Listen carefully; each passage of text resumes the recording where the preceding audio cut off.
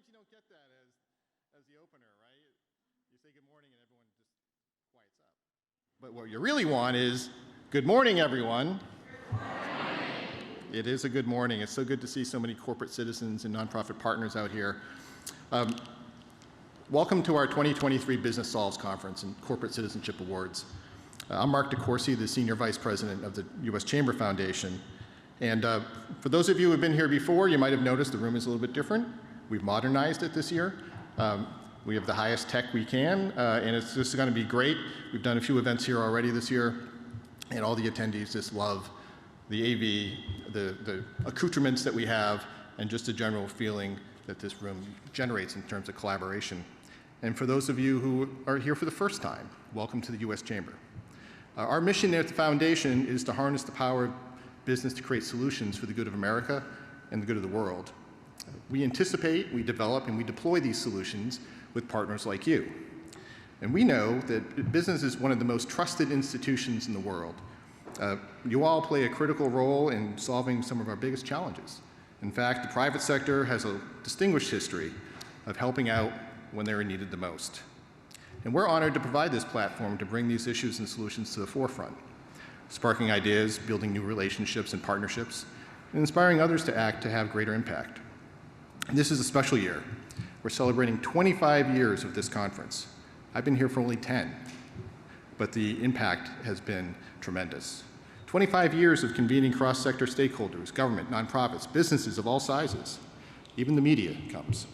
And one of the many things that we do really well here at the Foundation is we have a superpower, and that's connectivity, to bring you all together. The leaders we bring to this stage are critical thinkers, innovators, moving the needle on serious issues, and also those of you in the audience do the same. But none of this would be possible without your partnership, and also the partnership of our sponsors. And you'll be able to see some of them throughout the day. Alongside this conference, we have our annual Corporate Citizenship Awards, where we're honoring the most innovative and impactful initiatives, really leveraging the power of business and power of partnerships. We've recognized hundreds of companies through this program, and I'm excited to celebrate this year's finalists and winners with you both today and tomorrow. These finalists represent a variety of industries and focus areas, from delivering vaccines around the world to connecting talented youth to needed jobs. And before we move on to the program, I just have a few housekeeping items I wanted to share with you. In addition to being with us these next 2 days, I encourage you to join the conversation online. Follow along on social media and share your favorite moments using the hashtag BusinessSolves. Also take a moment to download the event app if you haven't already. This will allow you to see the agenda in real time, the speakers, the sponsors, and connect with each other. Within the app, you'll find digital resources to help dive further into topics, and we'll discuss all of them at this conference. You can download the app here or at your table. And this evening, we'll also celebrate the Citizens Awards. It will take place immediately following in the reception hall here, and then we have an after party, which you're all invited to. And we're so grateful to UPS for hosting this celebration yet another year. It's only going to be 2 blocks away to Opaline. For those of you in the DC area, know it's a great meeting spot. I hope that you all join us. Also, we have some breakout sessions tomorrow. If you haven't RSVP'd for those, I ask you to do so. Before we get started, I just wanted to bring up one really important issue. And it has some sensitivities. And it's around what's happening in Israel and in Gaza. Like many of you, we're trying to struggle to figure out how to help. And we don't have all the answers here. We don't have many of the answers at all. But what we do know is the collective will of business and nonprofits to help innocent people won't change. So my advice to you is stay with us. We'll tell you what we learn from the US government, what we learn from other governments, what we learn from other businesses, to figure out how we can best help the people who really need it. We'll talk a little bit more about this later in the conference, but I didn't want to not say anything here at the top. You know, purpose is one of those things that it's in here, right? Both as an individual, your organizations have it, and I really encourage you, I request of you, to use it as a North Star as we go through these troubling times. And it's no coincidence we've made purpose part of this conference, both as the first two speakers and our last speaker tomorrow. We'll talk about their purpose journey. So we're going to hear from Hugh Welsh. He's the president of DSM Firmenich in North America, and Kim Roxie, who's the founder and CEO of Lamique Beauty. Their purpose talks are going to be really moving. Hugh's never come to this stage and not left people with all these ideas and inspiration. And we're just getting to know Kim, and I think you're going to love her too. You know, Hugh's a longtime supporter of the foundation, and for those of you who say, DSM Firmenich, what is that? They are huge here in North America and around the world. They are a healthcare, nutrition, and beauty and fragrance company. So much more to learn from Hugh and what they're doing across their thousands of employees here in the US and dozens of research facilities and manufacturing plants. And Kim, she's a dynamic entrepreneur from Houston. You know, she founded Lamique Beauty, and Lamique is L-A-M-I-K. That stands for Love and Makeup and Kindness. Isn't that cool? And her mission, the company's mission, their purpose, is to support and celebrate women in all their glory. So she's got a moving story to share with you, and I hope that you'll be inspired by what she shares this morning as well. So with that, I think it's time to get going. I'm going to welcome Hugh Welsh, president of DSM North America, DSM Firmenich, up to the stage, and he'll get this thing started. Thanks, everyone.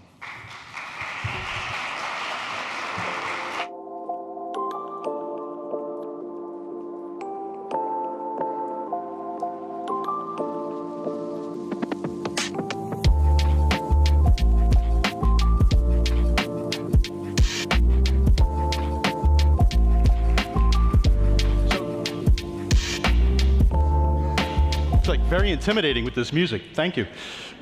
So, just to make sure I'm in the right place, by a show of hands, how many people think that business can be a solution to changing the world, to solving the world's problems? I just want to make sure I'm in the right conference at the right place.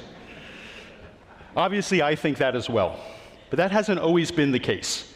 So I'm going to take you back to 1997, when I was a very young lawyer, just finished law school, just passed the bar. I'm working at a big law firm in New Jersey, doing well. Work is great. I feel successful, but I'm feeling like I'm missing something. I'm not unhappy. I'm just not fulfilled. And I'm trying to figure out, why can't I apply my passions to my work? Is this what adulting means? That you have to put all of that aside and you focus on the job, and that's one part of your life. And then you focus on your passions and doing well and doing good in the other part of your life. I just began to assume, well, that's how it was. That's what life is. That's what being a grown-up is all about. And then I and a bunch of folks that were working at the firm went downstairs to watch on CNBC Steve Jobs. So Steve Jobs had just come back to Apple after being fired when he was about my age at the time, a decade before. And he was going to speak at the Macworld conference. And he started his speech not by talking about, pixels and graphics and user interfaces, but he started with, people with passion can change the world. And when he was done with the speech, I realized I had to think differently. And from that day forward, I started thinking about how can I take my rather modest legal skills and apply them in a different way that can not just do well in business, but do well for the world. And I worked with the Cerebral Palsy League, and I worked with a bunch of other organizations. And then a couple years later, I found my tribe. My tribe was DSM. DSM was this big Dutch company. The acronym actually stands for Dutch State Mines. It started as a coal mining company 125 years ago. And we repurposed that acronym to mean do something meaningful. So DSM, with the big nutrition company, as Mark mentioned, we make all of the letter vitamins you're familiar with. I have 30,000 colleagues around the world. It's an amazing place to work. I've been there for 20 years. But in 2007, as part of the legal department, I joined our brand new CEO, Feike Sijbesma, for his inaugural trip to the UN General Assembly Week in New York. Many of you have probably been to that week, of all the events. We were invited to go to the UN to talk about food security. And Feike and I had the opportunity to meet Ban Ki-moon, who was the new Secretary General, and he introduced us to Josette Sharon, who was running the World Food Program. And Josette and her team said, look, we are a massive organization feeding millions of people every day. We have 10,000 employees. We have an amazing distribution network. But in my entire enterprise, I have 4 nutritional scientists. So we're certain we're getting enough carbohydrates, enough protein, enough food to folks in refugee camps, in emergency situations, and in school feeding programs.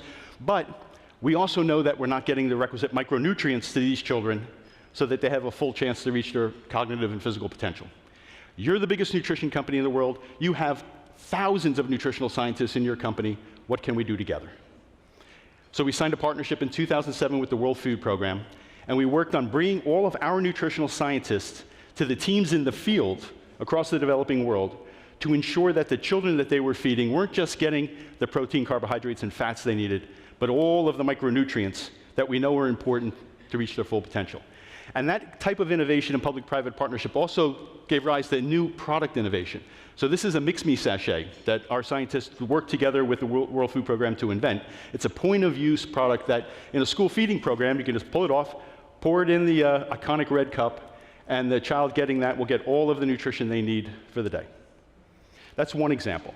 And it's continuing today. With 18 years in this partnership, we've helped 35 million children a year, and it's just one of many different things we do. The next sort of engagement I'd like to talk about is really an innovative way to do partnerships. So, and I'm going to do a lot of name dropping, so buckle up. So fast forward now, 2010. I'm with the head of our human nutrition group, Jim Hamilton, and we're going to IFT, which is a big trade show for the food industry. And we get invited to sit down with Ken Powell, who at the time is the CEO of General Mills, and a young man named Jeff Dykstra from General Mills. And they tell us that General Mills has this amazing employee engagement program where employees get to volunteer their time and work with food companies in Africa. And it's worked tremendously well at General Mills, but they're running into problems. Because the General Mills employees have a certain set of competencies, but they don't have nutrition competency. They don't have milling competency and a few others. So they invited DSM and Cargill to join a new organization called Partners in Food Solution, a private-private-private partnership. And what this group does, and today it includes Bueller, Hershey's, J.M. Smuckers, is we have our employees sign up as volunteers. They could be from HR, finance, marketing, nutritional scientists, operations. And they get connected with employees from these other companies to an African food company across 11 different countries to help that African food company improve the nutritional content of its food, the safety of its food, the operational productivity of its production operations, help with finance, whatever they need. It's an amazing partnership that's been going on now for 14 years. And it's not about transferring money or material, it's about transferring know-how. And I know a lot of you in the private sector were approached every day where people want money from us, or they want donations from us. This is a partnership that enables the transfer of know-how. And just last year, we helped 179 different food companies in Africa across those 11 countries. We have volunteers from 43 different countries, everywhere from Argentina to Zambia. And I use this as an example of the type of partnership you can form in industries where you operate to help bring the know-how of your employees to solve some of the problems with the people who need them most. It's a great example, it works great, and you can imagine our employees feel so purposeful at the end of the day when they can go home and talk about how they worked with a food company in Zambia or Tanzania or Malawi. The last example I'll use, and certainly not the least, is 2013. So I'm with our managing board member, Stefan Tanda, at the Clinton Global Initiative. And by now I know what you're asking. Like, what is wrong with this DSM company that they got to bring their lawyer everywhere they go? That's for a different conference. So we're at the Clinton Global Initiative, and Bill Clinton says he wants us to make a commitment. And he introduces us to the president of Rwanda. And President Kagame comes in, and he's right to the point. He says, look, maybe it's from philanthropy, maybe it's from guilt, but the world is very generous with us after the genocide. And we get billions in donations here in Rwanda, and it's enabled me to build out the roads, the infrastructure, to build a brand new convention center. But my country has the highest childhood stunting rate in the world. And if I continue to fail the children of Rwanda, none of this matters. You're the biggest nutrition company in the world. You need to fix it. He walks out. Okay. So we get introduced to some wonderful people from CHI, the Clinton Global Health Access Initiative, And together we start to build a program. And we're going to look at working to solve the child stunting crisis in Rwanda, but in a sustainable way. And if we were a traditional business, we would certainly not be looking at Rwanda, right? It's only got 10 million people. If we were going to look at Africa, we'd look at Nigeria, right? Biggest population, biggest economy. If we were going to look in East Africa, we'd look at Ethiopia, 83 million people.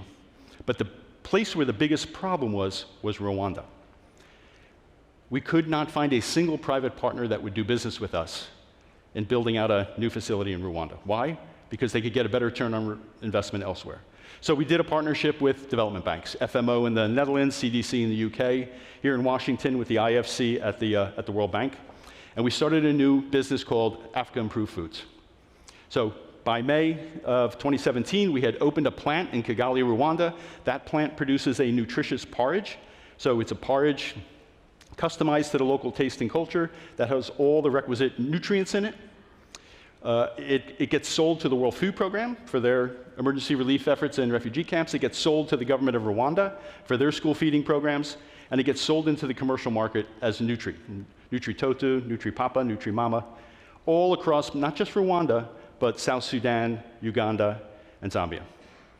It's been a tremendous success by every metric. And you're saying, what's the big deal of just a new plant? Well, it's not just a new plant. The innovation and the magic is in the ecosystem that's created around it. So this plant, of course, it employs 400 people in Rwanda. It provides lots of nutritious food. We reach 1.6 million children every single day.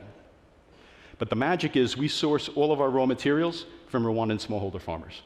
So we're doing business with 90,000 Rwandan smallholder farmers. And not just buying from them, we're sharing with them technical expertise. So we go to them and say, we can help you with your post-harvest loss. We can help you with your aflatoxin. And as a consequence, with just respect to maize, we've reduced the rejection of the product from 90% to less than 5%. It's been a tremendous success, tremendous success. What makes it sustainable is that it's profitable. We're going to do 50 million in sales this year. We're going to return to Rwanda 24 million in foreign exchange, which is important for a developing country because of export sales. It's an amazing example, I think, of how business can reimagine business models and ways of working to not just be sustainable and profitable, but to do good. And so that's just 3 examples. And I had to use DSM examples because that's the only ones that I can speak authentically to. But business can be a force for good in solving some of the world's biggest challenges. So I'm going back to 1997. And when Steve Jobs started speaking and he said, people with passion can change the world, I mean, that was wonderful, but that was just the beginning. It's how he ended that changed my perspective. And some of you may remember at that time he was speaking at that Macworld conference and he said, people that come to conferences like this tend to think differently. I think people that come to conferences like this as well tend to think differently. And he continued by saying, and it's a pretty iconic advertising campaign now, that here's to the misfits, the rebels, the troublemakers, those that aren't fond of rules, those that will not stand pat for the status quo. You can quote them, disagree with them, glorify them, vilify them. The one thing you can't do is ignore them, because these are the people that change things. These are the people that push mankind forward. So some see crazy, we see genius. Because people that think that they can change the world might be crazy, but they're the ones that do. So I'm nearly out of time here. I hope we can spend the next couple of days together, maybe thinking differently, maybe being a little crazy, maybe talking to one another about how we can change the world together. Thank you.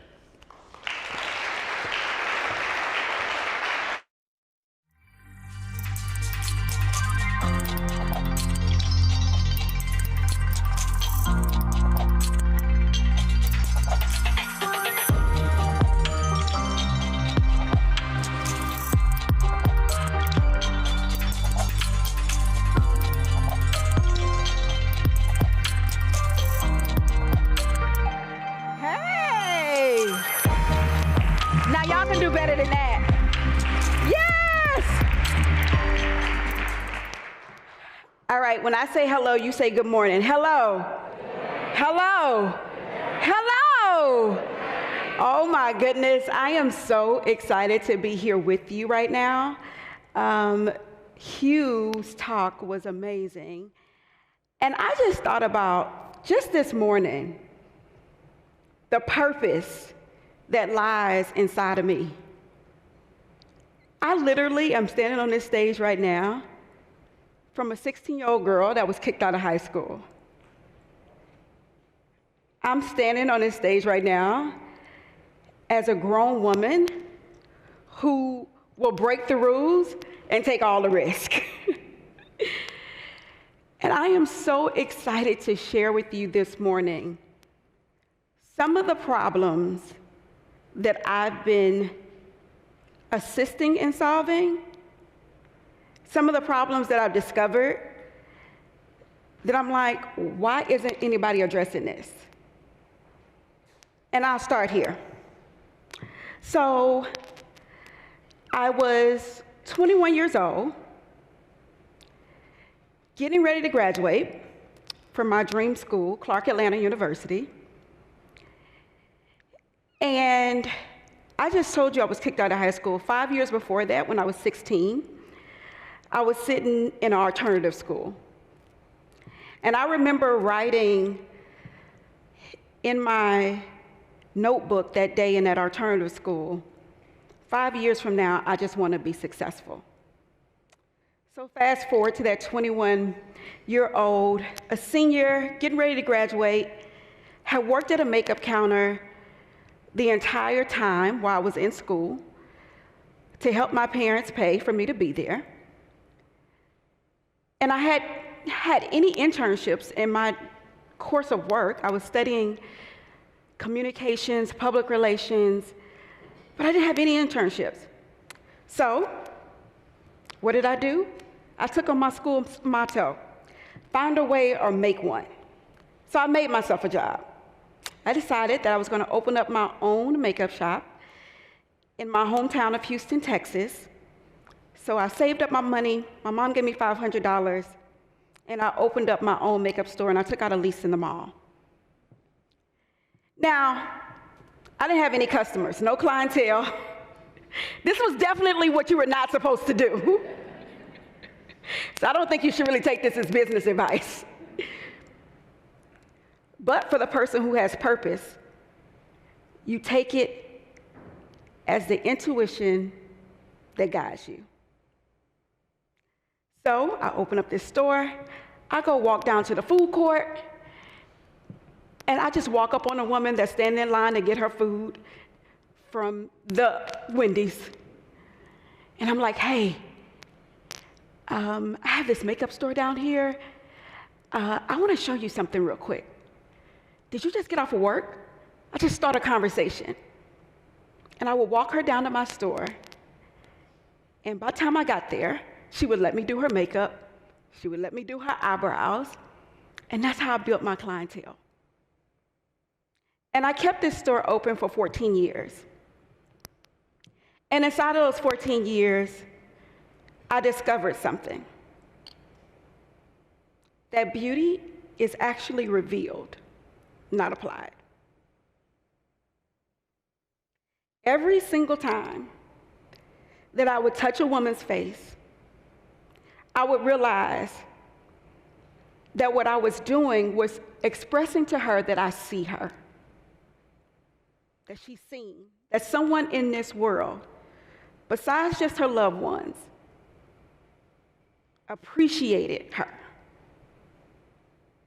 Then in 2018, I decided that I wanted to close that store because I started to look out into the world and noticed that no one was creating clean beauty products for all women. I don't know if you know this, but 75% of beauty products marketed to women of color are toxic. And my dear mother, who gave me that $500 to help me open up that makeup shop, actually passed away from metastatic breast cancer. And she loved makeup. And so for me, purpose started to call my name even more. So I decided that I would take my expertise around working in the fourth largest city in the country, Houston, Texas, the most diverse city in the country, working on all different complexions and textures of skin, take all of that expertise, put it into creating a makeup line that was paraben-free, talc-free, vegan, that could show up on all skin tones, and create this makeup line. But I told a friend I had to create it for 2020. Anybody familiar with 2020? Anybody got PTSD or anything? I don't know. But I said I was going to create this makeup line for 2020. And I said it did not include a store, it did not include that. It just had to be made to where women could actually find, and folks could find makeup that fit their skin tone, but without even going inside of a store. So I did that. I worked on the line, made it built for e-commerce. We get to 2020. I think that I'm gonna launch at the biggest festival in the US, the South by Southwest, and then it gets canceled. But remember, I was built and ready for e-commerce. So, funny enough, you know South by Southwest was in March of 2020. I didn't know what was really getting ready to happen. So, the pandemic comes, we launch, but guess what I had to do? I turned on my camera on Facebook, the place where you all are, and I did a live show to show women how to do their makeup from home, how to do their makeup ready for Zoom, how to do their makeup ready for teens. And in that show, I sold my products live, I instructed them, and this thing was a hit. I was in my daughter's bedroom. I'm in there selling more products than I did in my store in one day, in a whole month I would do in a store.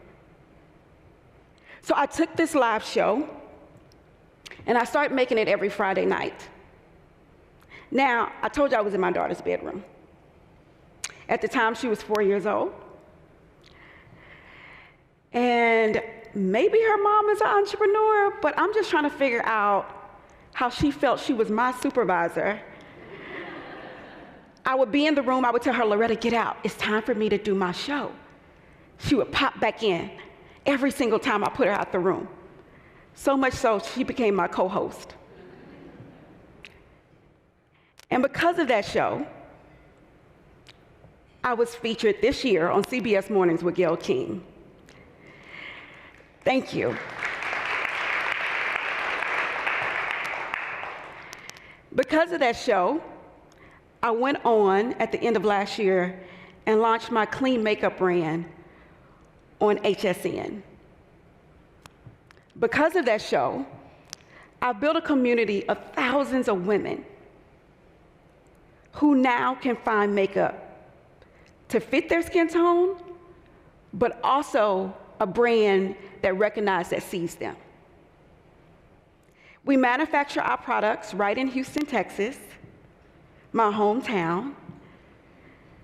We literally are fueling the economy and the way that products are actually made in the US. I am so enamored because even for me, I didn't recognize the history that I would be making. My brand now is actually sold on the largest beauty specialty retailer in the country. I'm the first Black-owned clean makeup brand to be sold on Ulta.com.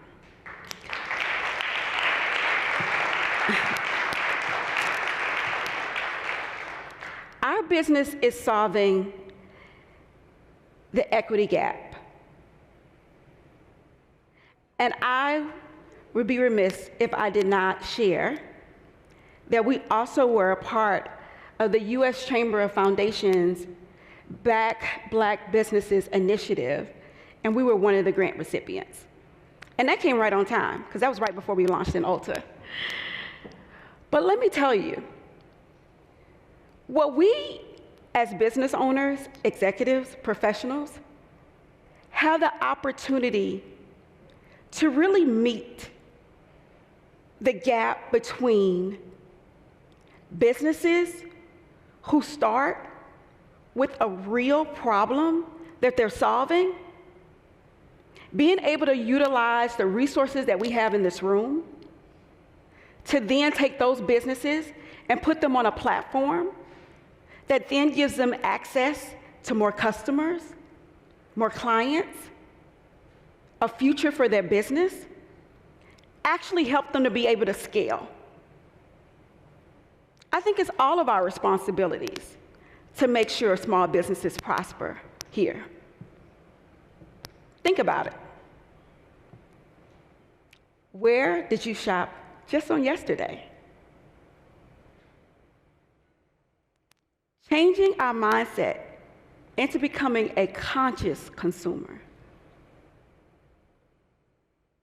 One that pauses before they buy.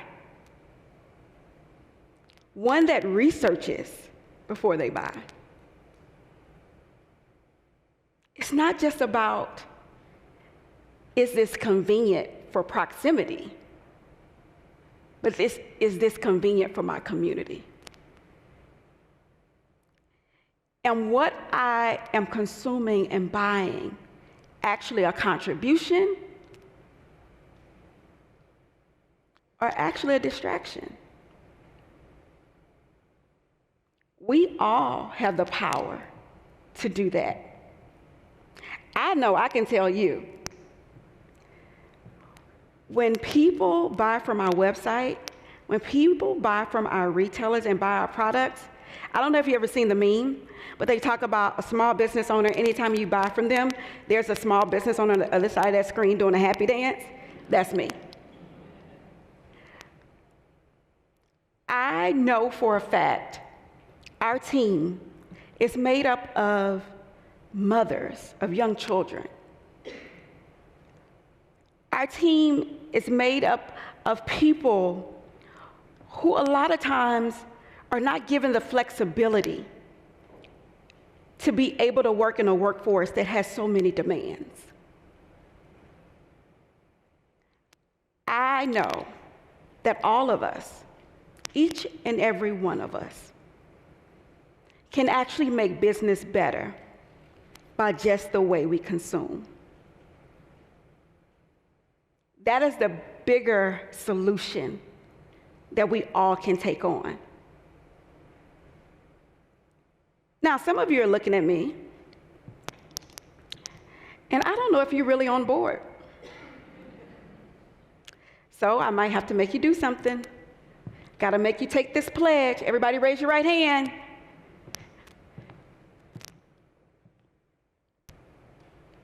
Okay, repeat after me.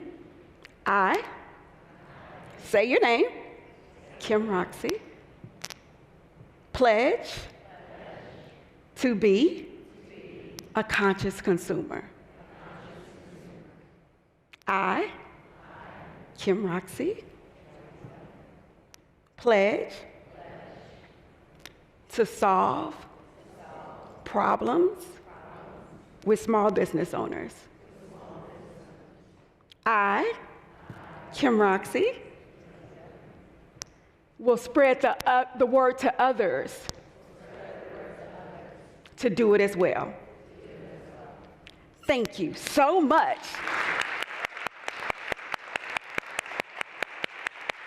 Doesn't that feel good? Absolutely it does. And you will use your power and your resources to get this type of energy across all platforms that you are with. This is our time. We're not waiting on anyone to come solve a problem that we all have the solution to. You are the solution. Now, stand up.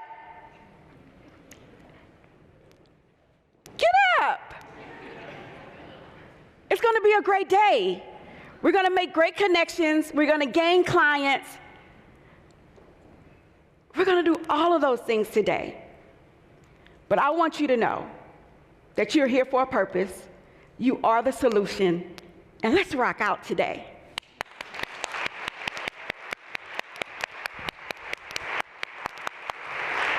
Thank you.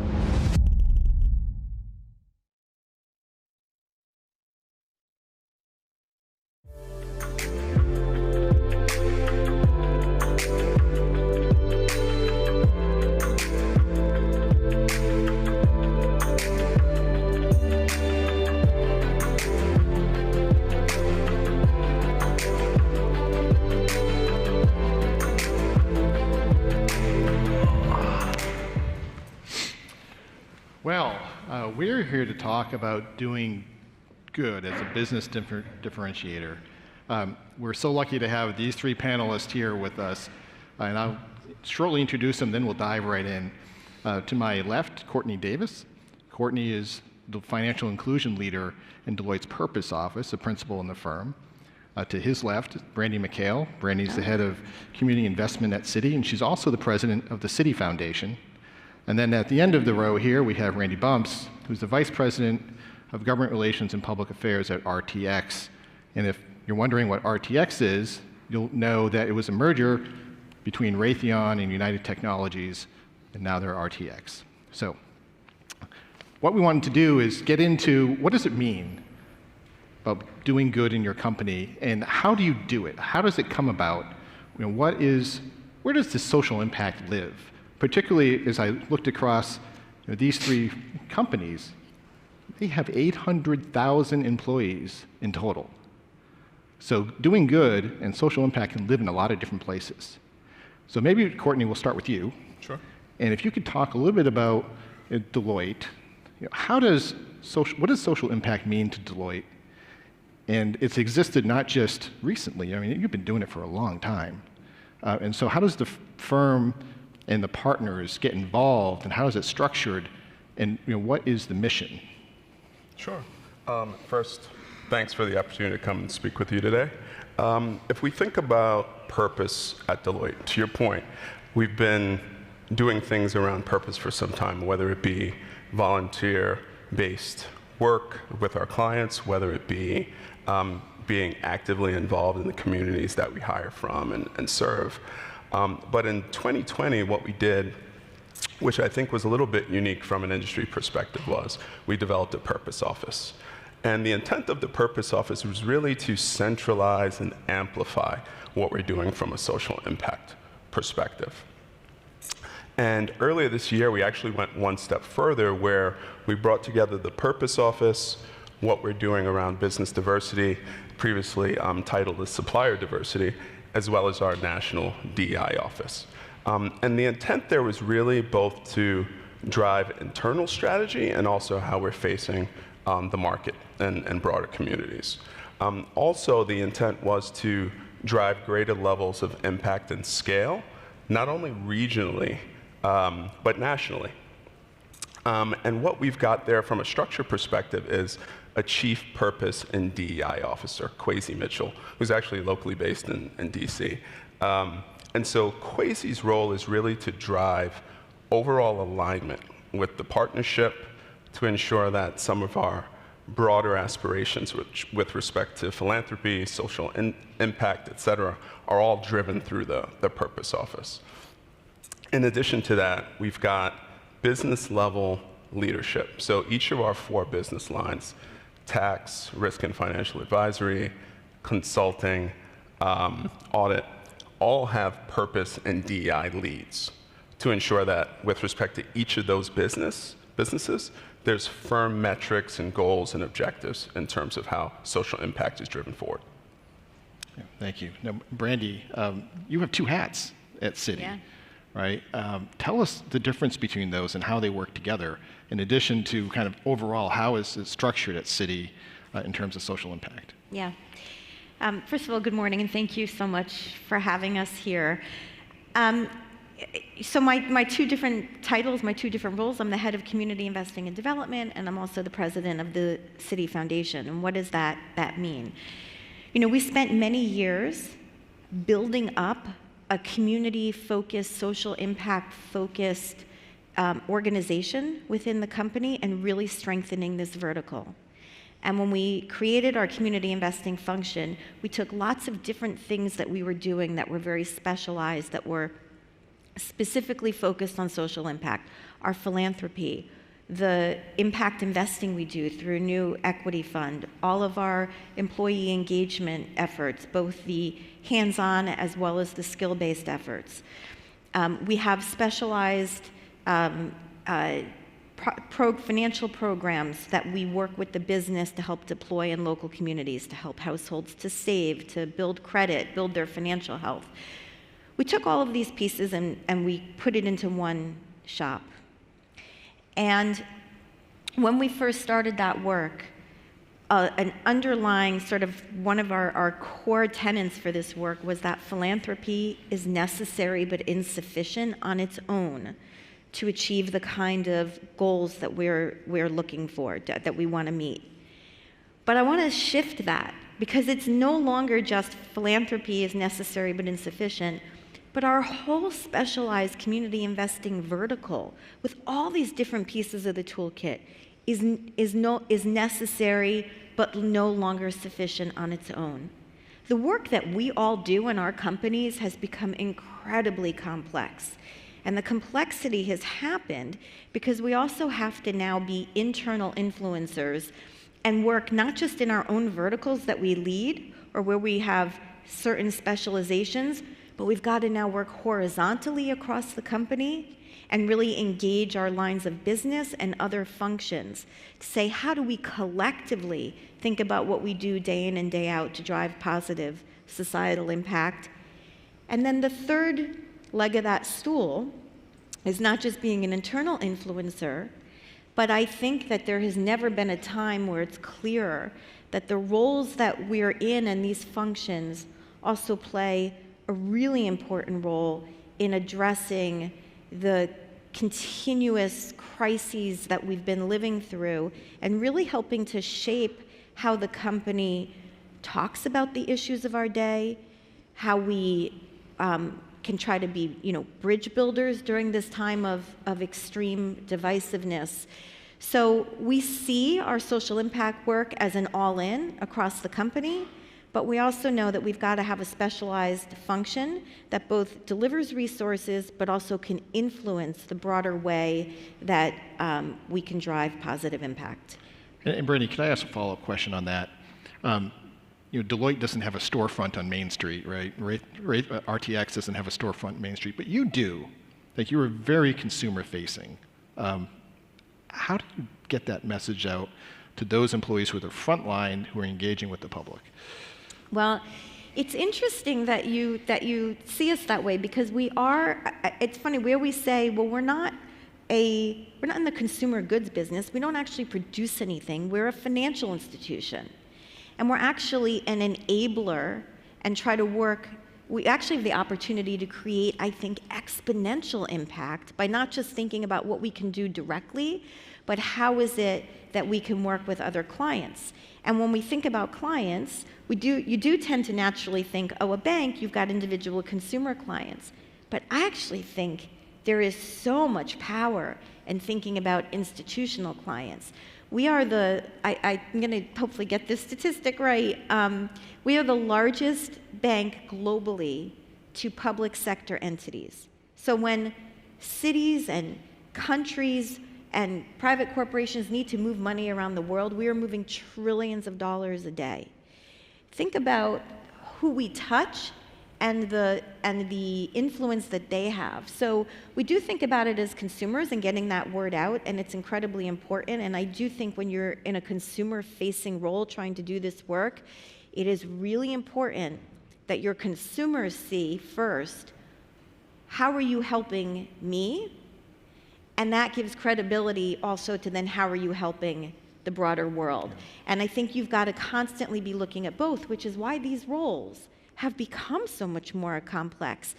10 years ago, I never would have imagined. I sit on the Business Practices Committee and on the Reputation Risk Forum for our businesses, not just at the corporate level. Yeah. Thank you. So, Randy, Raytheon and United Technologies merge. Two different cultures, right? But a lot of common purpose. Sure. Tell us a little bit how that happened in your world, how both companies were focused on different aspects of social impact and how it came together, and where does it sit now? Sure. Good morning, everyone. And Mark, thank you for that. And it's really a pleasure to be here. As I'm listening to Brandy in particular just recite sort of the evolution of our work over the last 3 or 4 or 5 years, I'm assuming everybody in this room can identify with the central role that you've been playing in so many of our societal issues and geopolitical issues, but really in the business of your company. And for me, I think that's just such a different experience than I had 10 years ago when I entered the field at United Technologies. Mark has laid this out. We were 2 separate companies, each about a century old, and we merged it was April 3rd of 2020, a perfect moment for any of you who can remember that month. And we merged 2 companies with large legacies, and we did it remotely. 180,000 employees spread all around the world, about $70 billion worth of annual revenue. And it really was an opportunity for us to rethink everything. We had 2 existing portfolios of investments, each similarly focused. I mean, we were technology, engineering, commercial aerospace, and defense industry. And so it really gave us the opportunity to look at what was working and what might have outlived its useful life in each of those 2 prior companies, and to build something entirely new for this new enterprise. It was about a 12-month project, I think, of trying to reconcile those legacy investment portfolios, and where we really settled on 3 focus areas that reflected the identity of our new company. We're situated in the corporate communications function, but we have, over the past 3 years, established a center of expertise, which we refer to as our Public Relations and Global Affairs Center of Expertise.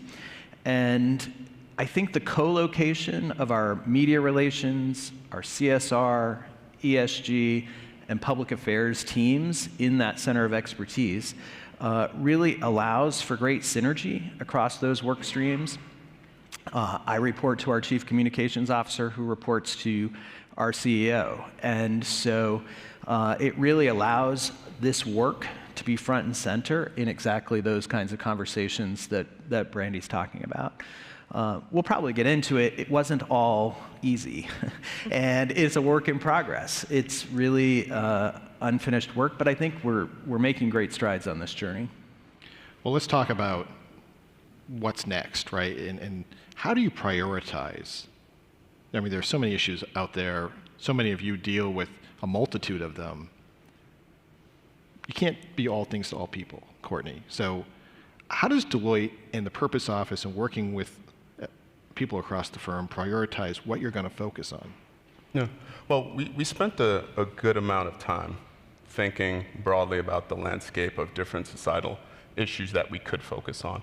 I think where we landed was really at the intersection of where we thought we could have the most significant impact and the various capabilities and offerings that we brought to the table. And where we landed were three areas of focus. One is around education and workforce development. The second is around financial inclusion and equity. And then the third is around, I'm sorry. And then, excuse me. We've got some water here if you need it. No worries. It's like I was not expecting the frostbite I got when I came up to DC. Sorry, but apologies. no one was, right? The frosting. And then the third is health equity. Yeah. And so if we think about the clients that we serve, the capabilities, the offerings, where a good portion of our people are situated, those seem to be the three areas that we'd be able to bring the most to bear if we think about addressing some of the largest obstacles with respect to economic and social prosperity that we're seeing in society. And when you talk about those clients, right, I mean, you have this amazing B2B practice. Mm-hmm. How do you engage them and bring them along the way? Because in many instances, you're ahead of them, right? You've got these expertise in-house around financial inclusion, around DE&I, and they may not, but you have this moment in time where you can help them. Yeah, it's interesting. I think we are honestly thinking about that in a number of different ways. If we think about what we're doing in the Purpose Office, which was really around how do we centralize the dollars that we're spending, the time that we're spending on societal impact, we do a lot of pro bono work. We partner with a number of organizations, and we go out of our way to try to incubate and bring best practices from those efforts to our clients. A number of our clients are very early on in the journey with respect to transforming around how they think about purpose and driving impact. And a good amount of the time that we spend in the Purpose Office is educating many of our clients with respect to the journey that we've been on. I would say, and I think I mentioned this a little bit earlier, but we've got leads within each of our businesses around purpose and DEI, and they are very much focused on thinking through what are the business-specific metrics, goals, aspirations, and client-related issues, and how they connect with the home Purpose Office in terms of being able to help their clients along that journey. Thank you. And Brandy, I mean, cities in so many different countries around the world, most US states, you've got 250,000 employees. How do you prioritize, the needs out there and what city can address?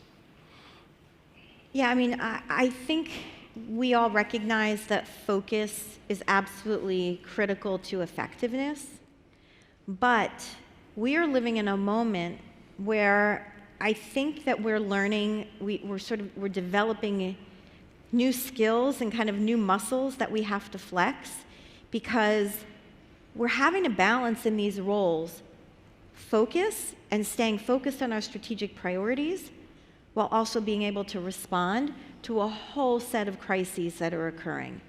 And so when I think about what is it that, if I had to pick, the one word that I think would be the advice I would give, it used to be focus. Now it's actually versatility. And it doesn't mean that you throw the focus out the window, but I think that we need to build strategies and teams that have the ability to continue to move your strategic focused priorities forward while also being able to respond nimbly and figure out what is our role in crisis response. So what are our strategic focus areas? I mean, we are, as a financial institution, it probably will come as no surprise, that is all about economic opportunity and helping to drive the financial health of households and communities around the world. That's aligned with who we are as a business, and it pulls through into our into our community investing work. But I think I want to really emphasize not just the what, but also the how and the mindset for the focus, because in the same way that our business is about supporting solutions for our clients, our community investing and social impact work really needs to be about we're helping to identify, incubate, invest in, scale solutions for the communities where we do business. And that idea about thinking about focus, versatility, and then seeing ourselves as being in the solutions business, I think has been a game changer for really shifting and making sure that we're really getting clear about what we do, but also how we do it. Yeah.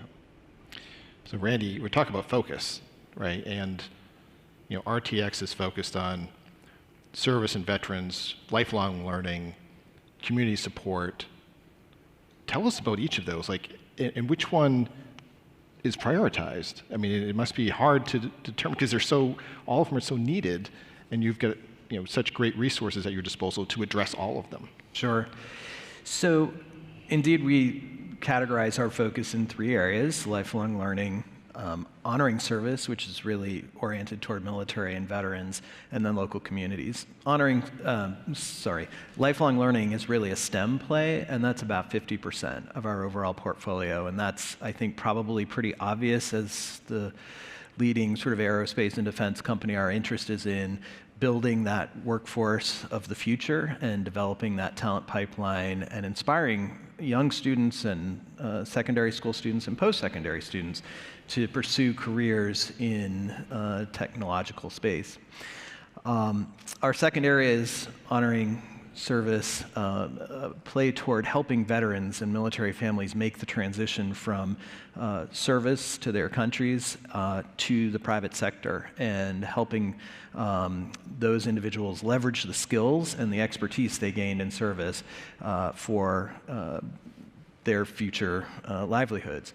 And then the third area, local communities, used to be a place that just sort of caught everything else. But we've really, over the last several years, worked very hard to drive focus in that area around social welfare needs, very basic needs in our communities, especially around food insecurity, which, in the words of our CEO, impacts everything else. If families and students are unable to feed themselves, their ability to achieve in school, their ability to thrive in society, their ability to show up and do what they need to do every day in the workplace is in jeopardy.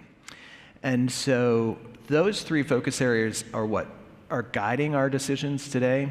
I think that one thing over the last several years is that we've used these moments of disruption, though, to think really hard about how do we do those things differently? How does that look different than it used to? How is it not just 3 separate focus areas with partnerships here and partnerships here and partnerships here? And one of the things that we've been able to do is to thread through all 3 of those focus areas some of our key objectives for talent acquisition, some of our key objectives for innovation, technological innovation, and how we think about technologies of the future. And really then some of those things that are most important to the communities where we have major presence, where we have lots of employees and lots of business. And the easiest way for me to describe this is obviously after the murder of George Floyd, we were compelled, like I assume everyone in the room, to really think about the diversity, equity, inclusion components of our overall portfolio.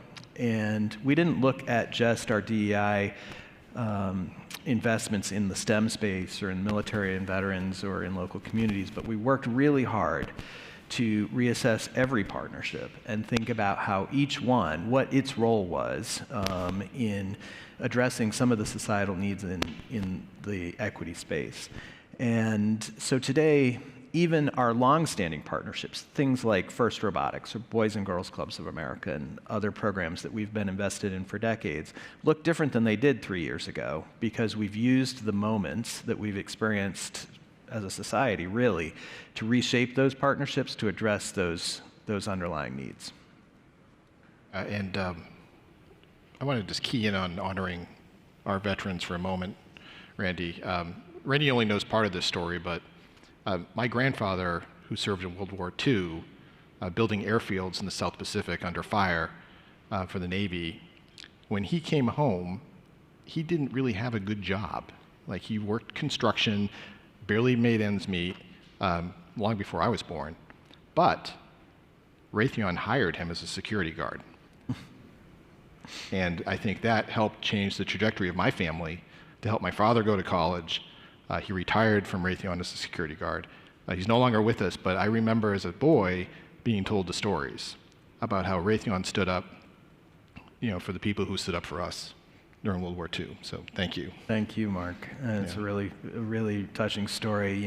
Our work in this space has been really focused on those transitions, and whether it's Student Veterans of America, where we're working with students to establish chapters of veterans on college campuses to actually make a veteran's on-campus experience similar to the on-campus experiences of traditional students, or our partnership with the Mission Continues as an example, where the Mission Continues is establishing public service platoons, basically returned veterans who are meeting the social needs in their local communities through these platoons, where we can send employees who are non-veterans to work alongside veterans in local communities to build capacity on service projects.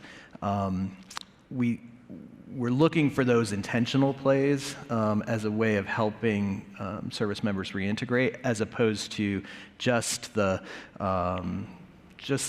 sort of honoring play, I guess, where we're applying our brand to something that, while worthy, isn't action-oriented. Yeah. So Randy, you mentioned part of what RTX is focused on is innovation. Brandy, you and Citi have launched a Global Innovation Challenge. Tell us some more about that. I'm going to. I would like to just say one thing about what Randy just said. I think it is really important for us, and as I'm looking around the room and at the branding and at the name of this event, Business Solves, the other thing that I think is really important is that all of us, we're trying to work with our companies to try to look for those ways that we can drive systemic solutions, but we really should not forget the power of what it means to make a difference in the lives of a real person, a real people in real places. And so I really appreciate the personalized story here, because that is really at the heart of how we build trust. And hopefully we'll build trust and progress and be able to work on both fronts. But our Global Innovation Challenge. So as I said, we are in the financial health, economic inclusion space. We don't see ourselves as being in the food space, but we just had this big global challenge focused on food security.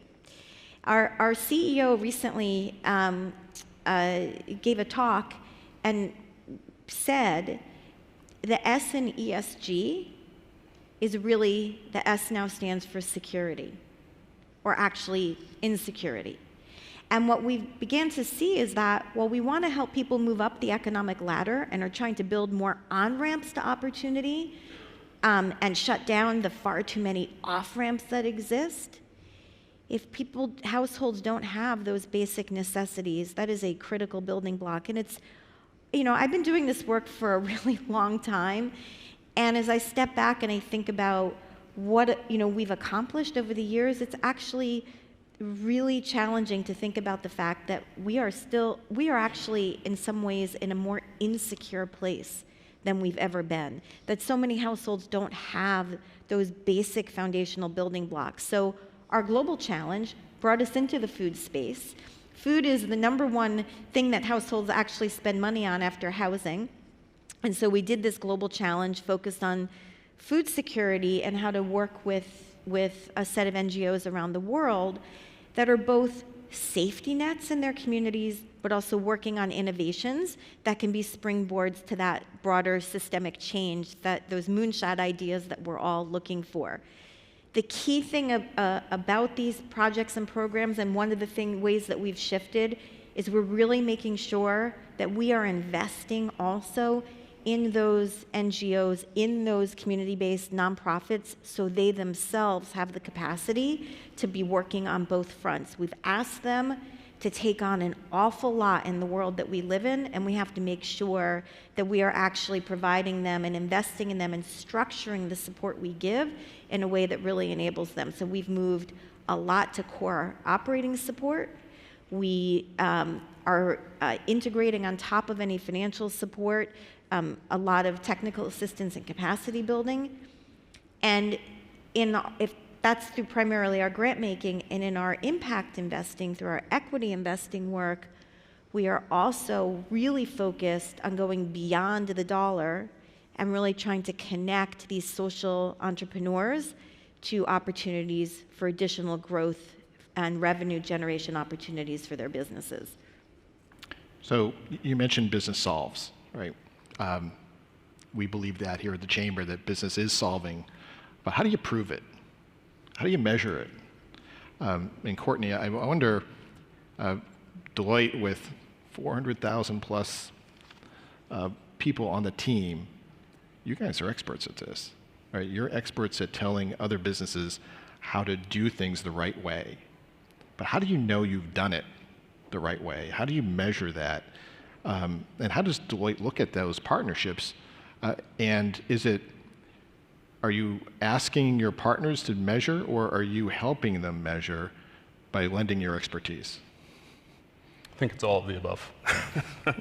I think the challenge when you're looking at a relatively diverse portfolio of impact investments and interventions, the challenge often is that you've got such diversity in terms of the types of organizations that you're working with and the nature of the work that you're doing with them.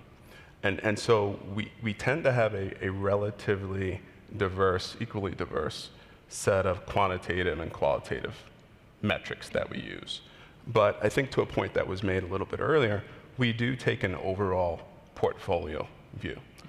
So we tend to take a step back and try to look at the broad portfolio of what we're doing and make sure that it broadly is moving in the direction of our impact aspirations. I think this is an area, like many organizations, that we're still trying to solve in terms of, what are the right metrics, standard metrics, unique metrics, really to think about when you talk about social impact, because I think it is a challenge, right? And one that we're continuing to work through. Yeah. I would say one thing. I think two things that we really ground ourselves in with respect to tracking progress and reporting, two things. One, our annual impact report, which really shares where we are and the progress that we're making against our $1.5 billion 10-year commitment. And then separately, our DEI transparency report, which really drills down into a lot of detail, really across the talent life cycle in terms of where we are in terms of our DEI metrics and goals. Brandy, I know you're dying to say something. I am. I want to say, in full disclosure, we are both, Deloitte's like a vendor to my company, but we're also a client of theirs in the social impact space. So it sparked my thinking. I can attest without a doubt that you're definitely making an impact, because you've really influenced, you've actually helped to coach us to a place of clarity and to approach this work with more confidence at a time where no good deed goes unpunished. So in a moment where criticism is the norm, I think having a coach and a partner and working with an entity like Deloitte has really helped us to strengthen give us clarity and conviction. But when we think about then impact, kind of builds off of that, and spent a lot of years and tortured a lot of our community partners, gathering a lot of data, collecting data, asking the team, what does it mean? And yes, it is important to collect those population level metrics so that you do have a sense, I think, of efficiency and effectiveness and how your dollars are being used. But put all that to the side. I'm really want to urge us all to think about impact in this work in a very different way, that the I in impact focuses on innovation. How are we helping to spark new social innovations? The I stands for influence. How are we both using our voice and our ability to be in dialogue with others, which is extremely complicated in this day and age, and how are we using that influence to bring others to the table? And then the third is institutionalizing this work, which is where this conversation started. How do you then think again about not just building these really strong social impact verticals in your companies, but institutionalizing this work horizontally across the company? Yeah. And one thing I would just add is that I think what we've found to be really useful is across the breadth of what we're doing, trying to pull out the people-based stories and the narratives, because oftentimes that's a lot more effective in terms of articulating impact than quantitative measures, especially when you're talking about interventions that can have a really long tail to them. Agreed. Randy, how do you know you solved something? Yeah, I'm not sure if you ever do, but I sort of pick up here where Brandy left off. I think another I is intimidating, right? For the people in this room, the practitioners, trying to your point, Mark, get at social impact measurement and to really define it and have it be something that you can feel confident in is a little bit intimidating. And so my message, I think, to everyone here is you just have to start. You have to step into the space, know that measurement, impact measurement in this discipline is a journey. And for us, about 3 years ago, we partnered with Mission Measurement and the Impact Genome Project to begin at our signature partner level. So we make hundreds of grants a year, approaching 1,000.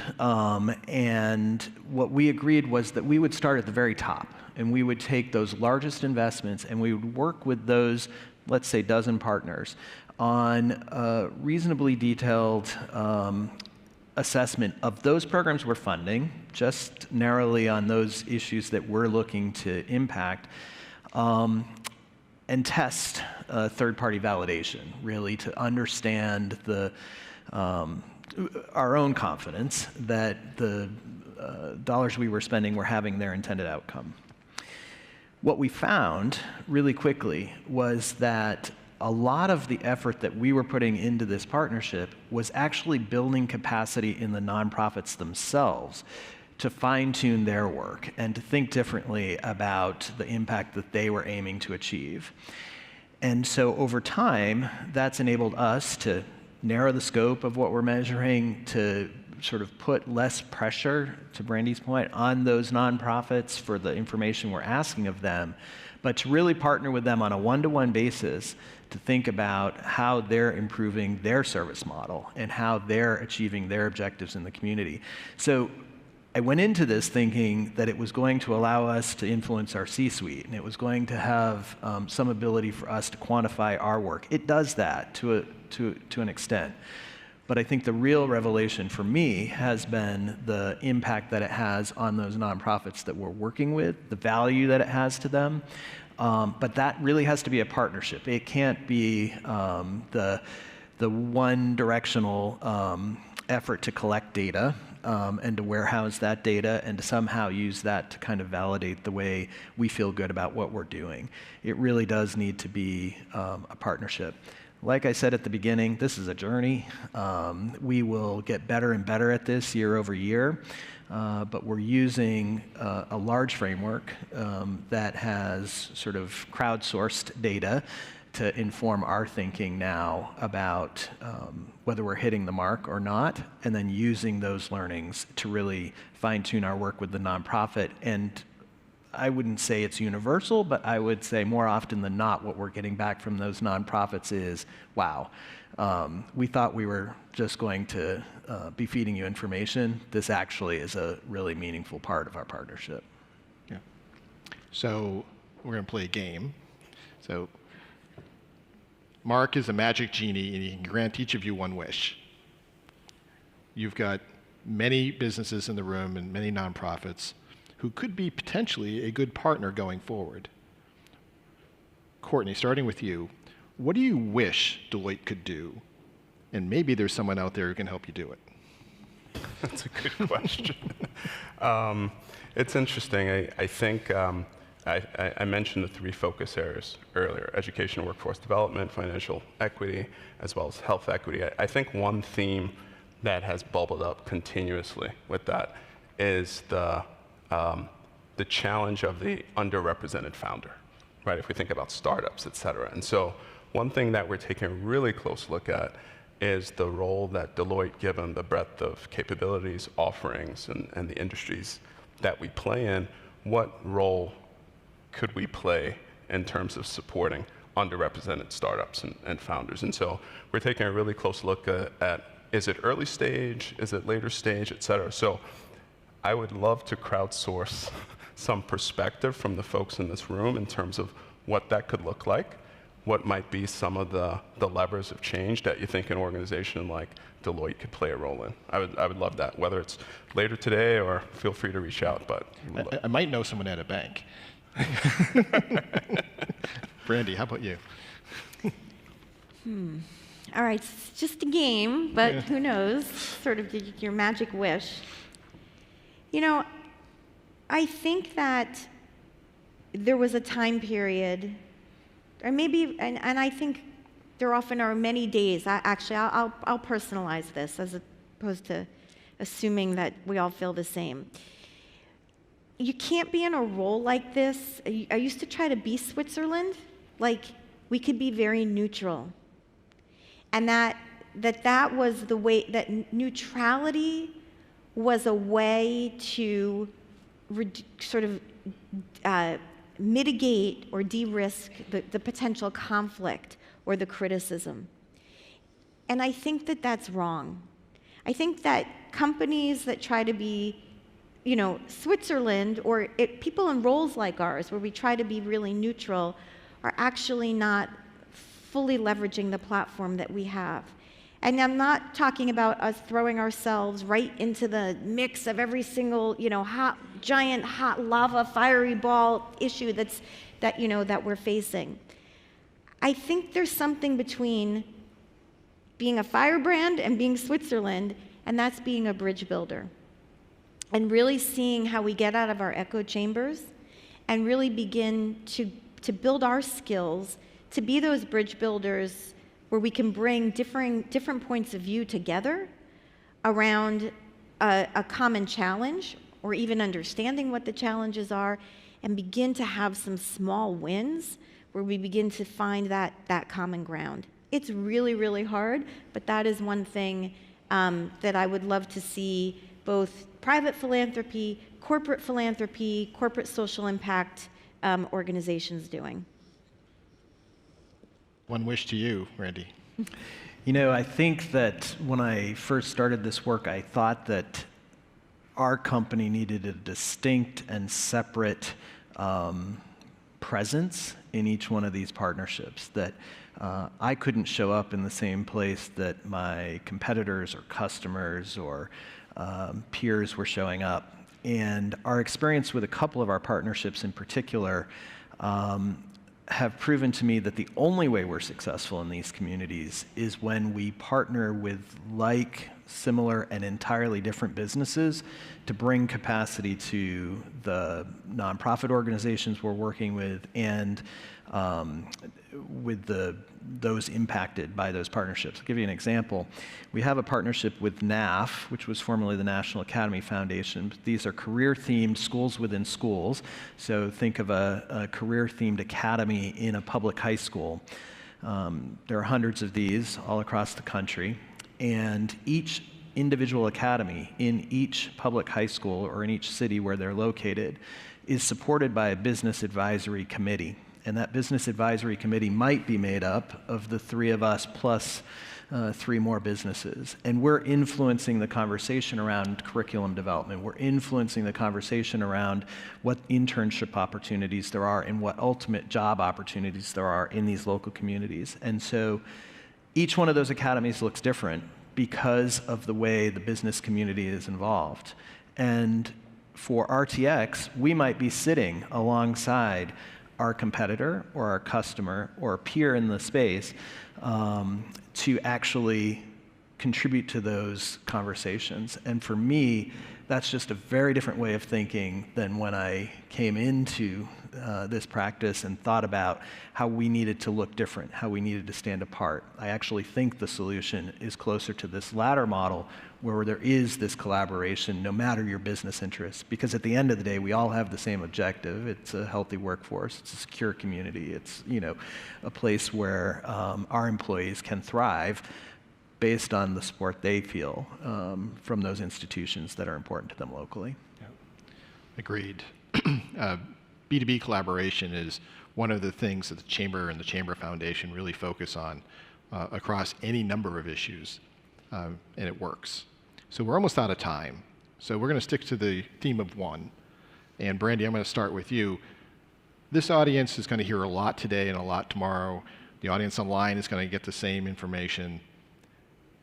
What's the one thing you want them to remember about City in social impact?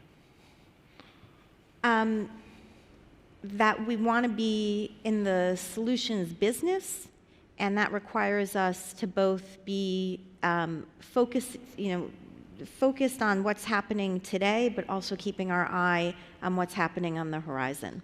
Yeah. Randy, how about you? I want for folks to see us ready to adapt to the environment that we're facing, for us to take advantage of those moments where there is disruption in your environment, and to use that opportunity to rethink what you're doing and how you're doing it.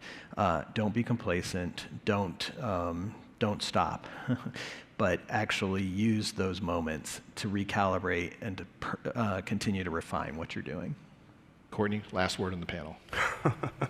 I would say Deloitte, I think, is very serious about supporting the communities that we hire talent from and we serve in ways that make sense for what we do. Yeah.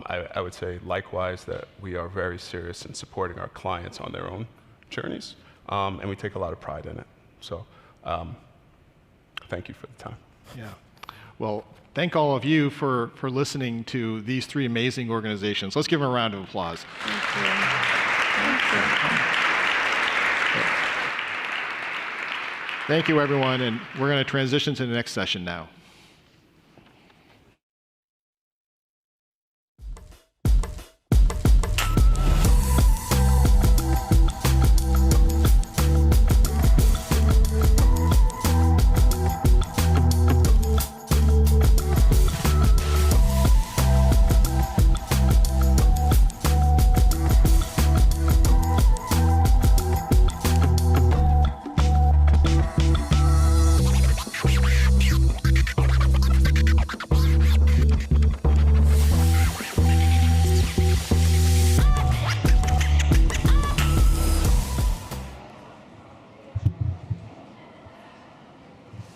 Well, good morning, everyone. What an inspiring morning it has been so far. I'm Carolyn Cawley, and I'm president of the U.S. Chamber of Commerce Foundation. I'm joined by our good friend, Hemang Desai from SAP, and together we're going to be opening up the envelopes with some awards, which I can't wait for. But thank you so much on behalf of the whole foundation for being here today.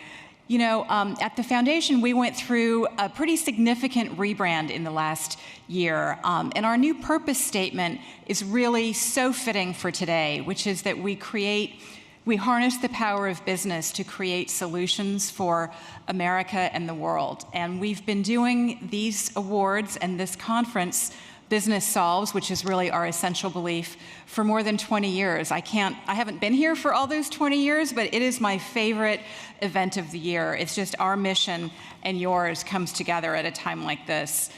We really, really believe that businesses are essential problem solvers, and it's just tremendous to be able to celebrate that today.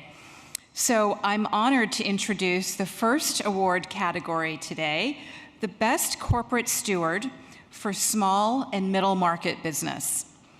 This award is presented to companies that have demonstrated unparalleled commitment to the needs of their communities, things the communities can make their own. And what they've shown through their award entries and through their work is that they have a real commitment in creating impact and not just having value statements and doing good work, but really digging deep into their operational practices and their decision making to really make sure that they're making a difference. So it really shows us what's possible when purpose is embedded in the work. So I'm going to turn it over to Hemang Desai to tell us a little bit more. SAP won last year for the Best Corporate Steward Large Business in recognition of their innovative support for entrepreneurs around the world. So it's fitting to have him back, and we're really glad to have you here. Thank you so much. Wonderful. Thank you so much, Carolyn. And good morning, everyone. Honored to be here on behalf of my company, SAP. And as Carolyn mentioned, we were so lucky and so proud to win this award last year in that Best Corporate Steward Large Business category. My name is Hemang Desai. I'm part of the global CSR team at SAP. And just a couple of things I want to mention about stewardship. So SAP, as many of you may know, we are the market leader in enterprise software applications. And over the past 15 years, we have had a purpose statement around help the world run better and improve people's lives. I think that statement is fitting for everyone that's in this room. I think everyone is trying to do exactly that, and you should commend yourselves for that work as well. What I truly want to underscore, though, is that lasting transformation happens when we all work together and when we are also championing each other. And I think this event today is a testament to that. So thank you to the Chamber Foundation for putting this together and for bringing all of us here in the room as well. Another key, I will say, to corporate stewardship itself, and that's fitting with the category here, is around multi-sector partnership. And I think we can all attest, anyone who has tried multi-sector partnership can attest to the fact that it's not easy. But I think it is a battle worth fighting every single day, and we can see the transformative results we can achieve through that as well. So again, without further ado, I'm going to just call out the nominees for Best Corporate Steward Small and Middle Market Business category. The nominees for this year are Veris Residential for their Embrace by Veris Residential program, New Day USA for the New Day Scholarships, New Day USA Scholarships, and Submittable for the Submittable community. And I believe we have a short video that will showcase the work of these three wonderful organizations.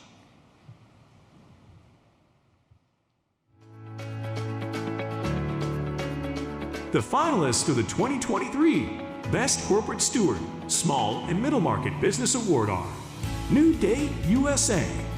New Day USA assists active service members and veterans in making informed financial decisions about their Veterans Affairs home loan benefits and helps them and their families realize the American dream of homeownership and financial security. New Day's commitment extends beyond financial services. The New Day USA Foundation has provided over $10 million in scholarships, benefiting more than 126 students nationwide. These scholarships offer educational opportunities to Gold Star children and children of severely disabled military veterans. Submittable. Submittable's community of grant makers and change makers from public, private, and nonprofit organizations are modernizing social impact in real time, defining new rules of engagement to meet the moment. The company uses software to promote and enable trust, collaboration, and transparency. In the past 12 months, Submittable enhanced its platform with new features that are vital to transforming how the social impact sector makes change and improves outcomes for communities. Veris Residential. Veris Residential outlines its commitment to being responsible global citizens in its Embrace by Veris Residential program. The company partners with national and local nonprofits to serve people's needs address persistent problems, and enable entire communities through meaningful actions benefiting residents, as well as workforce retention. Embrace is the company's guiding philosophy as it celebrates and preserves the beauty of life's special moments in its buildings, neighborhoods, and communities.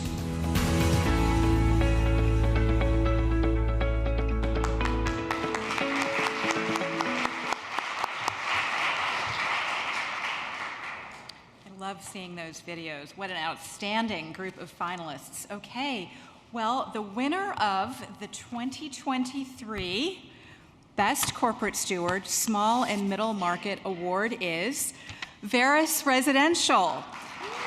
And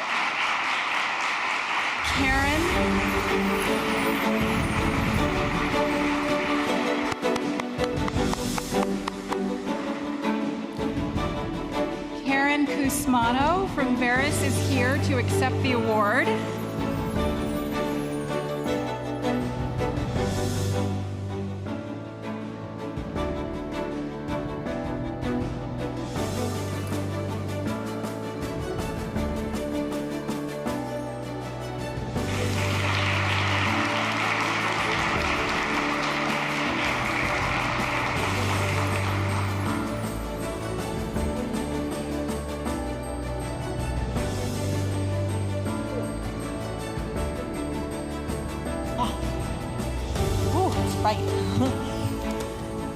Good morning.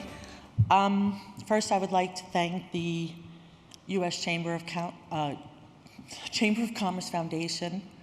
You can tell I'm so thrilled to be here to accept this award, this prestigious award, on behalf of Veris Residential and all our team members that make our company so special.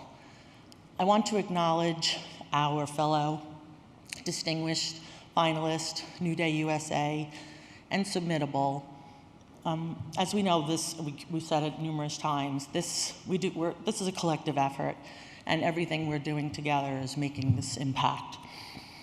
Veris Residential is a forward-thinking, socially and environmentally conscious company. We're a publicly traded real estate trust, and we primarily own, operate, and develop properties, multifamily properties, across the Northeast.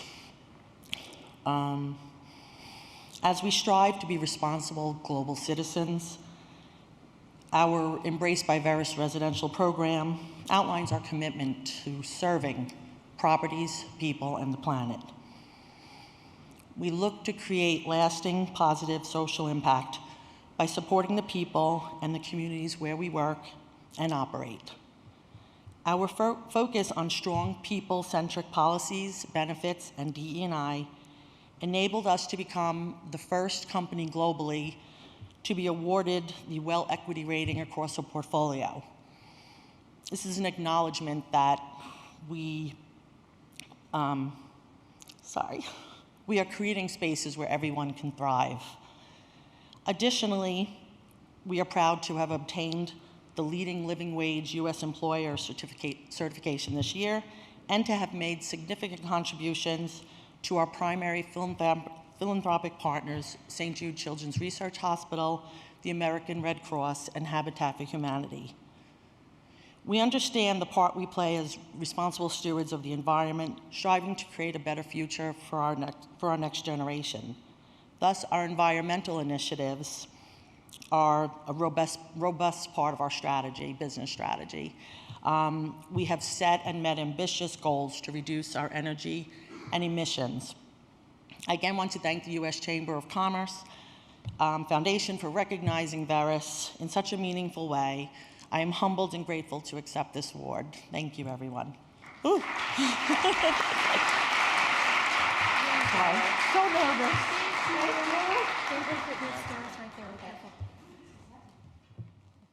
Thank you, Karen and Veris, for your leadership. Okay, well, that brings us to the next Citizens Award category of the program, the Best Corporate Steward for Large Business. As we all know, businesses are the life force of our communities, and we rely on them every day. You know, one thing that we really believe at the foundation is, particularly when a disaster happens or when a community is distressed, recovery really can't happen until commerce resumes and business can get going and employers can get going and create jobs and create more opportunities for more people across the country. This year's finalists are dedicated to improving lives, supporting the most vulnerable among us, and using really innovative techniques to solve complex problems. Again, they're bringing core competencies and really talented people to solve big problems. So, Hemang, tell us who they are. Great. Thank you again, Carolyn. Before I announce the nominees, I just want to take a moment on behalf of SAP, our CSR team, and the 106,000 plus employees that help us do all the work that we are able to achieve. Just take a moment to reflect on the award when we won this last year. It really meant a lot to us in terms of, giving us that proof point, giving us the validation and recognition of the work we do. And it's a testament to what we have been able to achieve over the last 15 plus years. What it has essentially resulted in is allowing us to focus even harder and deeper and further make our financial and non-financial commitments in terms of our employees and their skills, as well as the partnerships that we develop, and take our work further through our CSR efforts. So as I announce these nominees, I want to also just take a moment to congratulate everyone that has been nominated. All of the nominees. I know it's a cliche, but you're all winners in one way, shape, or form. And I also want to thank you all for the work that you do, because I think together, when we all do this work, is how we make a difference and how business can help solve the most pressing challenges out there.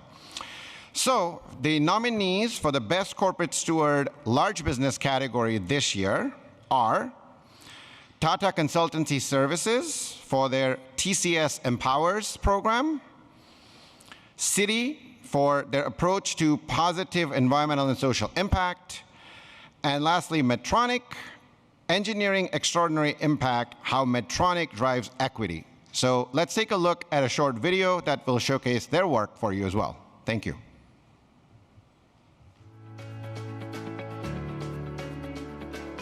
The finalists for the 2023 Best Corporate Steward Large Business Award are Citi. Citi is taking action on the most pressing challenges facing the communities it serves and uses the breadth of the firm's business capabilities, expertise, volunteers, and the Citi Foundation's philanthropy to advance economic opportunity and create positive change. Last year, Citi's annual volunteer initiative drove more than 56,000 volunteer engagements and 115,000 volunteer hours across 84 countries. Citi invests in reaching underserved markets, improving financial security and affordable housing, and enabling economic mobility and progress in communities around the world. Medtronic.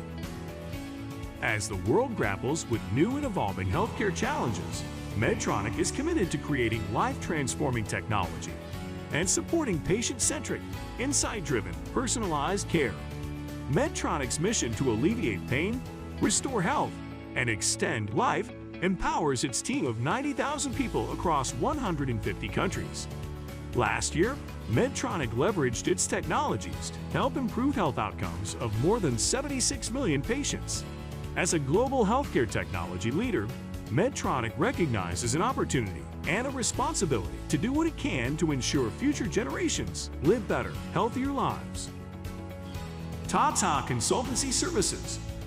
TCS is committed to building better futures through innovation and collective knowledge.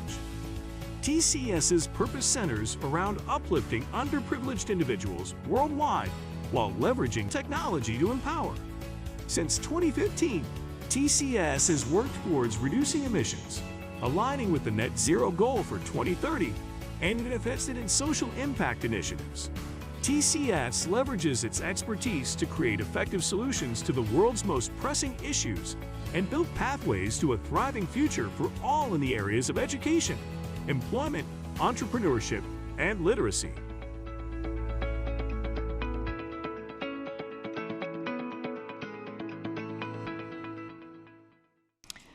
Okay, so on to the next envelope. Let's see here. The Best Corporate Steward Award for Large Business goes to Medtronic. Congratulations. With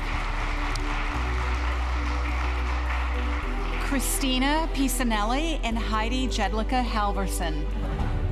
Come on up.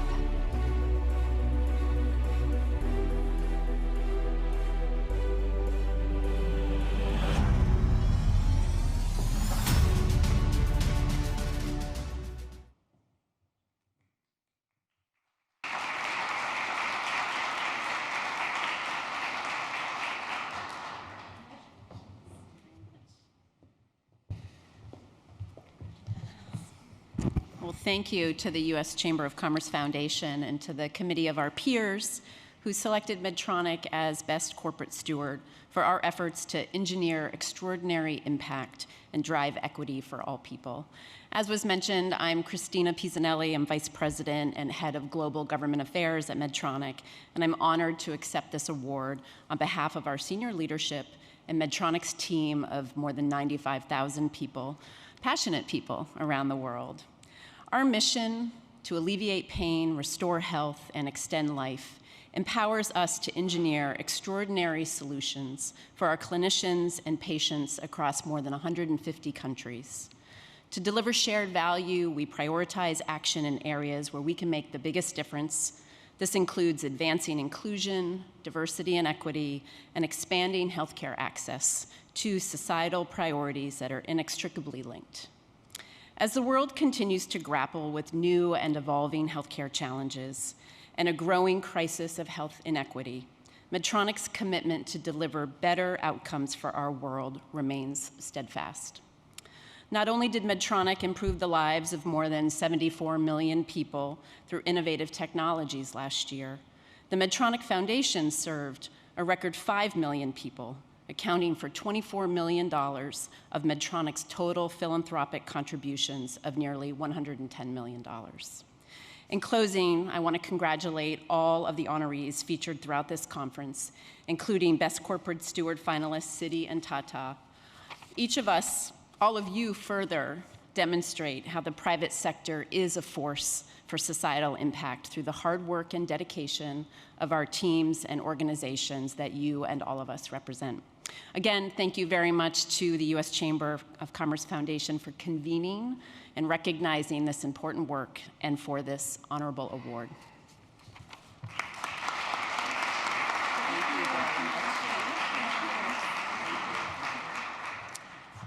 Okay, well, thank you so much, everyone. Onward with the program. I know there are awards and other speakers ahead, so thank you for having Hemang and me, and please enjoy the day, enjoy the conference, and we'll see you tomorrow as well. Thank you.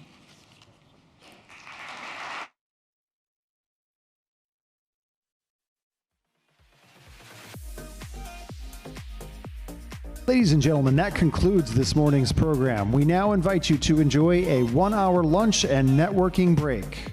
See you back in an hour.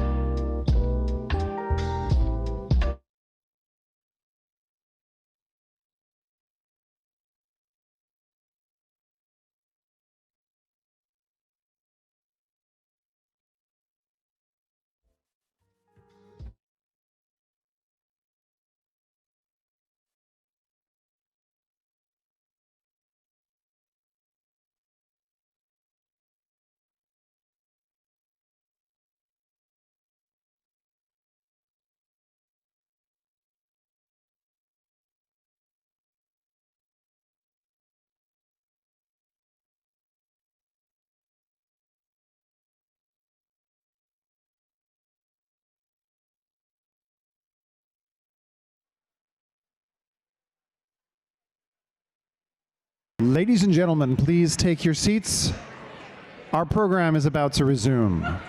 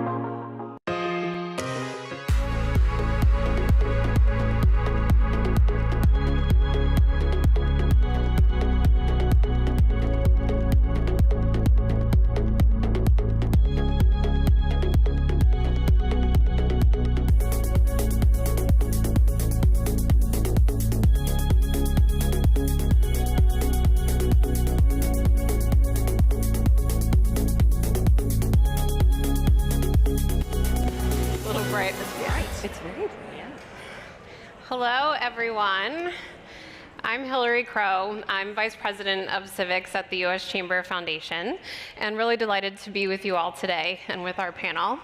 We've got a great group of women leaders here and excited to dive into conversation.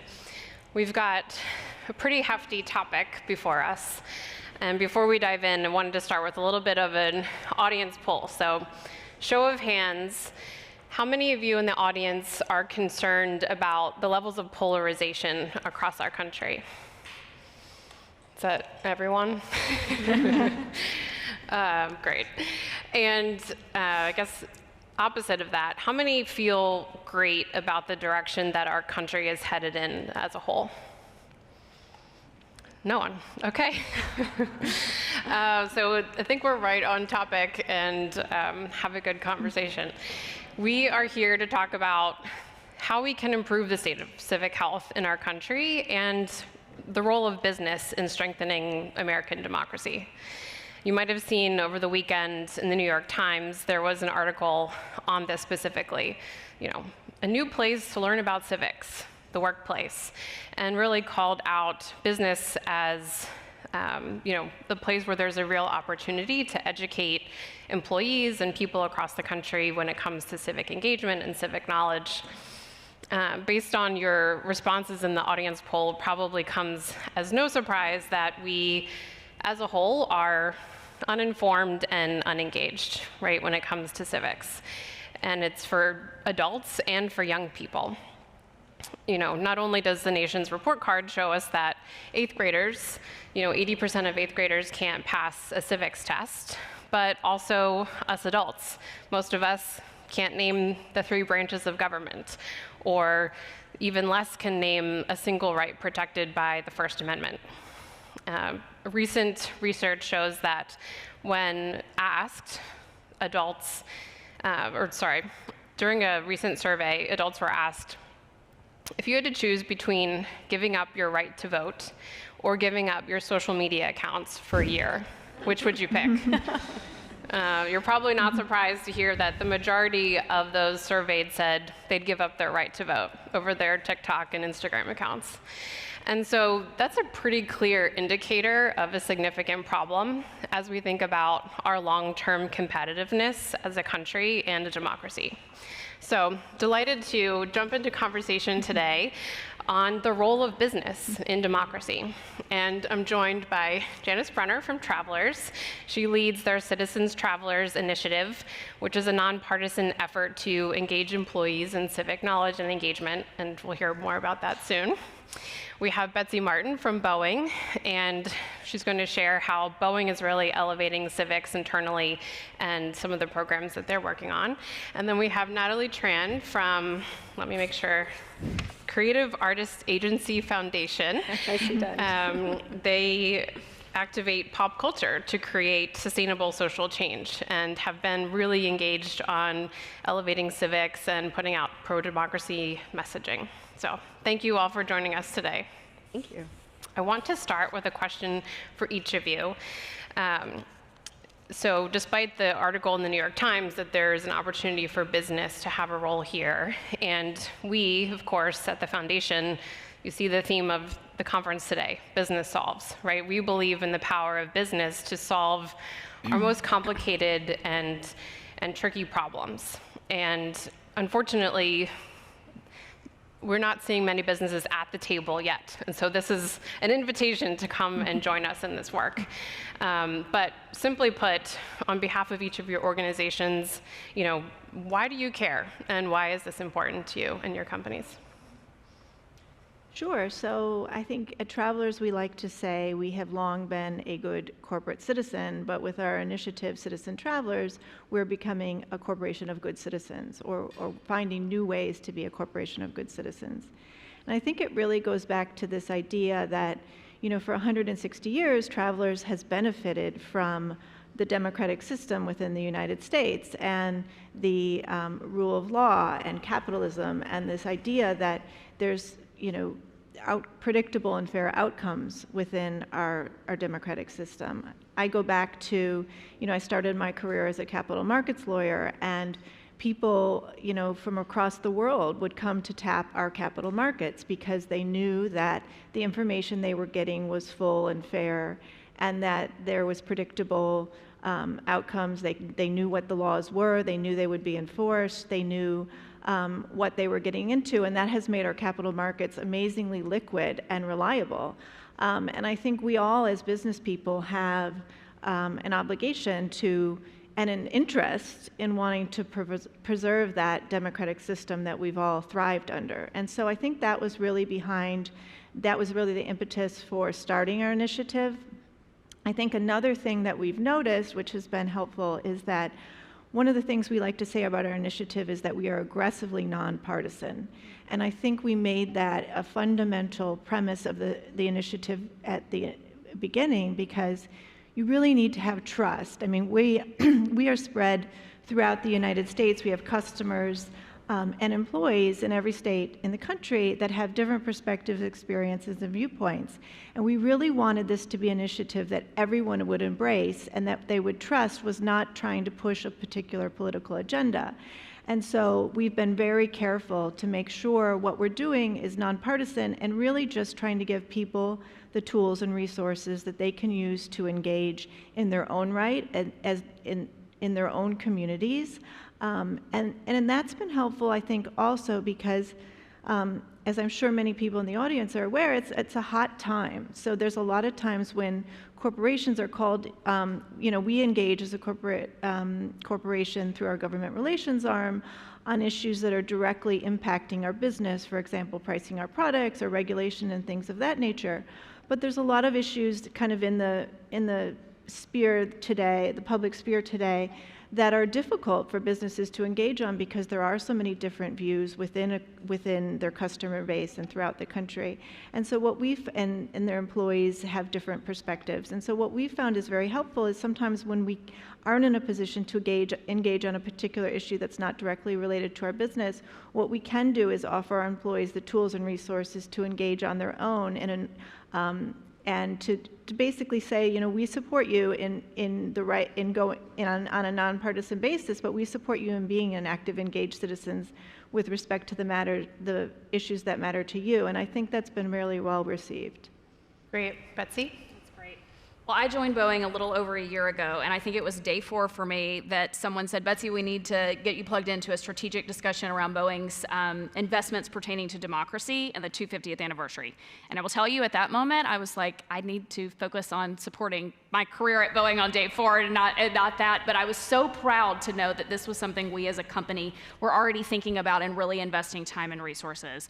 My background is I came from 10 years at the Bush Center in Dallas, Texas, President and Mrs. Bush's nonprofit there, and this matters to me personally, and I'm so proud that Boeing has taken this on and is really stepping up. So to give you a quick highlight, Boeing has invested specifically, and I'm taking notes from these ladies today because we've got a long ways to go and we're just on the cutting edge of starting this, but to date, Boeing has invested in presidential sites and centers around the country that we see that are really emboldening and empowering these tenets of democracy that we think are important. I'll give you a couple of examples because I think there are ways for your employees to plug in. We announced over the weekend that we're supporting the Profiles in Courage essay that's run out of the John F. Kennedy Presidential Library. It's open starting today, I think, for high school students to participate, and you should encourage your employees' kiddos to do so. It's a great way to really research and learn about these incredible men and women who have risked their political careers for the greater good of this nation. My favorite example that we always hear is that a young gentleman in high school by the name of Pete Buttigieg actually wrote about another gentleman by the name of Bernie Sanders and won the essay contest several years ago. So you can see the caliber and that spark of curiosity that creates. We sponsored the desegregation of the military that was put into effect by President Truman this year. It was 75th anniversary. I think it's such an important reminder to remind our employees and everyone across this nation that we are an imperfect nation. We have had a long ways that we have come, but we've got further ways to go there. At the Bush Center, where I used to work, we support our military initiative. I think we cannot lose sight of the fact that we are a country that is protected, the 99% by 1% 1%, and that 1% is an all-volunteer force, and that is so critical to this country, and we have got to celebrate and recognize that. And finally, the 4th of July, we celebrate a naturalization ceremony at Mount Vernon as the Boeing Company. And if you want to be inspired by this nation and what it stands for, go talk to someone who's a first-generation immigrant who's just been naturalized. There is nothing more powerful than that. So a lot of that to say, that's where we've been focused. We've got a ways to go, so like you, I'm taking notes today. That's why I have my note cards up here. But why do we care as a business? I mean, we've got a lot of priorities at Boeing right now that we're focused on. And we care because we need future leaders that are civically minded. If you are looking like we are doing right now at building a rocket that's going to take us beyond the moon to Mars in this next great space race 2.0, we need people who have dissenting opinions, that are able to sit at the table with people on their team that look different from them, that have different political beliefs, that have a different ethnicity, different orientations, and to be able to disagree but get to the common end goal of getting that rocket to Mars. And you've got to be able to do that with civility, and that does not start when you join Boeing, Travelers, Chamber of Commerce, CAA, anywhere else. That starts in the classroom now, and that's why we care, to ensure that we're cutting edge for the next 107 years of our history. Thank you.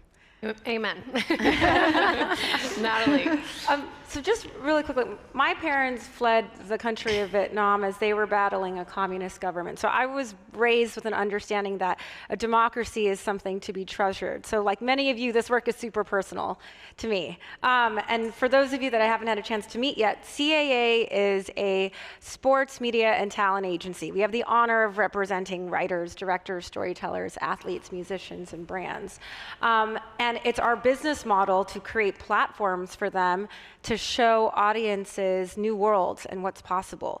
So from a business perspective, having our employees and our clients, these artists, know what we stand for is really important. It's actually really critical for our business.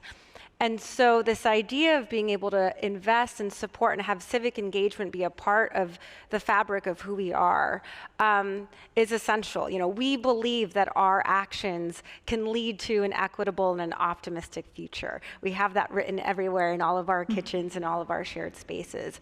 And it's a really important thing for our colleagues and for our artists to have. And so I'll give you a quick example of how that's embedded into the day-to-day of our work.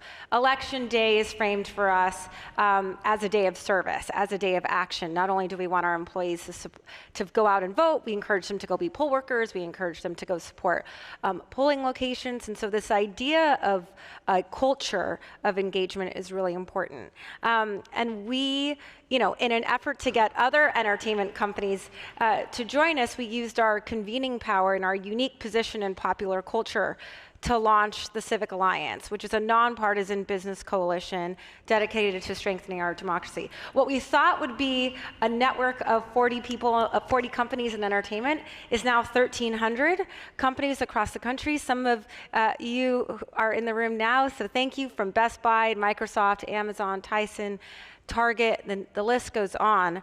And I'm really excited to tell you more about the Civic Alliance on this panel, so thank you. Excellent. Well, so at the foundation, we launched a couple of years ago a body of work called the Civic Trust. And one of our main goals is really to mobilize the business community around this really big, complicated problem. And people will ask us a lot, well, why business? You know, sure, I care as an American. I care as somebody who cares about the future of our country and the strength of our political system, but why business? And so we like to remind folks that, you know, trust in business is higher than in any other institution in the country. And in particular, people trust their employer more than any other institution. And so there's a real opportunity for business to sort of take on that responsibility and turn some of this worry around the state of our country and put that into work, literally. And we also like to point out the connection between civic skills and workplace skills, right? Things like listening, teamwork, critical thinking, analytical thinking, having opposing points of views, but having a shared purpose. And the workplace is one of those places where people still have to come together, right? Who look different, have different opinions, and have to come together around a shared objective. And so from your own words, though, would love for you to speak to the audience of why business and why should other companies engage in this work? Janice. Sure. So I think all those points you made are spot on. They're very important to us at Travelers. I think there's the trust. It's a big place, a big part of where we spend our lives. Also, I think, when you see these surveys where people are, there's the surveys that suggest that our students in K through 12 don't have civic knowledge, but there's also these surveys you see, like they stop someone on the street and they say, what are the 3 branches of government? And those numbers are staggering, right? It's like 40% of the country or more can't, depending on when the question is asked, can't name the 3 branches of government. I mean, that's a problem, yes. Right? And so it's not just about educating the current students, but it's also continuing this civic education throughout our lifetimes and making sure that we remember through history and through learning, like, what are the issues of today. And I think businesses can play a great role in that. I mean, at Travelers, we just had through our Travelers Institute, we did a webinar on the Supreme Court recently. And it was very much not on current cases or the current court, but it was really just about what is the court? Where does it get its constitutional power? What are, what guidelines is it subject to? How do you become a Supreme Court justice? Basic questions. And we had a huge response to that. And we were very careful to do it in a nonpartisan manner and rely on scholars who understood that mission.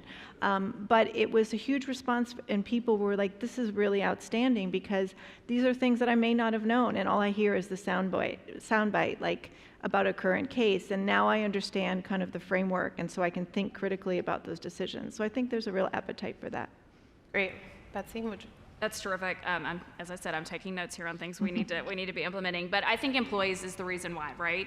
We see employees that are hungry to engage, to give back, and to volunteer, and having that. What did you say? The election day is a day of service. Like, I think that is so important. But everyone's busy, right? We all have lives. We all have kids that we need to get to school, dress up for Halloween, get lunches made, and we need to be able to help provide those opportunities. And that's really where I think business has an opportunity to step in and to do that. At Boeing this year, we've seen an increase in 60% of team volunteerism, people raising their hand and saying, we want to participate. We've seen $63 million that have been given in the last year alone at Boeing, and we're a large company, but invested in community events that are happening. And so that is there, and I think it is our responsibility as a business to be able to help outline some of those days of service and things that we're doing. I thought this was an interesting stat that I wanted to share. The 2018 Trust Barometer revealed that nearly 2/3, 64% of global respondents to this survey believe a company can take actions that both increase the profit, which we know we're a business at the end of the day, but also improve economic and social conditions in the communities where they operate. And I think we see that day in and day out. We talk all the time at Boeing about where we have sites. We've got to make those places better, factories where our employees are living and work for their kids that are in school, better than when we found it when we came there, and that is on us to do so. I knew we were going to be friends because I'm a data nerd too. So another piece to add to that, and why we're all seeing an increase in engagement is because 70% of Americans define their sense of purpose through work. Millennials especially are really looking for opportunities in their workplace to be able to express this, and employees who believe that their company is having an impact in their community are 5.5 times more likely to trust their company leadership. So there are all sorts of reasons why we should be doing this. I think a question that's equally as important is how. How do we do this? And so that's kind of what we try to answer at the Civic Alliance. We really try and give individuals at these companies who are tasked with doing these jobs, who wear 5 million other hats, as much information as possible so they can be the best civic expert they can for their company. So we create resources. We have an election starter toolkit. We have resource guides. We have workshops and seminars. So that way we can all learn peer-to-peer, learn from each other, learn what's working at our companies, and really help companies elevate corporate civic engagement. And best of all, membership for Civic Alliance is free. That's my plug, civicalliance.com. And you will find all this information, and we take experts, we bring experts together to really help create a lot of these resources. So what you're accessing is actually going to be practical and something that you can implement at your own companies. Excellent. So Betsy, recently we were talking and you mentioned a quote that's used a lot inside of Boeing. You said, the philosophy of one generation becomes the policy of the next, which is often attributed to Abraham Lincoln. But can you tell us about what that means inside of Boeing? Well, Abraham Lincoln, no offense to President Bush, who I worked for, but Abraham Lincoln is my favorite president. And as a third grader, actually, we were assigned a wax museum, and I chose Mary Todd Lincoln as my book report. And I don't know if you know a lot about Mary Todd Lincoln, but she is the most tragic history person you will ever read about. I remember you stepped on my dot and I came to life and said, my name is Mary Todd Lincoln, and I led a very sad life. And it is, but that, I think that third grade investment by my teacher really helped spark that curiosity that then led me to work for a first lady many years later across the street at the White House, which was the honor of a lifetime. And it starts with the kids, right? That's what we are about. It's the next generation. What we are investing in kids right now is the benefit that we as a nation and a country will reap in the years to come, and that is really important. I spent a lot of time at the Bush Center working on Afghanistan and women's issues related to what was happening in Afghanistan at the time. And we saw, I'll leave the company nameless, but a major education company over there said, we're not focused on the parents, we're focused on the kids. That if we're going to affect change for women and really change how women are seen in Afghanistan, we've got to start with the kids. So they filmed dads packing their little girl's backpack to go to school. They filmed girls raising their hands in the classroom to show that this is what women's rights should look like in Afghanistan. I do the same thing on a different scale on a day-to-day basis at Boeing, trying to get kids excited about space, engineering, science. We talk about science, technology, engineering, and math, right? We spend a lot on that. And if we don't reach you at an early age, it's typically too late to get you that foundation that will then put you into a career at somewhere like Boeing to be able to do that. But the same thing happens. We've seen the data points, back to our data points, and I want to make sure I get this right. Recent studies show that the federal government spends $50 per student on STEM education and 5 cents on civics. So I think, we have gotten the message on STEM. We know it's important. We've got to get the message on civics education, right? And I think it is up to business to help balance that scale. We cannot just depend on the government, nor should we to do that. We have a responsibility to do so. And so I think, I want to quote, I'm sorry, I keep quoting, but these are so great. President Bush said in a speech on civics education in the Rose Garden back in 2002, to properly understand and love our country, we must know our country's history. American children are not born knowing why they should cherish American values. A love of democratic principles must be taught. And I think, again, it is up to us to amplify, to leverage programs like the Civic Alliance, like the Civics Bee that you're leading, to make sure that we are supporting that so that the next workers at Boeing, Travelers, CAA, Chamber of Commerce, all of your organizations are ready to take on the challenge for the years ahead. So Natalie, we've talked a bit about how engaged your organization is in really elevating civics as a priority and putting out that pro-democracy messaging. But we know that there's a lot of influence that comes from the media that we consume every day, right? In movies and TV shows. How can we change the story when it comes to what people are seeing on TV or in movies that they consume every day? Yeah, I love this question because the average American watches on average of 5 hours of television a day. So if we don't think about the role of popular culture as a tool to help drive policy and plant ideas and new seeds for people, I think we're missing something. And at the Civic Alliance, at the end of the day, you have to remember that writers are people too. And so we need to be able to give them the tools to be able to integrate ideas and messaging into their storylines and into their shows. So at the Civic Alliance, in partnership with other members, including Viacom, Paramount, MTV, Comedy Central, at Spotify, and Walt Disney Television, we work together to create a Civic Storylines toolkit. And every single chapter covers a different format, whether it's scripted, television, unscripted, short form, podcast, comedy. And we are literally giving writers line by line, here's what it would look like if you were to showcase a poll worker in one of your TV shows, or what would it look like if a character, as they were leaving the room, said, I gotta go register to vote now, or I need to go do this.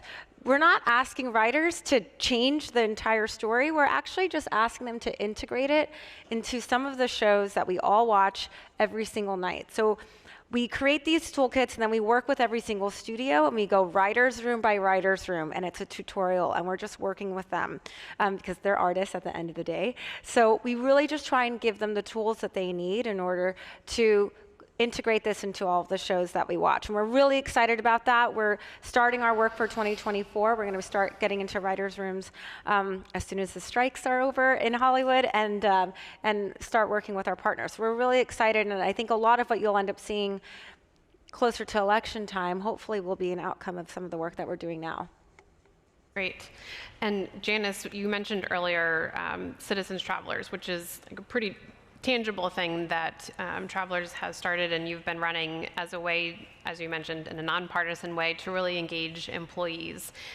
Would love to hear about what the impact of that program has been so far for your workforce. Sure. So I think when we started Citizen Travelers and now we kind of divided into 3 goals. First, we wanted to give people the tools and information they needed to be engaged citizens and to combat disinformation. So to let people be able to think critically about issues in the scope of public life today.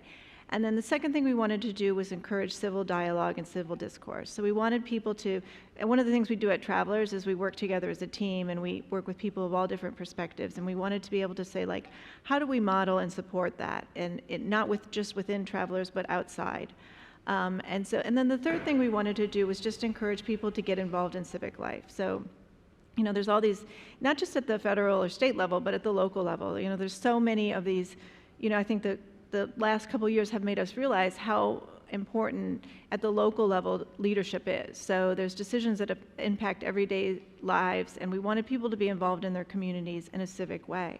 And so with those 3 goals in mind, we did a bunch of different things to allow employees to engage, to offer them opportunities to get out into their communities, and also to provide tools and resources that gave them nonpartisan information. And I could talk about this all afternoon, and I'd be happy to with anybody who's interested, but I'll just touch on one example. So what we did is we set up essentially a social network of our employees throughout the country who are civically engaged, and basically set up a site where they can communicate with each other, and so that people know who they are.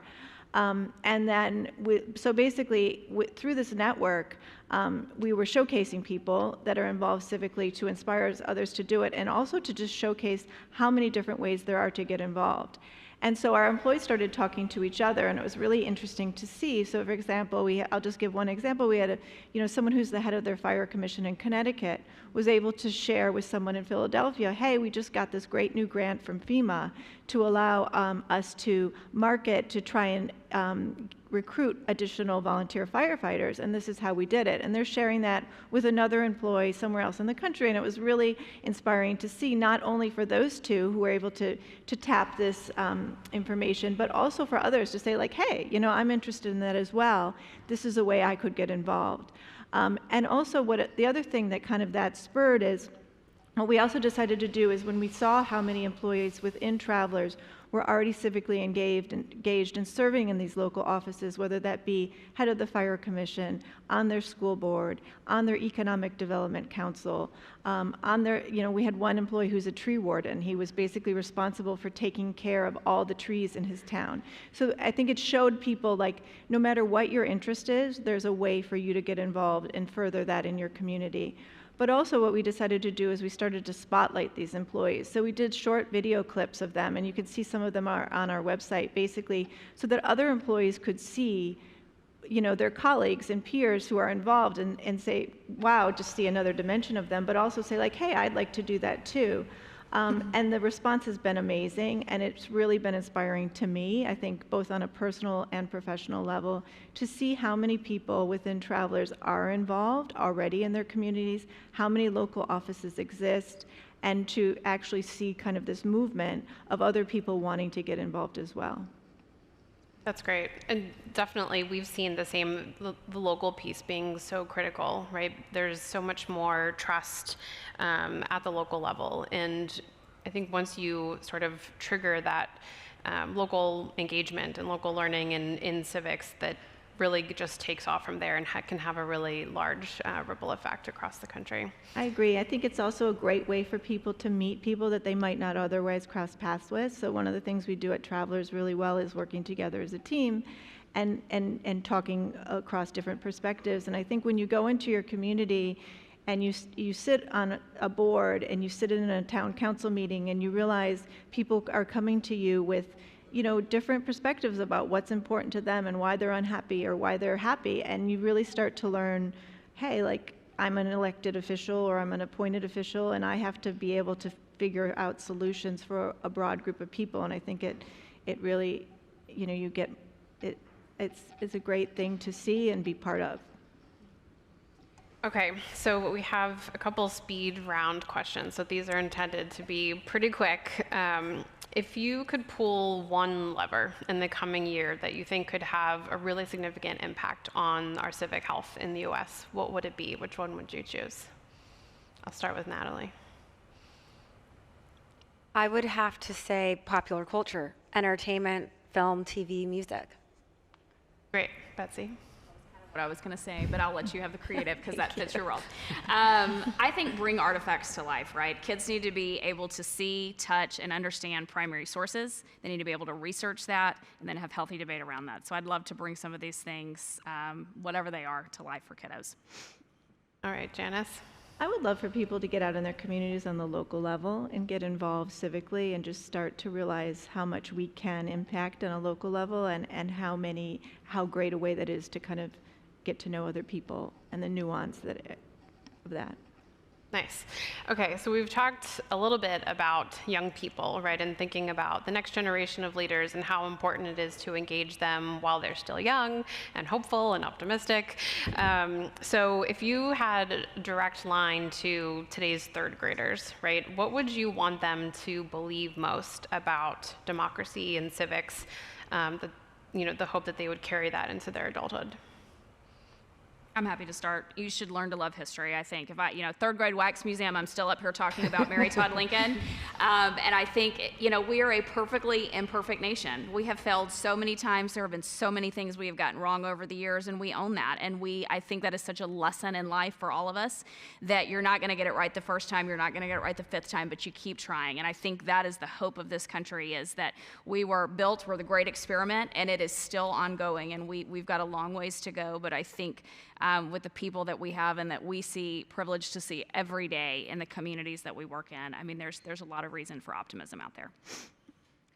Natalie? I'll jump in. I mean, when I was in third grade, social media did not exist. So when I think about third graders today, they're living in a completely different world. And so my advice to them would be to put your phone down and to get proximate in real life and to have real conversations. I think social media can be friend and foe, but it would just be a reminder to really engage with real people and have real conversations.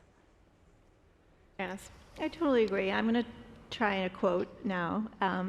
I think it was Jimmy Carter who said something along the lines of, the only role that's greater in our country than president is that of citizen. And so I would say to the students, engage. I think learn the history and don't be a bystander. Like vote when you can. Learn the issues and just be a participant. Okay, one closing question as we are nearing time. I guess one final thought that you would love to leave with an audience of business leaders, and also if there's one thing that, as you're thinking about your own company's goals around civics for 2024 and beyond, that you're really proud of and looking forward to implementing. So I would just say, I think one of the things that I've learned in this role is that there are so many resources out there to be, as a business, to in this civic engagement space. So I think there's so many nonprofits that you can tap into that are doing this work, that have a wealth of information. So I think in addition to the Civics Trust and the Civics Bee is a huge thing that we support, and I think is a great way to kind of spread civic engagement throughout the country. Also, there's the National Constitution Center, Gilder Lehrman, I mean, I could go on, and I don't want to leave anybody out, but there's a lot of organizations out there who are really doing civic engagement well on a nonprofit level that you can tap into and partner with, and that's been very effective for us. I think the other thing I would say is, you know, feel free to, like travelers, I think we've spent time and effort on this to be thoughtful about it. We're happy to share. The nice thing about a civic engagement initiative is that there's now no competition here. Like, we all succeed together. So the more businesses that do this, the better off we will be. So reach out to us at citizentravelers@travelers.com. We have a website. Feel free to check it out. I'd be happy to talk to anyone who's interested. Great, taking you up on that. I'll say I'm kind of a history nerd if you can't tell. And Boeing was founded in 1916, and women did not receive the right to vote, as many of you know, until 1920. So, you know, I think it's pretty remarkable that 100 years later, we have 4 women on stage talking about the future of this country, the direction that we're headed, and how we preserve and safeguard these values down the road. And so, again, I've said it 100 times, but I'm an eternal optimist, right? I think we have challenging times right now. I don't think that, you know, you can look at where we are and not realize that it's a tough road. You know, we've got a lot of work to do, and the statistics are really kind of stark. But we've got good people that are leading the charge. And so I would say to all of us, you know, the actions that we choose to take today, being investment, being what we encourage our employees to do, the opportunities to provide, will either pay dividends or consequences for the future. And we can't be passive. We've got to really dig in and go deep on this. And, you know, I think the other thing that I would say is just get curious. You know, we were laughing backstage. I bought the Civics cards, flashcards, in preparation for this because I was nervous Hillary was going to quiz us on our civics lesson, and I didn't want to embarrass Boeing. But, you know, it was fun. My family spent time around the kitchen table and, you know, looking at, you know, how many amendments are there in the Constitution? Does anyone know? Hillary? 27. 27. I mean, things like that you learned but you've forgotten, or your kids may not be learning right now. Like, make this fun. It is something that we can do on a personal level, and we can also do as a business. And so I would encourage you to just find your part and really, really dig in. And I'm just excited that I think there's so much creativity and innovation that can come into building out what your culture of civics is at your company. If you or someone on your team needs a little bit more help or support, or you're curious about what other companies are doing, I would really urge you all to check out the Civic Alliance, because it's really what we were created to do, was to really be of service to all of you and to make it as easy as possible for companies to do that. So check out civicalliance.com, or you can feel free to email me, natalie.tran@ca.com. I'm so serious about this. I really want to talk to everybody, because I think if not us, who? So I think we have an opportunity here, and I'm excited to meet you all. Awesome. Well, thank you all for joining today and being part of this panel. This is such an important topic, and hopefully you in the audience were inspired to bring this back to your companies and have conversation. As I think Janice said, it's not a competition, but here at the Foundation, we would love to talk to you as well about what we're doing with the Civic Trust. The Civic Alliance is doing awesome work, and we have partnered and elevated each other's work and resources over the last few years. And we can't say enough, you know, there's a real opportunity for business to help solve this really big problem. And we invite you sincerely to come and join us in these efforts. So thank you very much.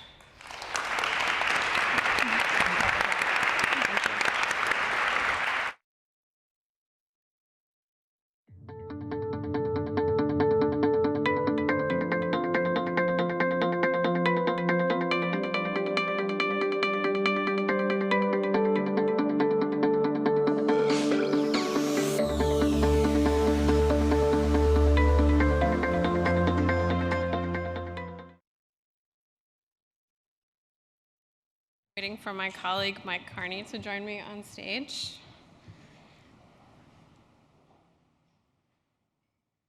We are excited to announce and present the award for civic engagement. So we'll give him a minute to get out here.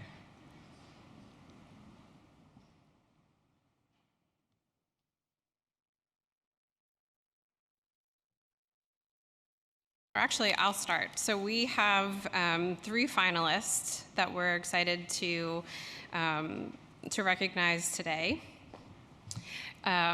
who all three were participants. You heard Betsy and Janice talk a little bit about the National Civics Bee. So that's been a competition that we launched at the foundation in 2022. It's actually focused on, it's a civics-based competition for middle schoolers. So 6th, 7th, and 8th graders all across the country. We started with a pilot last spring in 5 places and are really excited with the growth. We are bringing it to 28 states for 2024 and have hundreds of local and state chambers engaged in this work. And the finalists today are 3 of the chambers who participated in 2023. Good afternoon. My name is Michael Carney, and I'm with the U.S. Chamber of Commerce Foundation. We are in the business of democracy, and when people ask why, the answer is very, very simple to answer. It's really easy to answer. The evidence is clear. Our economic and political systems develop together, and it is absolutely essential that every American understand the system through which our economy works and through which our political system works, in order to ensure that we have the continued prosperity that will ensure future generations have the same opportunities as our forebears. Our work in this area is under the Civic Trust Initiative, and it's a generational commitment to democracy. Our work is intended to ensure that young people, adults, workers, teachers, all of us, have the knowledge, skills, and disposition to exercise their rights and fulfill their responsibilities in a democracy. Raise your hand if you can name all 3 branches of government. Unfortunately, about 1 in 5 American adults cannot. That is a catastrophe. But it's a catastrophe or a problem that can be solved. And I think it was Natalie who said in the last panel, if not us, who? So the business community has the opportunity, because it is trusted, because it is one of the few places left where people with different viewpoints congregate and come together. The business community has an opportunity to lead through a very challenging time for our democracy, and it is. Our work has 3 primary pillars. 1, we are elevating civics as a national priority, and that's why we're so excited for the first time to recognize an organization that has helped elevate civics as a national priority. The second thing that we're doing is we're bringing civics into the workplace. It is an extraordinary opportunity to model the kind of behavior we want and expect from our citizens. It is also an opportunity to give people who didn't benefit from civics education in their formal schooling the opportunity to answer that question, what are the 3 branches of government? With some of the basic fundamental knowledge that every person who seeks to become an American has to exhibit.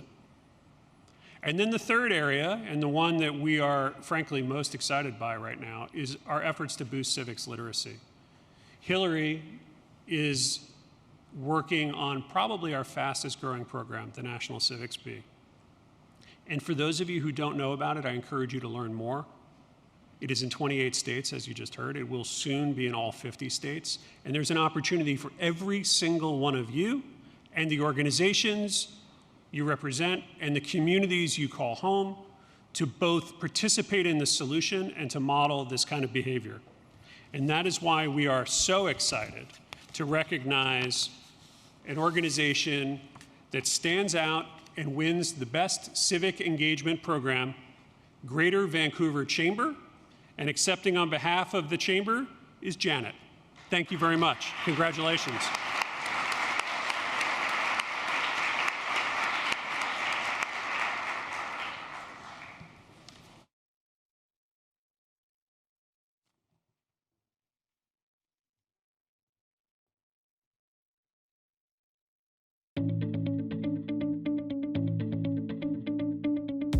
The finalists for the 2023 Best Civic Engagement Program Award are Colorado Chamber Foundation and Colorado Chamber of Commerce. In Colorado, 79% of middle school students scored below grade level in civics. This year, the Colorado Chamber of Commerce and Colorado Chamber Foundation hosted the state's first Civics Bee, engaging Colorado students to understand the importance of civics. The Chamber partnered with Climax Molybdenum to provide the 2023 Civics Bee finalists with a unique opportunity to connect with the Aspen Institute, as well as invited finalists to its mayoral debate to see civics in action and network with local business, government, and community leaders. Dayton Area Chamber of Commerce. The Dayton Area Chamber of Commerce's Generation Dayton and Gen D Ignite programs empower future Dayton leaders with tools and connections for community impact, leveraging strong partnerships with AT&T and AES Ohio. The inaugural Gen D Ignite cohort collaborated with employers, government, and nonprofits on community projects including civic engagement workshops, digital divide projects, and community service, prioritizing skills of civic engagement for early career professional and personal growth, as well as organizational impact. Greater Vancouver Chamber. The Greater Vancouver Chamber partners with key commissions, agencies, and city councils throughout Southwest Washington to empower youth through civic education and advocacy. The Chamber's partnerships with influential business organizations offers students an opportunity to deepen their understanding of politics and inspire them to get involved in their community. These efforts highlight the transformative power of the Chamber's long-standing partnerships and shared mission to nurture engaged citizens who will actively shape the future.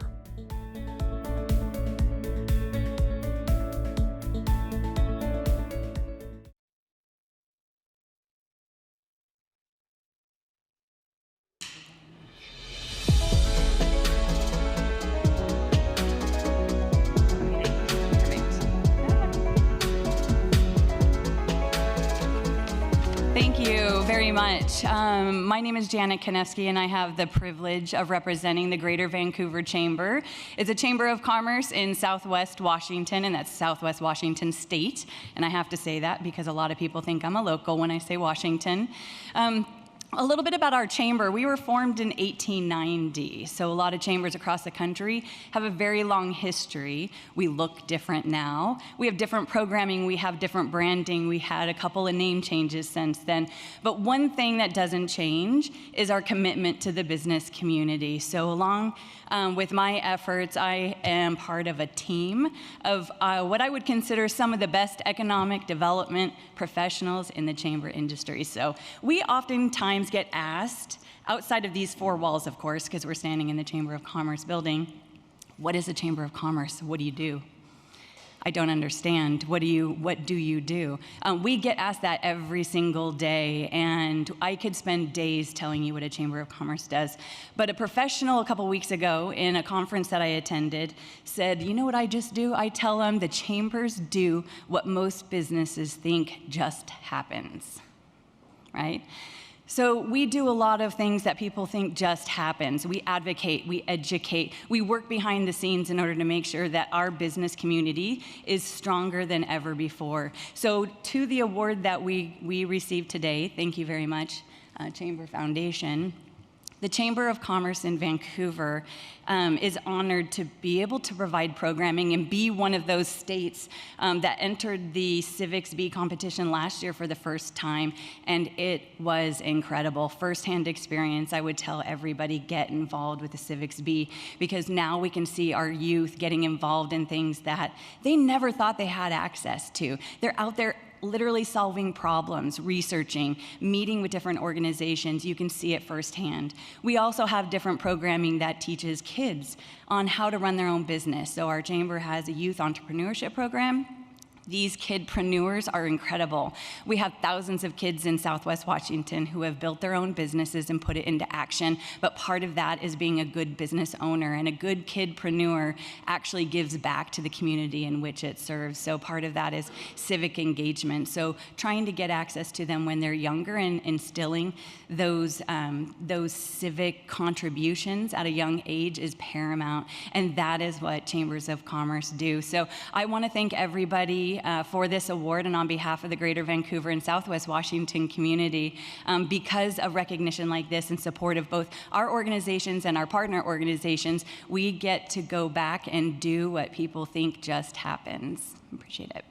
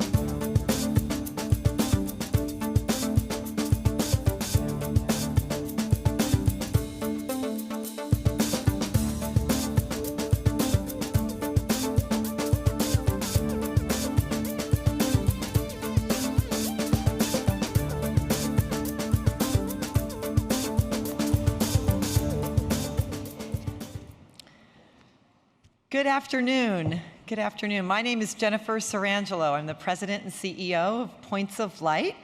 We are a global NGO that inspires, equips, and mobilizes people around the world to take action that changes our world. We work with companies to engage employees and strengthen their CSR programs. We work with 145 affiliates in our global network. And we work with individuals through recognizing their service to community. You probably know our signature program, the Daily Point of Light. 2 months ago, I started as the CEO here after 25 years in positive youth development organizations, leading our young people into our biggest outcome, which was community service and civic engagement. And it was very satisfying for me, but over time, I became increasingly concerned with the environment we were developing those young people for. I'm really thankful that this session I'm in today is following our previous panel about democracy and the role of companies in preserving our democracy and civic engagement. I became increasingly concerned about the environment we're in too, and I knew I needed to do more. And then I found Points of Light. And I'm very excited about what we believe, which is that service is a pathway for healing our divides and reducing polarization in our country. Research shows that when we serve with people different than us, when we work together side by side in our communities, our biases are reduced, our eyes are opened, our bridges are built, and our civic engagement rises. And that's the vision I'm here at Points of Light to lead, is to help us work with corporations, individuals, and nonprofits to heal our democracy. And I'm very excited to be here today. We know that 62% of people, you heard a lot of good statistics in our session before this, say that our social fabric that once helped our country be together has grown too weak to keep us together anymore. And we believe that service is one of those pathways for solving some of our divides and issues in our country. I'm very excited for the future and excited for this conversation, which highlights a number of these elements as we look at a special deep dive in one community. So our next session, part of this session, is a detailed look at one company's efforts to create a thriving and sustainable future for its hometown city. We'll hear about a key expansion within that city and how it helped reinvigorate commerce and community and culture in the downtown area. But of course, there were surprises and lessons learned along the way. So joining me here today to share that story is Scott Adams of Protective Life Corporation. Scott is the Executive Vice President of Corporate Responsibility, Strategy, and Innovation for Protective, and he's been with the company for 17 years. So Scott, would you please join me on stage and let's have a conversation.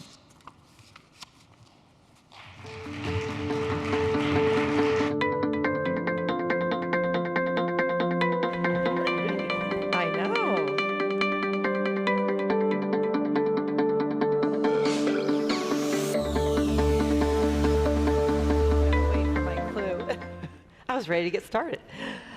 Scott, good to see you. Yeah. It's been great to get to know you today. So let's start at the beginning. Protective is a 116-year-old company, and Right. you have always had the same hometown headquarters. Correct. So tell us about what your company does and where you're located. Yeah, so Protective Life, we like to think of ourselves as in the protection business, and of course by our name, we love that name, Protective, by the way. We're in the life insurance, annuity, extended service warranty business. By the way, we're not the ones making calls to you all the time if you get annoyed by those, just to be clear. We only sell our products through car dealers. So we've been in those businesses since 1907. Our purpose is really because we're all protectors, again, playing up on that name. We're also a very strongly values-driven company. That's been a core part of who we are for a long time. One of those values is serve people, and that applies to, of course, our customers and each other that work together, but also to our communities.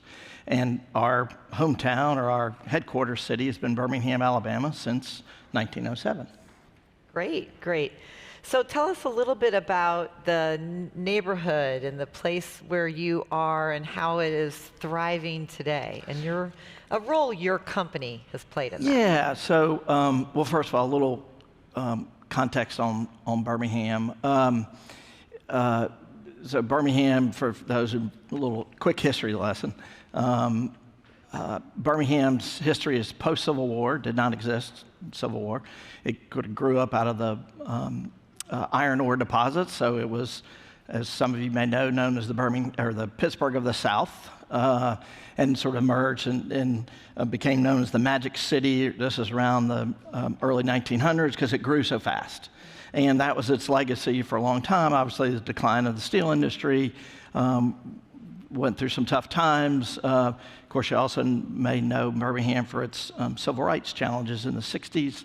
A lot of attention, history there. But it's kind of reinvented itself as a medical-focused, research-focused city around University of Alabama, Birmingham, world-renowned, really world-class medical and research and undergraduate university, as well as financial services, ourselves, Regions Financials, and other headquartered in Birmingham. So just context, You made an investment recently. We did. A big one, we a did. public-private partnership. Yes, so yes. Tell us about that. In a stadium. Tell us about that. Yeah, so that, giving you some of that background, the other thing, of course, Alabama is known for is football. Alabama and Auburn and college football. But about 10 years ago, the decision was made to initially shut down the football program at the University of Alabama, Birmingham, different from the University of Alabama. And there was a kind of community uproar, no, we need to keep the program. And as a part of that discussion, there was a lot of sentiment towards needing a new stadium downtown that could be the place for the team to play.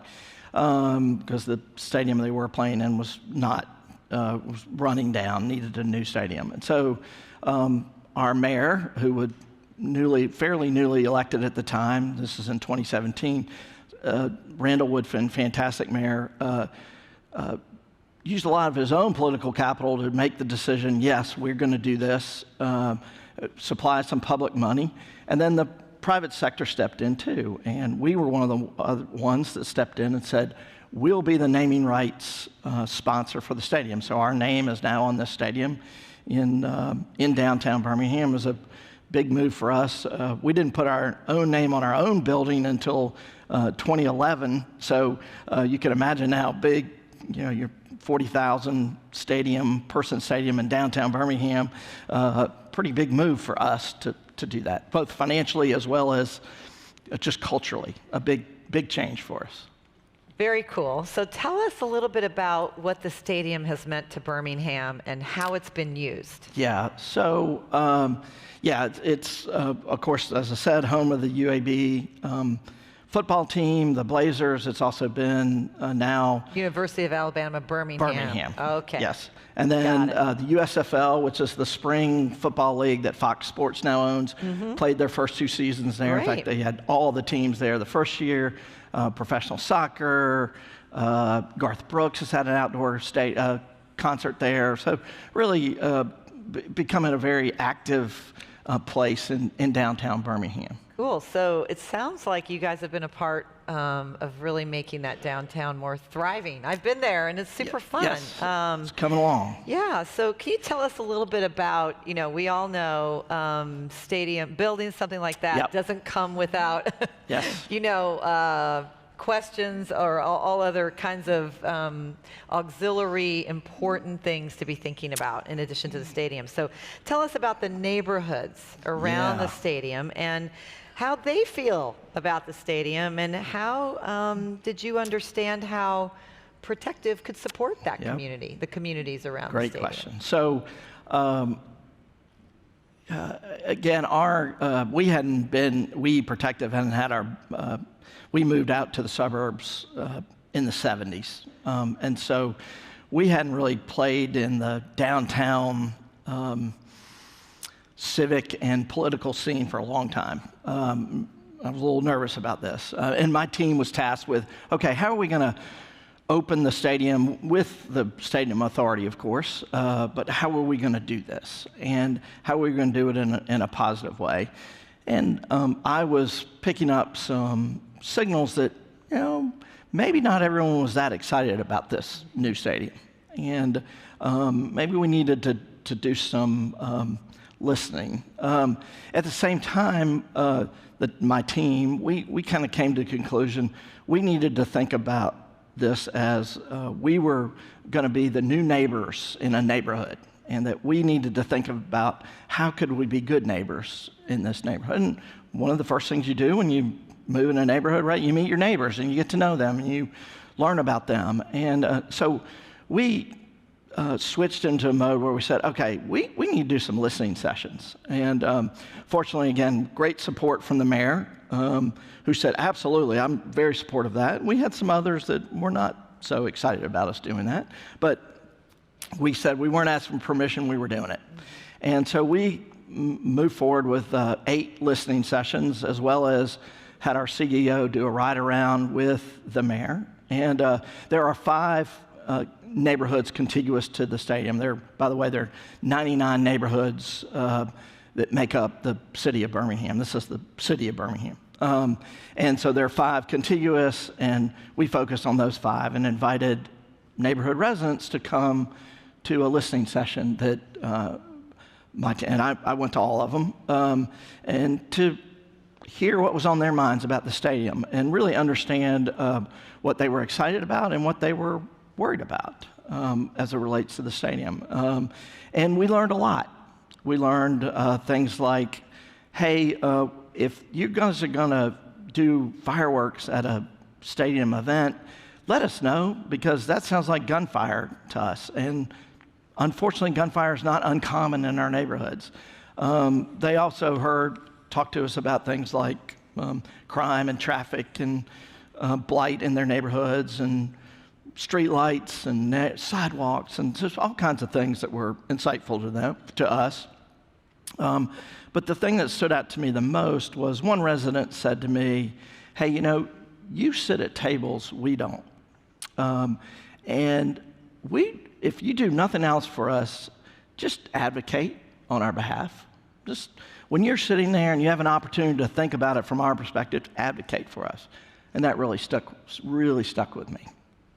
Awesome.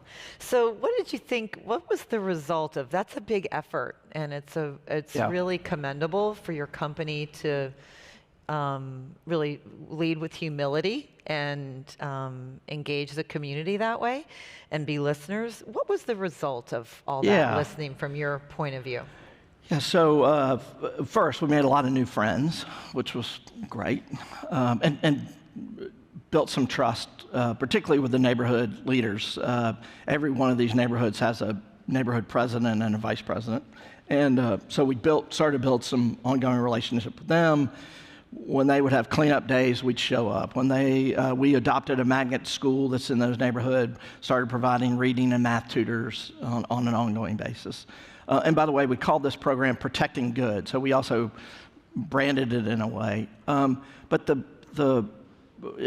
we also engaged with University of Alabama Birmingham on a program around doing a civil engineering review of these neighborhoods. But the thing that has been most visible that we've done is resulted from a conversation that two neighborhood leaders had with our CEO. And he asked them, well, how can we help? And one of the things they told him was, hey, we have a lot of our neighbors or a lot of our residents whose homes, they can't get homeowners insurance.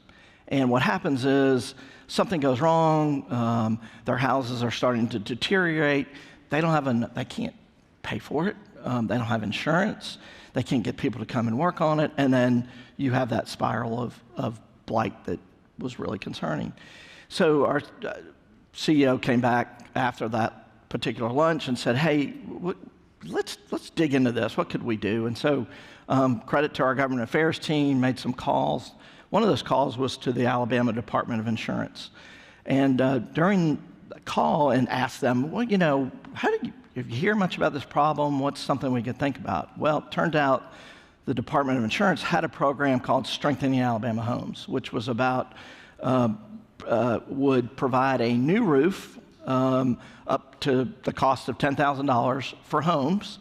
It's a fortified roof, and the program actually started on the coast of Alabama around hurricanes and building more resilience, And they were looking to bring it to the central part of the state. And we were like, whoa, we'd like to bring this to these, what became, we like to call them as our neighborhoods. Like, we were so focused on how could we bring this program to these neighborhoods. So the punchline of all that is we ended up actually working with the city of Birmingham, which also had participating in the community block grant program, which also would provide grants to residents to make improvements to their homes depending on their income level. And that was a program that provided up to $15,000. And so we worked with, my team really worked, kind of rolled up our sleeves, worked with the Alabama Department of Insurance, the city of Birmingham, Habitat for Humanity that does the actual roof work, and brought the program to our 5 neighborhoods and said,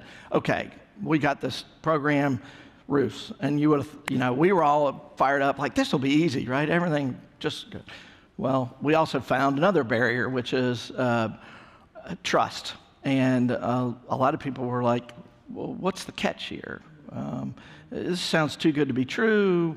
Are you going to put a lien on my home? Whatever. So through working with the neighborhood leaders, they became the exemplars, if you will. They were the first ones to get the roof, and the sun started to go up. This Protecting Good, their neighbors asked, wow, really? And so the program grew and grew and grew. And I'm happy to say 2 years later, we've done 118 roofs Awesome. in the neighborhood. That's amazing. Yeah. That's amazing. Really changed some lives. Totally, big time. Yeah, yeah, that's a huge economic mobility investment, not just a roof. Yes. That's economic mobility. Well, at Points of Light, we have a framework that are for individuals and companies that has 9 pathways or 9 ways that you can take action for causes you care about. And 2 of those are listening and learning. Right. And one of the other ones is using your voice to influence others. So when I think about your story, I see those 2 things coming out. So I just kind of wondered, as you look back on this story of what happened, tell us about how listening and learning and using your voice, your advocacy, what that means in Protective's own story. Yeah, well, I'd say, first of all, just taking a risk and going ahead and doing the listening. We wouldn't have uncovered this if it would have been very easy for us just to say, names go in the stadium, hurrah, and just go on.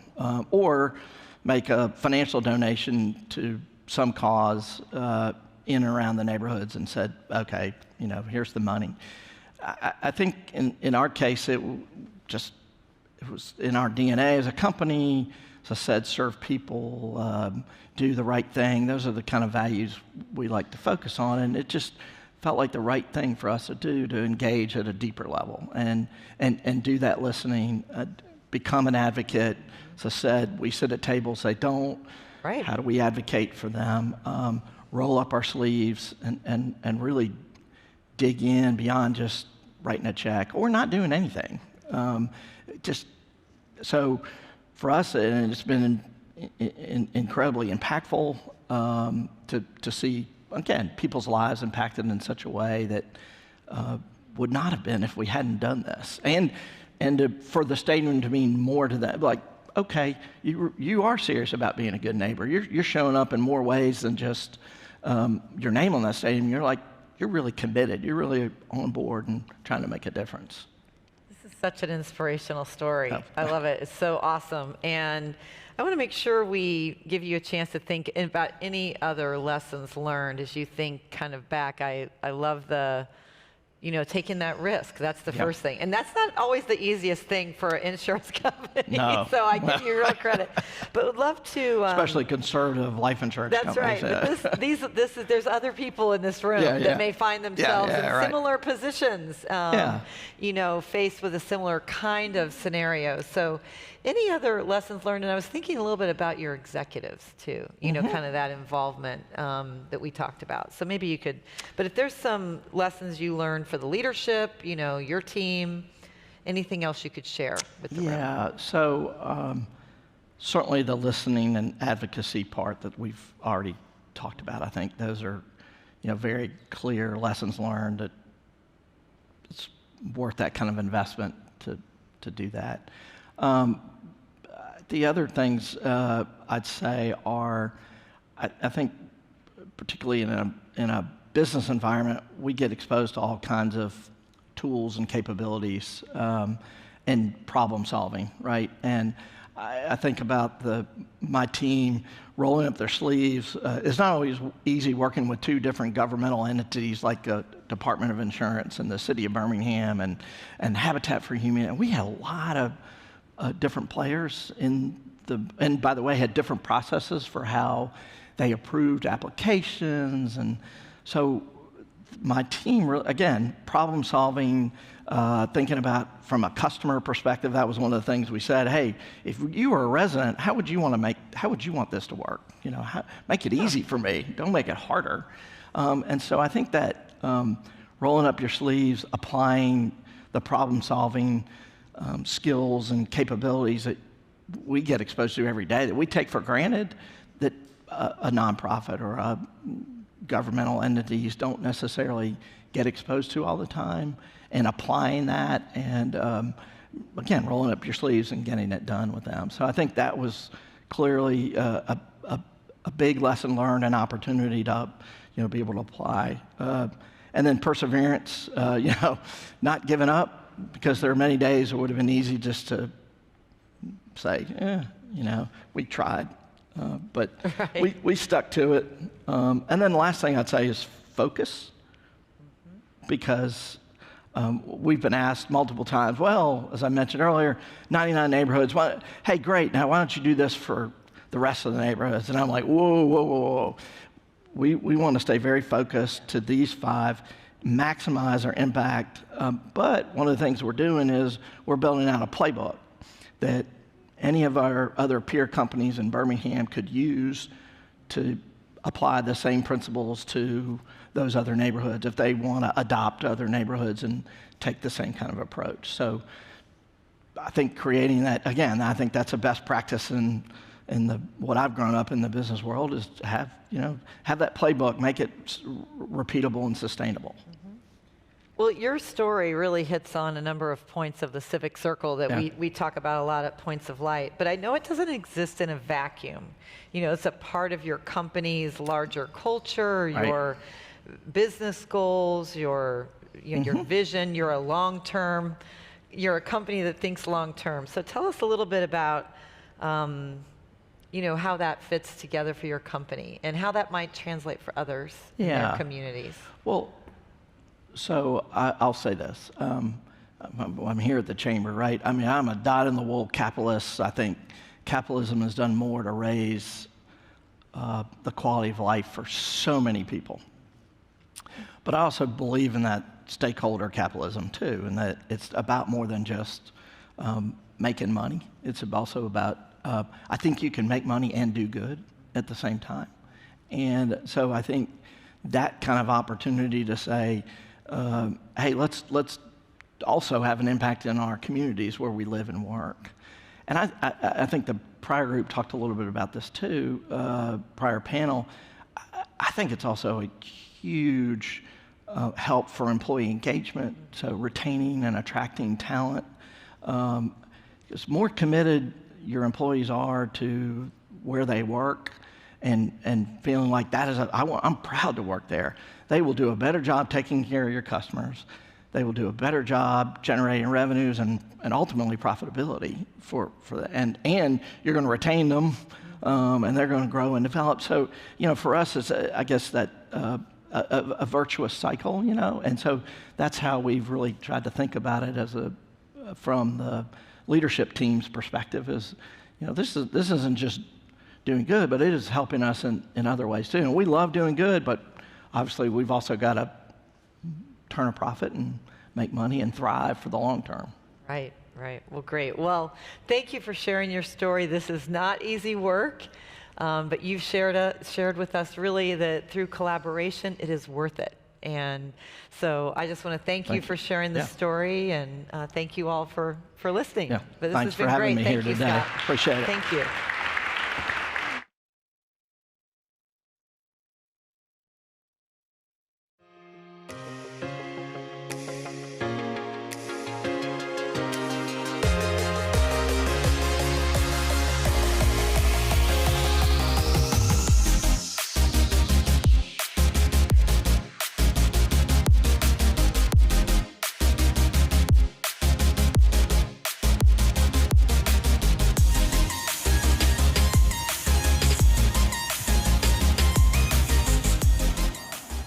Well, thank you, Jennifer and Scott, for that.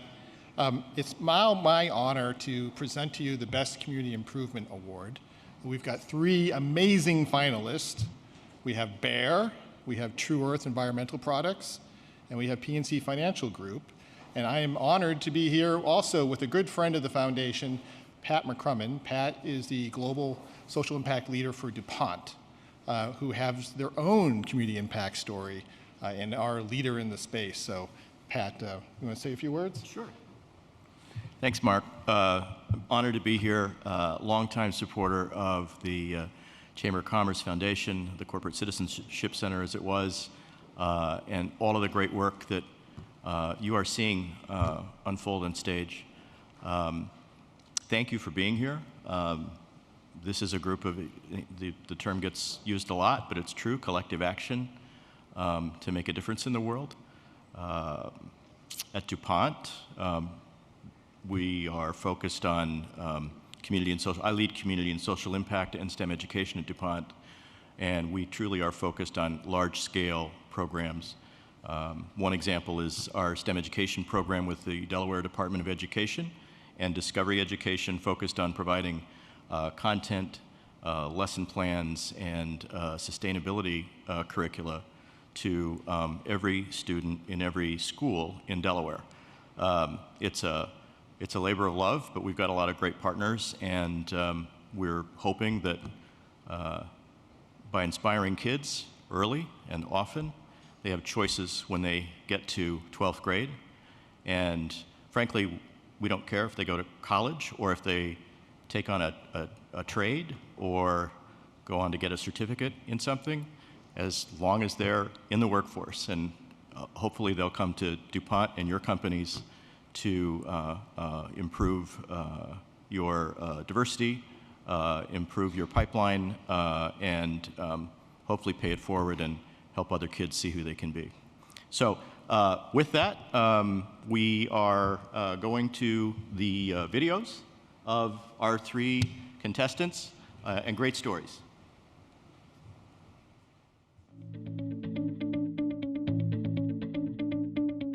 The finalists for the 2023 Best Community Improvement Program Award are Bayer AG, Studies show contraceptive use has distinct health and economic benefits, including reducing maternal and infant mortality, as well as allowing women to pursue an education or career. Improving access in a sustainable manner, however, requires strengthening strained urban health systems as well as the capacity of local health workers. Bayer AG partnered with the Challenge Initiative, or TCI, to help achieve its goal of providing 100 million women in developing countries with access to modern contraception by 2030 and strengthening health systems and local health staff capacity. Since 2016, TCI has supported more than 170 local governments to lead their own family planning programs and recorded more than 3 million additional family planning clients. True Earth Environmental Products. True Earth works to narrow inequities and make Earth-friendly practices accessible through its giving program. For every purchase of $25, the company donates 1 month's worth of its laundry eco-strips to food banks, shelters, and other organizations fighting poverty around the world. To date, True Earth has worked with more than 950 organizations to donate more than 30 million eco-strips, the equivalent of $14.9 million in product. True Earth is committed to expanding the program and donating 100 million eco-strips by 2026. PNC. Partner Up is an in-school, employer-facilitated program creating a talent pipeline of early career professionals who are prepared to fill entry-level roles immediately after graduating debt-free. The program connects local employers to an expanded labor force while helping students land in-demand jobs. Partner Up has engaged numerous community groups, more than 60 schools, and 18 employer partners across finance, utilities, healthcare, retail, transportation, and communications. Through Partner Up, PNC has prepared over 6,000 high school students for careers, hired more than 100 Partner Up graduates, and connected employers to qualified entry-level talent.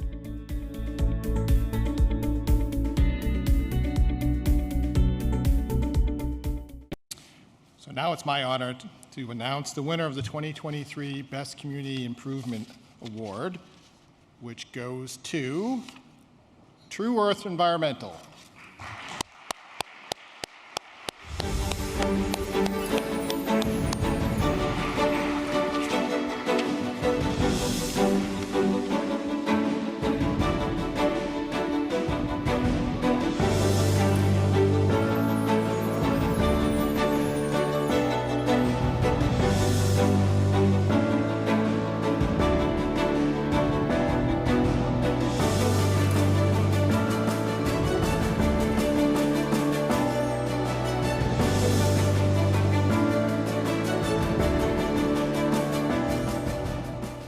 I just want to start off by thanking the Chamber of Commerce Foundation for this award. We at True Earth are very, very appreciative of this and are thankful for it.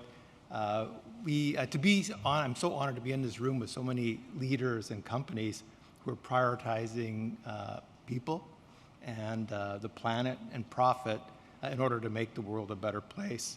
At True Earth, we have a critical cause, and that's to make true lasting change to help save the planet. And we do that in a number of ways, of which one is donating our eco-friendly laundry strips to people in need. We haven't been donating for very many years, but it started in the community where we were founded. The community was struggling, and the people in that community was struggling. And we knew we could help by giving the laundry strips, by taking one worry off people's plates from people that had lots of worries. And we did that. Fast forward to today, and we've donated 33 million strips to 1,033 organizations. The video is even dated a little bit because as of this morning, it's 1,033. And we donate to everything from shelters to food banks. We donate to single parents. We donate to people on fixed incomes because we know that, that clean clothes is a human right. And there's lots of studies that prove that and show that, which I'm not going to get into today, but I can tell you that we are committed to that we are going to donate 100 million strips, 100 million more eco strips by Earth Day 2026. It will happen. I'd be remiss not to thank the NGOs we work with. They can help, and they do help us get further and more people faster. We're so thankful for that. and also to our customers. Our customers are the true change makers, and those true change makers give us the ability to give back. So they also challenge us on a daily basis to find new ways to help people and to find new ways to help the planet, and we're thankful for that. So I'm going to leave you with one thought, that a company can make a difference, but when more companies come together, they can make a really big difference faster. So if anybody wants help with a donation program or starting a donation program, or say, hey, Darren, you guys can do it even better in another way, feel free to please contact me. So again, thank you very much, and thanks the Chamber.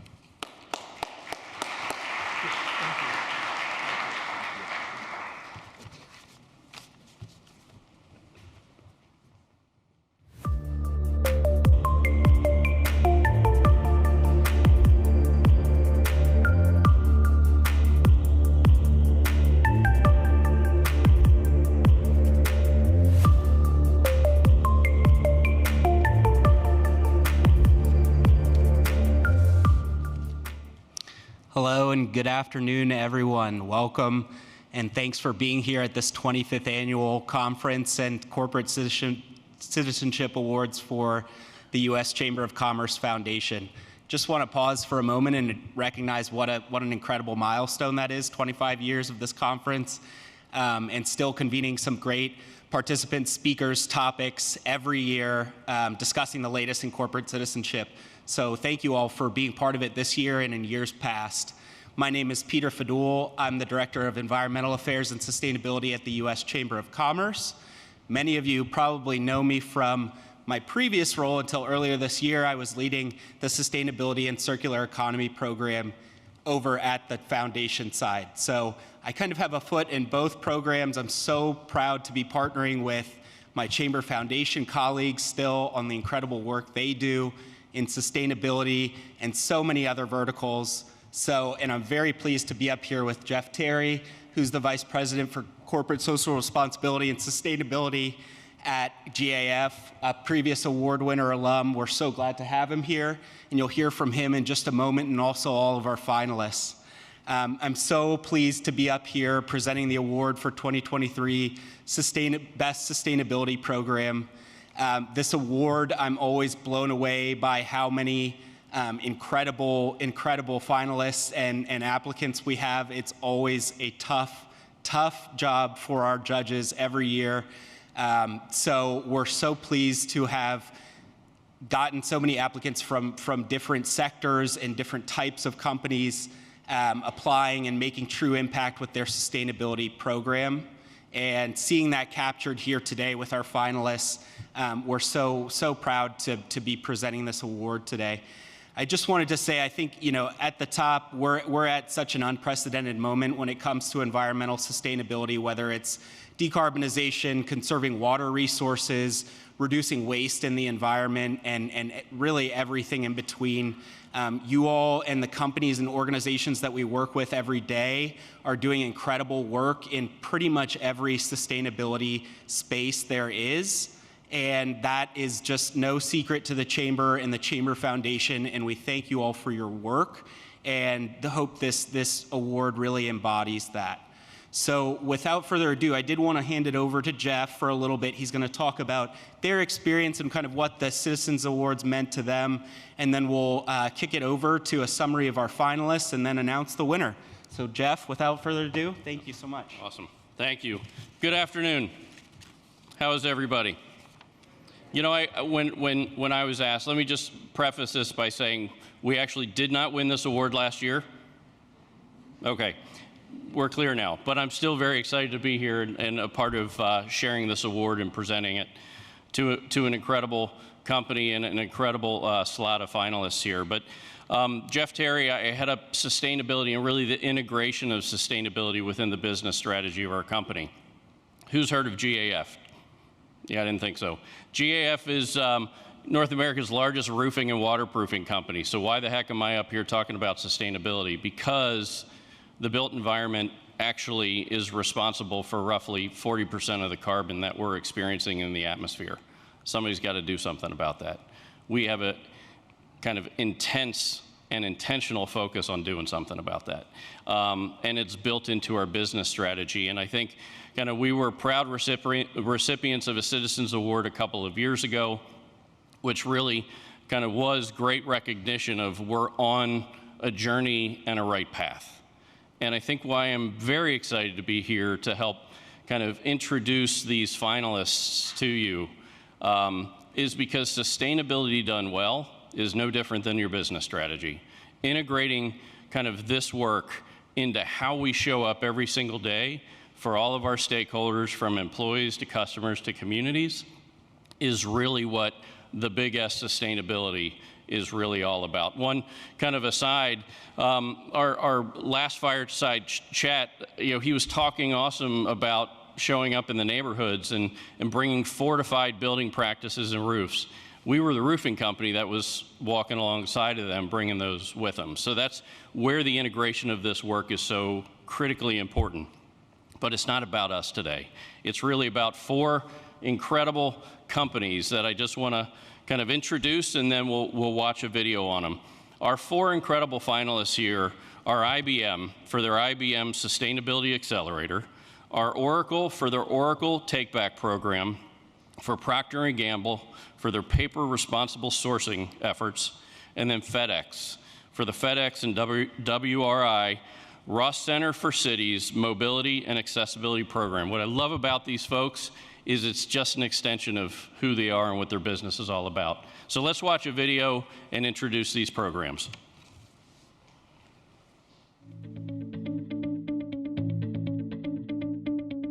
The finalists for the 2023 Best Sustainability Program Award are FedEx, the Mobility and Accessibility Program, a collaboration between FedEx and WRI Ross Center for Sustainable Cities, is transforming public transportation worldwide.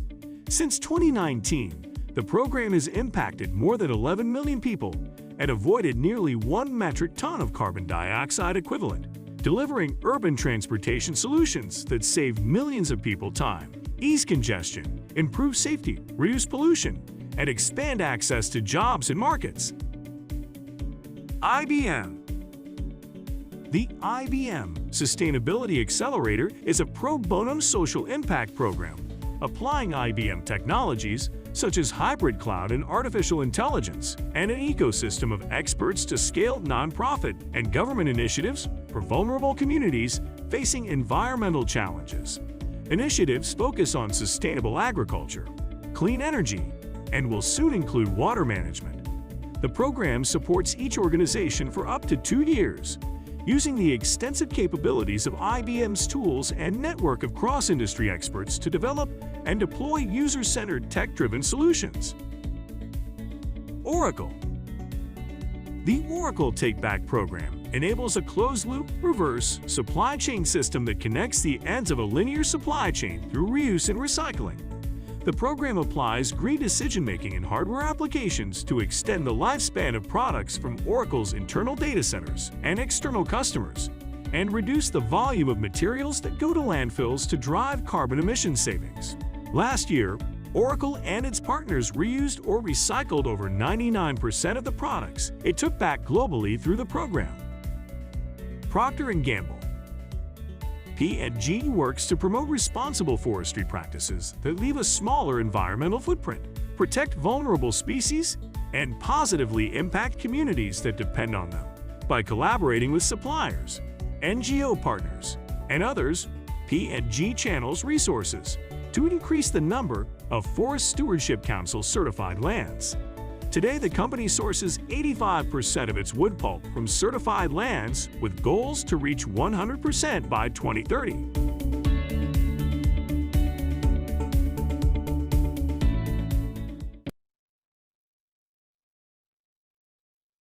Thanks so much again to our finalists and those incredible programs from FedEx, Oracle, IBM, and Procter & Gamble.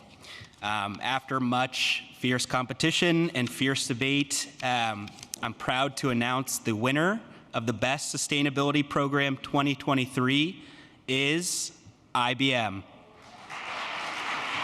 And accepting on behalf of them, we have Justina Nixon St. Teal.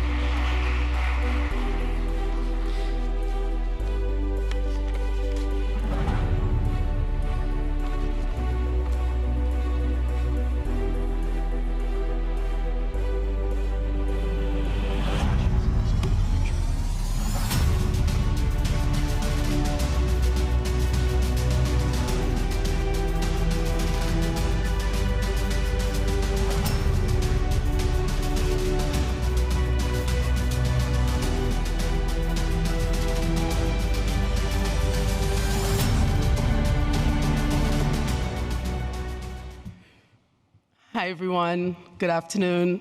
My name is Justina Nixon St. Hill. I'm the Vice President and Chief Impact Officer at IBM. It is an honor to be here today to accept the Best Sustainability Program Award from the U.S. Chamber Foundation. On behalf of IBM, we are very proud of this work. As many of you know, IBM has been a leader in the sustainability space. 50 years ago, we actually launched our first environmental policy.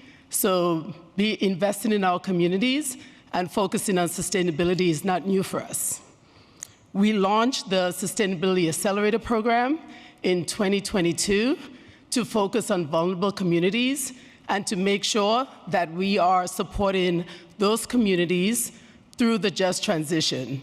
Our focus is on how do we bring our technology, our expertise, our platforms to those communities that are most impacted by environmental threats, especially climate change. This is a cross-collaboration effort across our business through our research, consulting, software, and other functions within IBM, but also led by the corporate social responsibility team. We can't do this without partners. In fact, here today with us is one of our US partners, Texas A&M, and they've been working with us on our sustainable agriculture program, but we also have a focus on clean energy, and then in a few weeks, we'll launch our cohort focused on water management. So we are very proud of these efforts. We are driving outcomes and impact in our communities. We want to continue to invest in this space, and it's something, again, that we are working across our entire business. So thank you again to the US Chamber for this great award, and thank you to all of the other companies that were part of this as well. Thank you.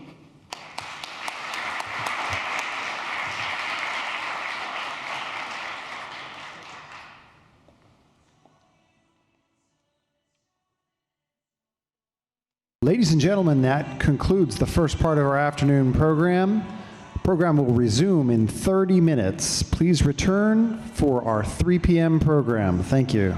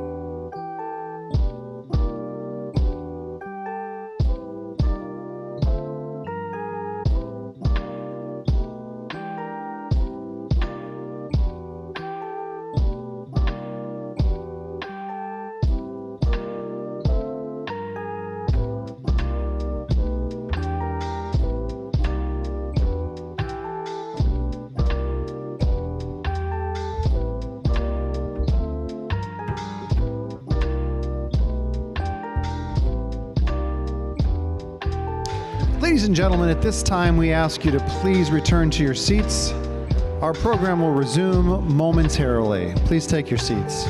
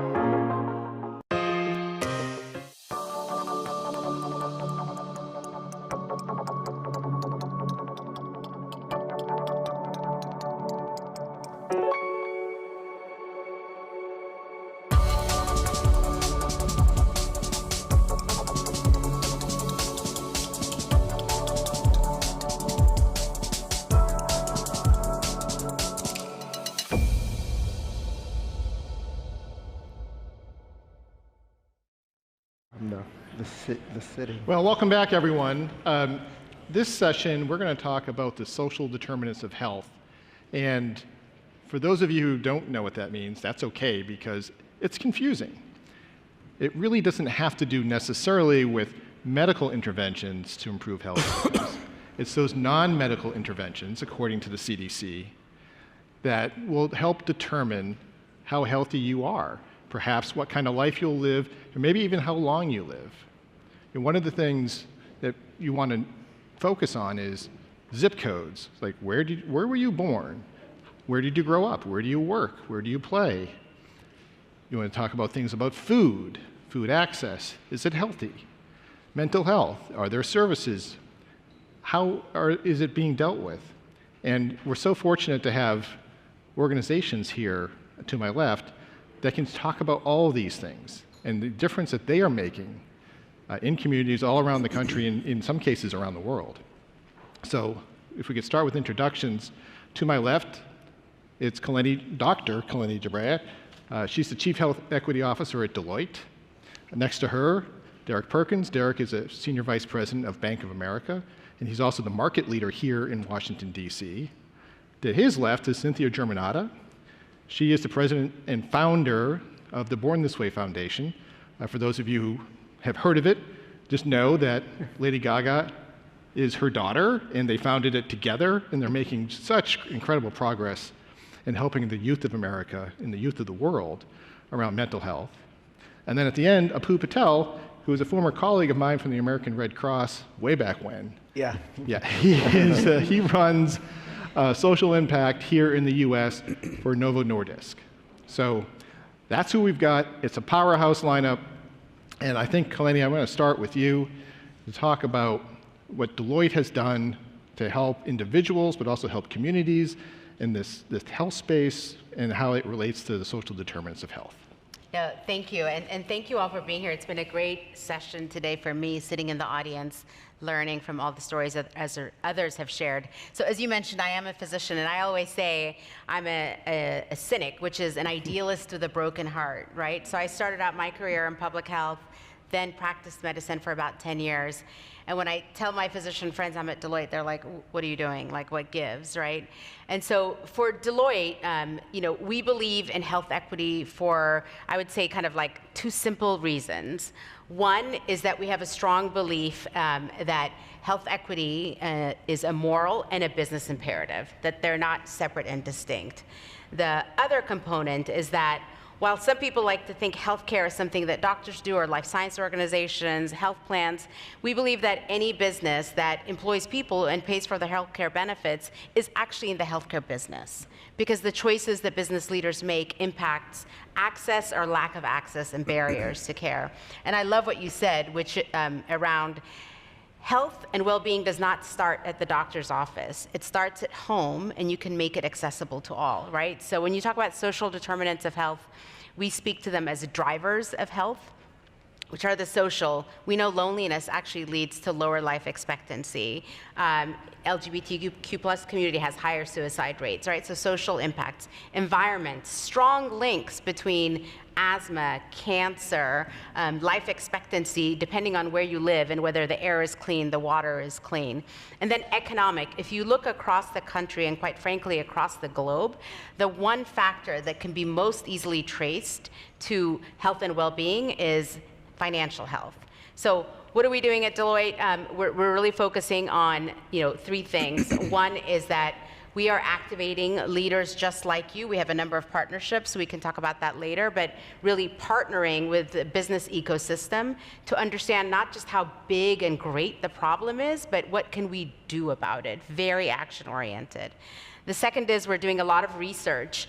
We've quantified the cost of health inequities and health disparities and what it means. And then the third is we're looking at the structural flaws in how healthcare is delivered and financed. Once again, the takeaway being we'll pay, and I was an emergency room doctor, we'll pay for someone $100,000 million to do last-minute interventions, but we won't pay for healthy food or a safe place to live. And so we're tying the dots to have a business case for taking action early and upstream. Yeah, thank you. And Derek, just like with Deloitte, people say, why is Bank of America up there? But there's a really good reason for it, right? And particularly around financial health of individuals and how that can impact their physical health. Absolutely. So, this is actually a perfect sort of lead into the work that we're doing. We realized during sort of 2020, during the COVID, that there was an opportunity for Bank of America to be in that space where we are in, we're around almost every community in the country. We have associates in those communities. We want to be impactful in those communities. So what we thought was, well, how does Bank of America, who's touching all of these, every 1 in 2 households in this country is a Bank of America customer. And so how can we be impactful in the communities? So what the bank decided to do was identify 11 communities to do a pilot, one of which is DC, to really go deeper. How do we sort of close some of these health disparities? Like here in Washington, DC, there's about a 20-year age gap between Ward 8 and Ward 3. Like why is that? Like how do we help lead into that space? We're clearly not in that space. So what we do is we convene people who are in those spaces. We're partnering with American Diabetes, American Heart, and American Cancer, and the University of Michigan to really help drive this work and really help influence this work. We also realize in that we have this affordable housing portfolio. Like how do we help address some of those health disparities that are present in folks that are living in our affordable housing communities? How do we help drive that? And again, we're Bank of America. We don't do those things, but what we do, we have convening power. So we work with our partners to help drive this work, to help improve better outcomes. This is a 4-year plan. We're 1 year into it. We're willing to really look at access and activate and also lobby where need be to really help get change policy. The doctor mentioned sort of the work that needs to be done. Like you're willing to spend monies on sort of healthcare treatment on the back end, but not on the front end. And the question is, how do we help shift this type of behavior? So we want to help drive those throughout our communities in which we live and work and play. Thank you for that, Derek. And Cynthia, we've known each other for a while. What the Born This Way Foundation has been able to accomplish, particularly focused on youth, and particularly focused on improving their mental health, can't be really, it's just amazing what you're being able to accomplish. Can you explain how that all came to be, where you're able to use the power of celebrity and message and voice to really drive home real change in the mental health space, which affects everything else? Thank you, Mark. And, Born This Way Foundation is something that's very personal to my daughter and I, and also our family. Mark mentioned that, we have worked together. Before Born This Way Foundation, I spent 25 years in the corporate world, and I've had the privilege the last 12 years of working at Born This Way Foundation. But I am first and foremost a mom. People know my daughter as Lady Gaga, but to me, she's my Steffi. I have another daughter named Natalie. And our work is the result of her experience with a mental health journey that began in middle school. And it's a very long story, but she and I both noticed the absence, really, of 2 critical things during that time that I guess we would call social determinants. One was a safer and a kinder environment that supported her when this was happening. And second was the lack of mental health resources, education, training, where do I go for support? And these were 2 very critical things that I believe and she believes could have really made a difference in her mental health journey. And because of that, she became very, very passionate about ensuring that other young people felt better equipped. We heard from young people all over the world that they prioritize their mental health very, very highly. 9 out of 10 young people do. Yet they don't have the resources, they don't know where to go, they're concerned about quality of access, trusted services. So our work really focuses on that intersection of kindness and mental health, and in a couple of buckets. First, we reach young people through a number of kindness campaigns, and then we engage them in various types of training to support themselves and also one another. So we have that individual aspect, but there's also a community-based aspect where we invest in community-based nonprofits that are already providing mental health training to young people. So that is really where our work lies.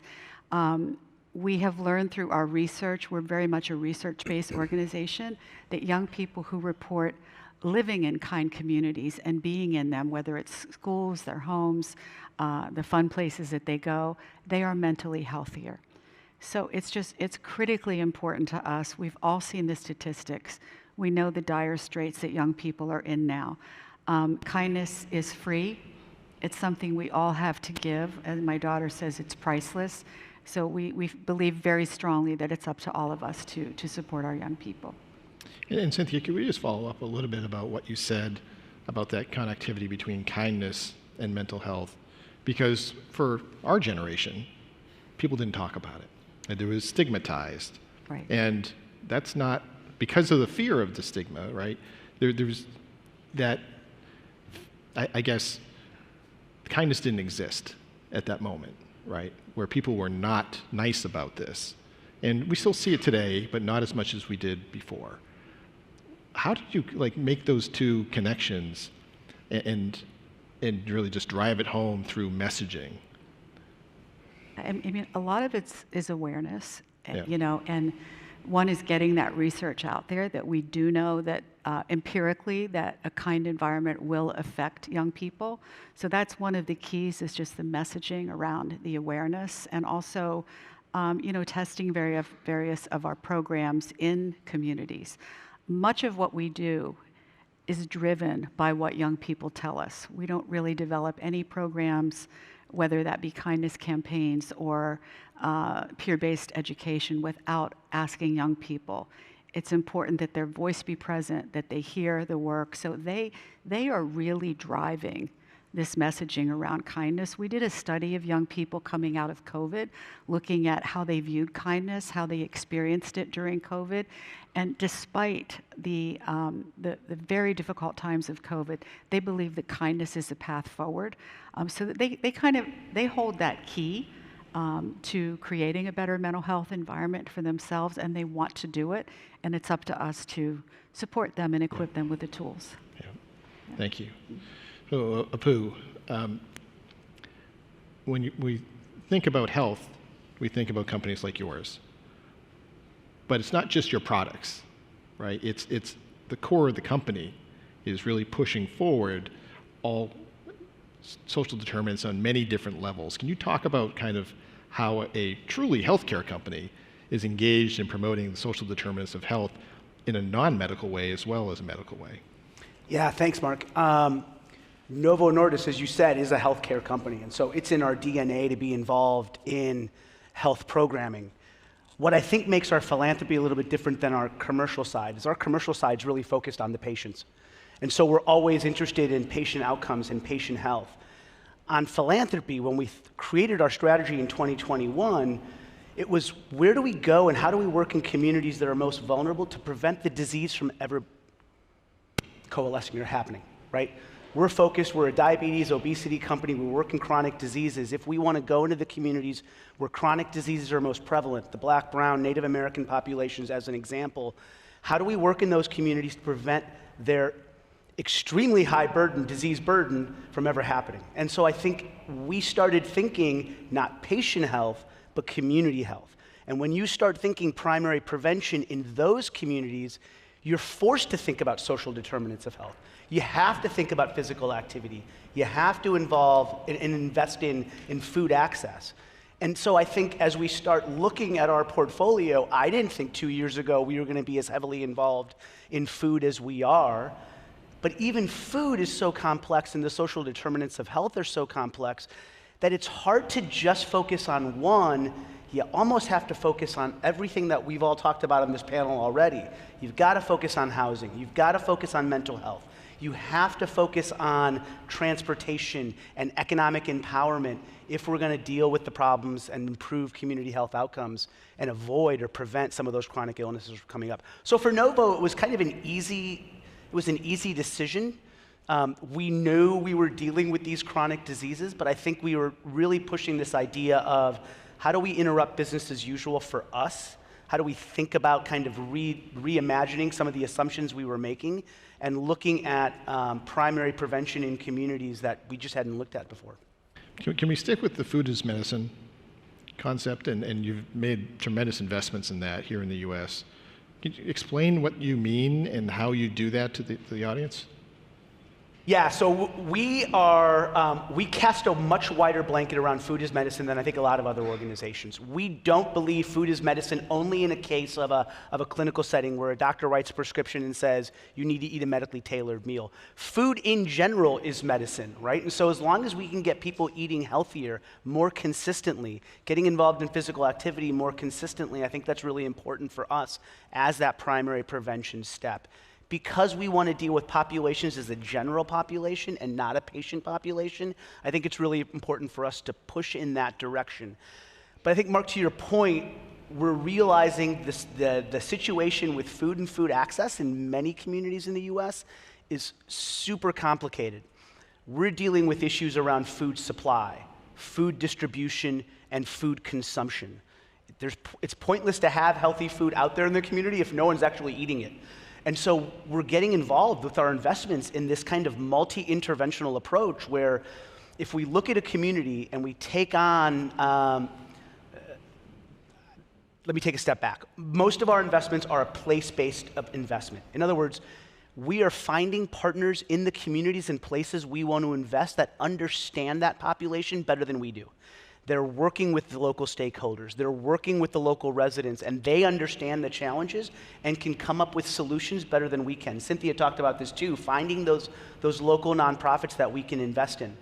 We're investing in them, and then we're looking to creatively design interventions that make sense for that community. So in Philadelphia, there are 26 partners that are in the umbrella of the funding that we're doing. And those 26 partners are doing everything from faith-based education, so going to the churches where people trust that situation more than they might the formal healthcare system, layering on food access, layering on mental health services, so giving people who are suffering from chronic diseases or exposed to or maybe suffering from chronic diseases an opportunity to share their stories with one another and create that kind of peer connection.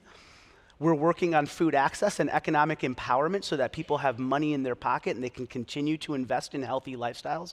And I think that multi-interventional approach is what we need more of. And I know for a fact Novo can't do it all. So how do we as organizations and as companies come together with our different priorities, but they're all speaking to community advancement, and how do we start investing together? And so I think that's where a lot of our focus has been, is this multi-interventional solution that's kind of driven by our community-based partners. Yeah. And Derek.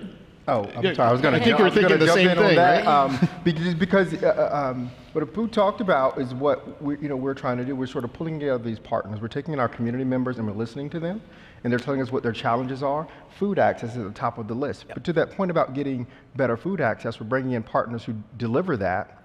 But if you get something that is healthy, but you don't know what to do with it, now what? So we're also bringing in partners to show people how to prepare it, right? Like we want people to actually have the food and eat it, but it is bringing together a set of partners to really talk through, this is what the community outlined that they needed. And so we talked about, we had a community meeting several months back, and one of the things that was pointed out was that people don't feel safe.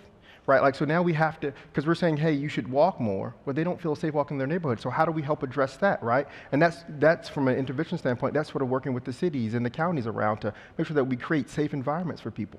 Once we create safe environments, it's getting that food access. It's knowing what to do with that food. And then it's also helping folks understand sort of medical diagnosis. We're doing that as well. We're bringing in partners. Once you get this diagnosis, what does this mean? How do I help improve it? What are the things that I can control in my household? And so we're trying to pull all these partners together. You have 26 partners. We're not quite there yet. We're probably around 6 or 7 in our communities. But again, it's going to take sort of a coalition of people. And this is why I think it's really good that sitting up here we have representation across different industries and different sectors, because I think it's going to take all of us to help drive this forward in this country and help close some of those health disparities that we see right now.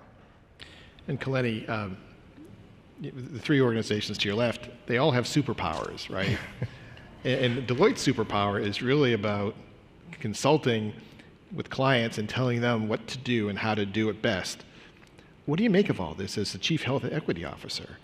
Yeah, thanks for that, Mark. And my superpowers are in my shoes, by the way. You said you liked them earlier, so thank you. So, the way we think about it is we really try to focus on empowerment, right? So everything that Apu, Derek, Cynthia have said, it's completely relevant, and we help solve for those issues as well. But one of our superpowers is really to say, okay, let's trace the money and the root cause of why is there a food desert? Why doesn't somebody understand the medical diagnosis they got? Why? And there are 3 things that we've identified as being the root causes of what's driving, like, so most upstream. And I've been counseled many times to start with the first 1/3, but I always start with the first one anyway, which is, first and foremost, we all have to acknowledge that racism and bias exist in society and they exist in the workplace, right? There's data that shows it. It's not calling any single person or any single organization a bad name, but it's out there, right? I think the second thing that we need to understand is everything we've been talking about, the social determinants of health, the drivers of health, where you become an object in your life instead of a subject, right? So imagine, we just published a paper that talked about the pink tax in healthcare. So we've all seen the wage disparity that exists. Women get paid 80 cents, 70 cents, maybe sometimes 60 cents on the dollar. We also know that there's a pink tax on the lotions, razors, you name it. We found out of pocket, employed women pay $15.4 billion more a year per person for their health care. So we did a deep dive and said, why is that? It's because of how benefits are designed, how cost sharing is designed. So while all preventative services are covered, you do a diagnostic mammogram that's covered, now you've got additional tests that need to come out of pocket that you don't have the money to pay for. And oh, by the way, you're a shift worker and you've got childcare and adult caregiving responsibilities that you can't even get the time to go off, right? So those are the determinants of health that kind of like multiply in each other.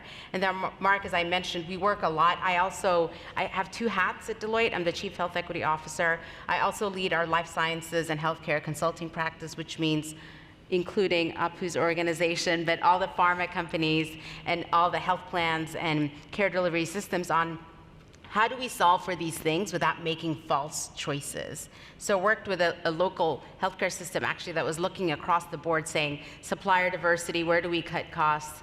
And we showed the CEO the data to say, the best way for you to cut costs is to close all your services in this part of town because they're mostly Medicaid patients. It's hard to get the workforce that you need, but here's the human toll that will happen. And we had a frank discussion and said, like, the easy thing is to just cut this out of your portfolio because it's costing you money. The longer term and potentially thing that you can do with business partners and the government and CMS and HHS and your local health department is to take the longer track road where you actually solve for having education brought, hiring skilled workers instead of those with college degrees, bringing food trucks to the places, providing transportation for the kids to be picked up, right? And so what we do is we try to be very diligent about quantifying and measuring and naming the things so that business leaders have options to make with a fully informed set of impact that they have. So simply said, I think we go from looking at it from a bottom line, just EBITDA margin, to saying what's the sustainability and stakeholder impact. And we can help you do the math, and we can actually help you navigate past the roadblocks that may exist. Yeah. We're going to get to measurement before we run out of time, but I do want to talk about empowerment. And Cynthia, your Be There certificate that you helped create, I've gone through the course. It's helped a lot, right? It's empowered me to talk to my kids. I have a 17-year-old and 2 13-year-olds, so you can imagine what my house looks like every night. My condolences. Thank you. So, but tell us more about the Be There certificate and how you're empowering people like me and the youth to be able to identify issues, learn how to deal with them, and now you have an army of certificate holders who can really make a difference in their own families and in their communities. First, thank you for taking the certificate. I took it as well, and it immediately helped me have conversations with my daughters, as well as other young people in my life. So what Mark is referring to is the first ever certificate-based mental health training that's online. And I mentioned earlier that young people, they very much prioritize their mental health. They want to help themselves, they want to help one another, but they don't have the resources and the skills to do that. And we partnered with a company in Canada called jack.org. to co-develop a peer-based mental health training. And it came about from a substantial body of research where they talked to a lot of young people about where do you currently go for mental health support? What do you use? What do you Google? And what's missing? And it were those gaps that we were looking to fill. And for example, a couple of those gaps were things like the right support to break down the stigma around mental health, a much more inclusive type of training that would be in multiple languages, that would take into consideration disabilities, different identities, people with chronic illnesses. So all of these factors went into this wonderful training, and it's a 90-minute free, self-paced, peer-based mental health training that teaches you how to have the right conversations about mental health, how to ask the right questions, how to know your boundaries when you're having those conversations, and most importantly, how to connect that person to proper support.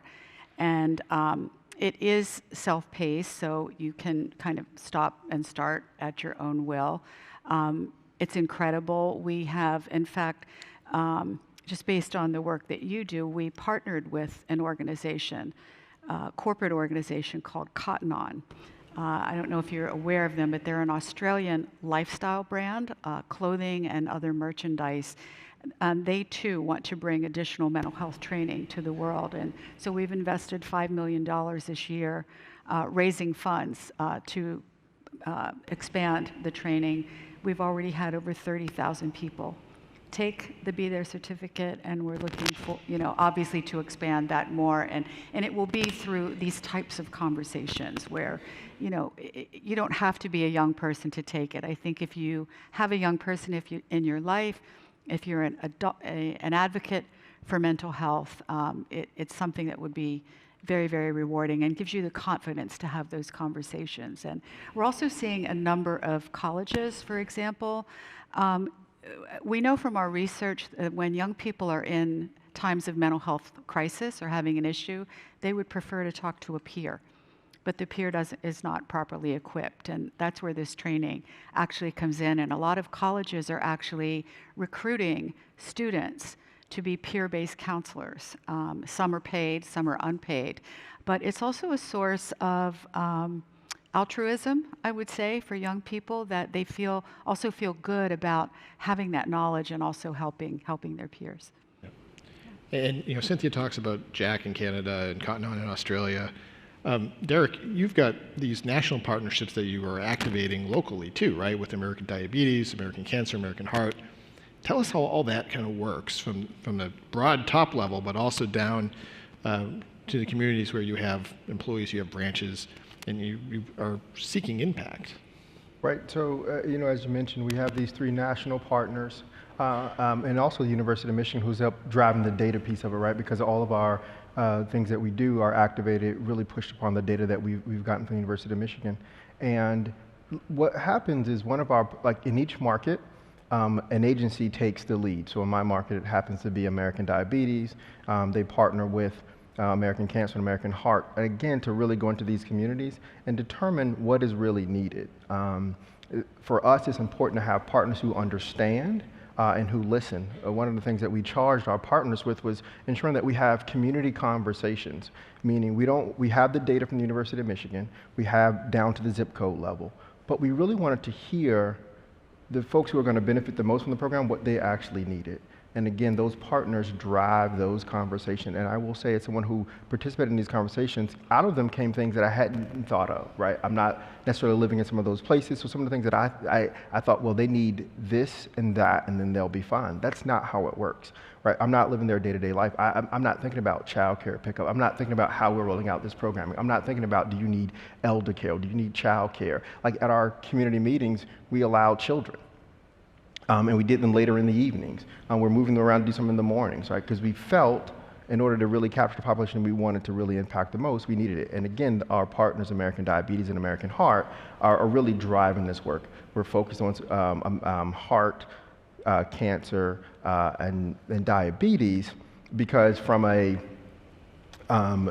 sort of premature death cause. These are the leading causes across Black and Brown and Native American communities. So we want to make sure that we are impacting those 3 segments of the population.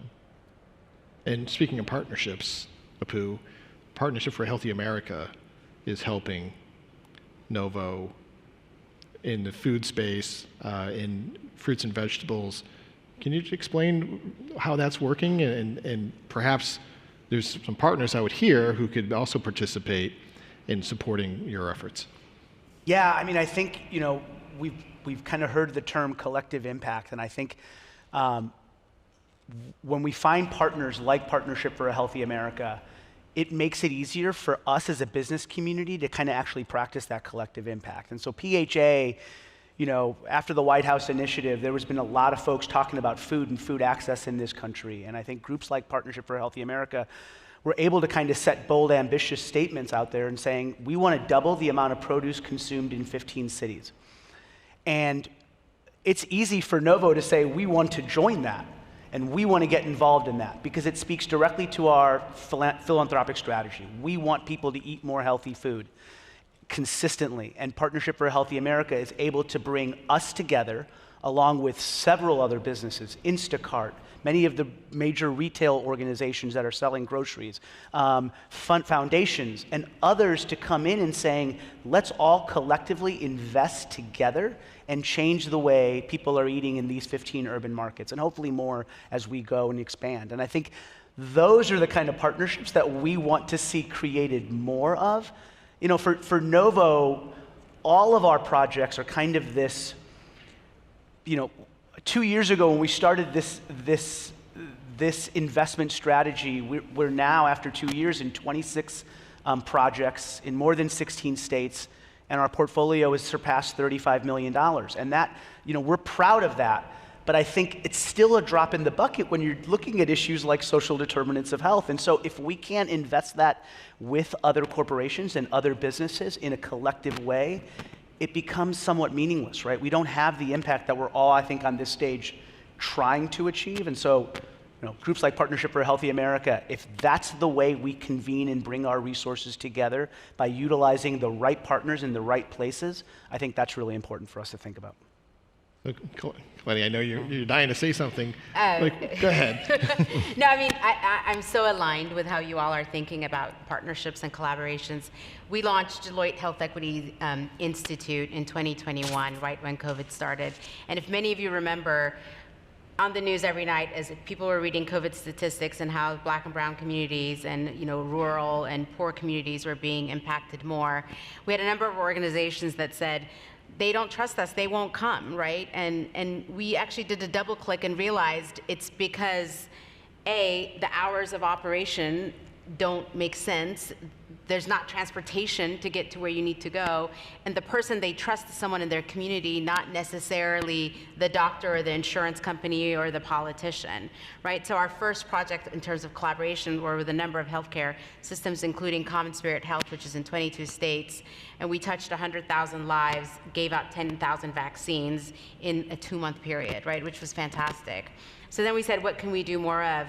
We worked with the American Hospital Association to actually create a reference guide of how do you make health equity a board agenda topic. So we created this one-page reference guide, and then all these hospital systems came together and said, we want more. So we created a full playbook, and this playbook, all of this is part of our pro bono work, by the way, so it's available to the public, so anybody who's interested. How do they get? Oh, so if you go to AmericanHospitalAssociation.org and just look up Health Equity Workbook, you can find it. And Kaleni Gabrias, just link me in, and I'm happy to also share that with you. And then I'll mention 2 other offers, actually, to this great group, which is we also worked with World Economic Forum. We have over 500 global CEOs and organizations who've signed up to have a zero health equity gap.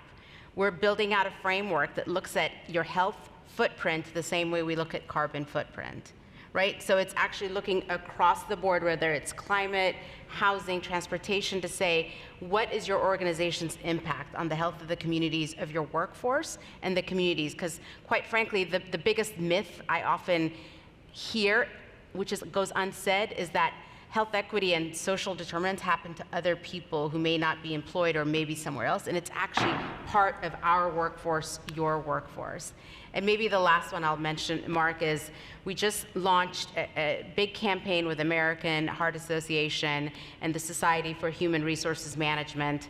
I believe in goals. We have a goal of 10 million lives by 2025, at least 10% of the American workforce. We've created, once again, a playbook. It's on the American Heart Association's website, where we're activating the CEO groups and specific actionable things for human benefits to do, for business leaders to do, so that it doesn't just become this problem that is larger than us. And you talk about it at a cocktail party, kind of feel better, go to sleep, wake up, and then you're like, now I get back to real life, but that it becomes part of real life. So that's also available.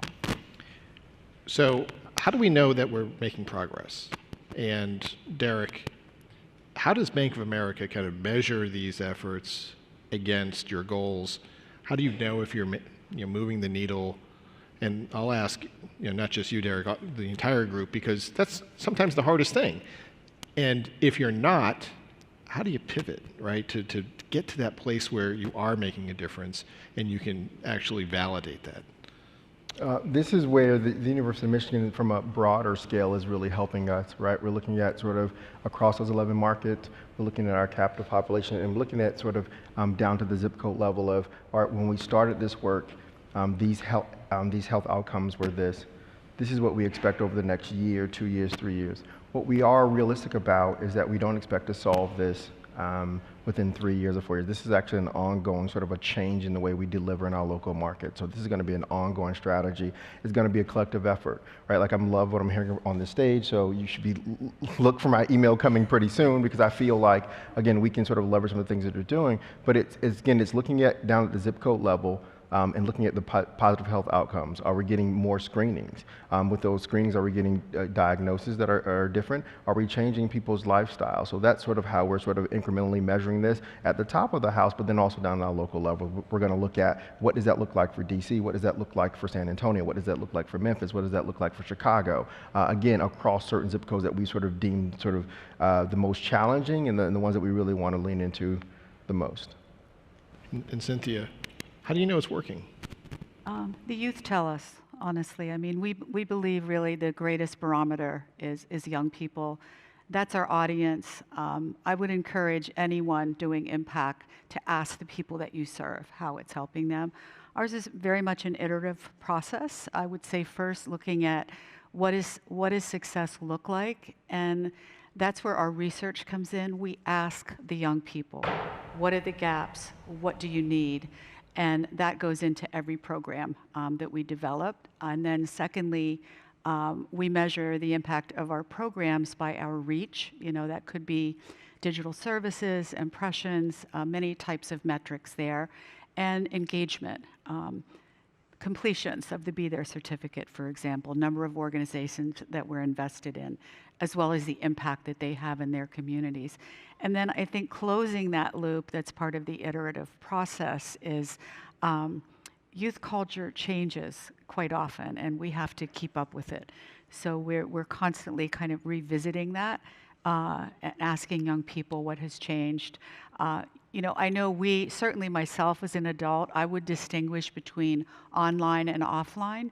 Young people don't, so we know that we have to meet them wherever they are, so our services have to sit across all of those platforms. So it's really based on what the young people are telling us. And Apu. I love this question. Yeah. I think part of our strategy when we thought about measuring impact meant we had to start investing in longer periods of time. You can't invest for 1 year and then hope you're going to achieve impact. So we had to do multi-year funding. And we're doing 3-year funding, and I would tell you, all we're going to get after 3 years is basic outputs. Number of people that we might have served or reached, maybe number of servings of food. But I can't tell you we had a health outcome impact. 3 years is way too short. When we started, we said, wouldn't it be great if we could measure reductions in A1C or reductions in waist circumference? I no longer believe that, right? And we're learning as we go. Now if our partners, and we got to find the right partners, because it's not Novo's job to do the measurement. It is the partners that we're funding that have to collect the data. And all grant partners, all nonprofits, all community-based organizations you're working with, we need to ensure we build their capacity to do basic monitoring. To your point, Mark, can they even collect the output data? Can they collect the data about people being served, what meals and when? Because that's important. Because if they're not able to do that, then we need to go back to the drawing board and saying, wow, that training session did not work. Most of the people who left that training session didn't learn anything because you were speaking in French and they understood English. And so maybe we need to go back and figure out a different delivery mechanism. So monitoring, I think, is super important for our grantee partners just to understand if their delivery is effective.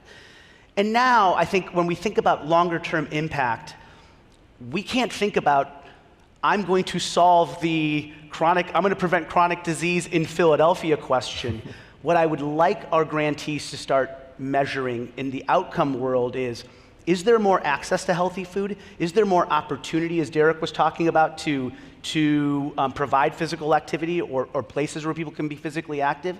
And ultimately, and I think this is where we have to stop, is are they eating healthy consistently? I don't need to reprove the science that says healthy eating and physical activity lead to health outcomes. It's done. There's tons of research out there and white papers out there. So why do I bother my grantees and saying, prove to me that you did this? If they can prove to me that people in Philadelphia, people in DC, people in Houston are eating healthier more consistently in the communities where we're working, I'm satisfied. But that is not a 1, 2, or even 3-year question. That's a 5-year question. So we as the funders have to be really patient about the data we're expecting our grantees to collect and deliver. And I think if we can find that patience and we can find that the ability to wait for that impact to happen and stay true to our strategies, we may actually achieve something at the community level.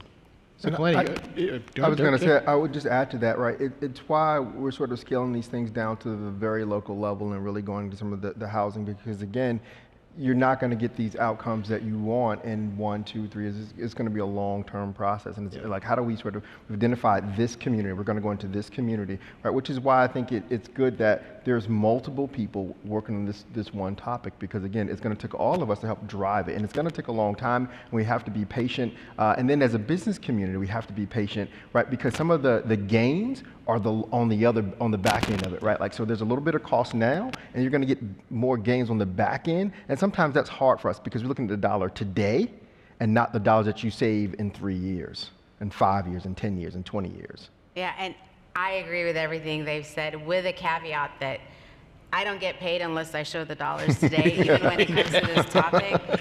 So I fully agree that, we do a lot of can we measure that we did as we said and we said as we did, right? We started out with $3 million of investment, $25 million the next year, and now we've committed $1.5 billion over the next 10 years on 3 things that we believe that are multifactorial to accelerate the outcome that we talk about, which one is health equity, which is everything we've been talking about. The other is workforce development and education, because ultimately we believe unless you have economic mobility, this philanthropy work, we're just kind of like patting ourselves on the back, right? And the third one, financial inclusivity, which you'll get my email too, right? But just how we can use those 3 things so that we're doing what we say. And then the second part of what we're doing, and this is where it gets really complicated, and there are a lot of assumptions, and it's not perfect science, but we try to actually quantify and estimate for every dollar in housing that you invest in housing versus every dollar you invest in smoking cessation versus food access, like which combination and which one thing seems to make more difference for which community, right? So cause and effect. So we're a little bit like geeky about it, and we have a tool that we're like, I'm going to tell you, this is deep state. We have information on every household in America, which we do. But we literally look across communities to understand, like, what's the magic combination, with the assumption that it's not the same thing for every community, but we have to continually analyze. And the last thing I'll say on this is, we always assume for each one of these things, we're going to get it exactly wrong every single time. So we're just constantly learning and pivoting and refining and modeling. Yeah. Well, we're almost out of time, but I want to give each of the panelists the opportunity to answer this. If you had one wish for this audience to help you, what would it be? Apu. invest with us, invest in the partners that we're finding, because I think we're all investing in some really important sectors, but I think all of those contribute to the ultimate community health outcomes that we're all looking for. Very similar. I would say please collaborate with us and do so with a long-term mindset. Changing the landscape in mental health or any health really is a multi-year, multi-investment commitment. So yeah, collaboration and long-term. And I don't really have anything different. It's really about collaboration and being patient in this process, and long-term investment. Like those are the things that we really need to partner with, and then not recreating the wheel. There's a lot of good work that's already being done. Let's figure out how we can all plug into it and drive it forward. Yeah, and I think I would go beyond the headline of the big commitment of whatever investment it is and invest in your workforce. Because if you do what you say you want to do for the world and the country and for the community, for your own workers who are every day watching to see if what you say is congruent with what you do, you will change the culture of your organization. You'll recruit more talented people, you'll keep more talented people, and you'll have more impact. So like everything else, I think this begins at home, so clean house before you go out and pick up the trash in the park. Yeah. That's all the time we have. How about this for the panel?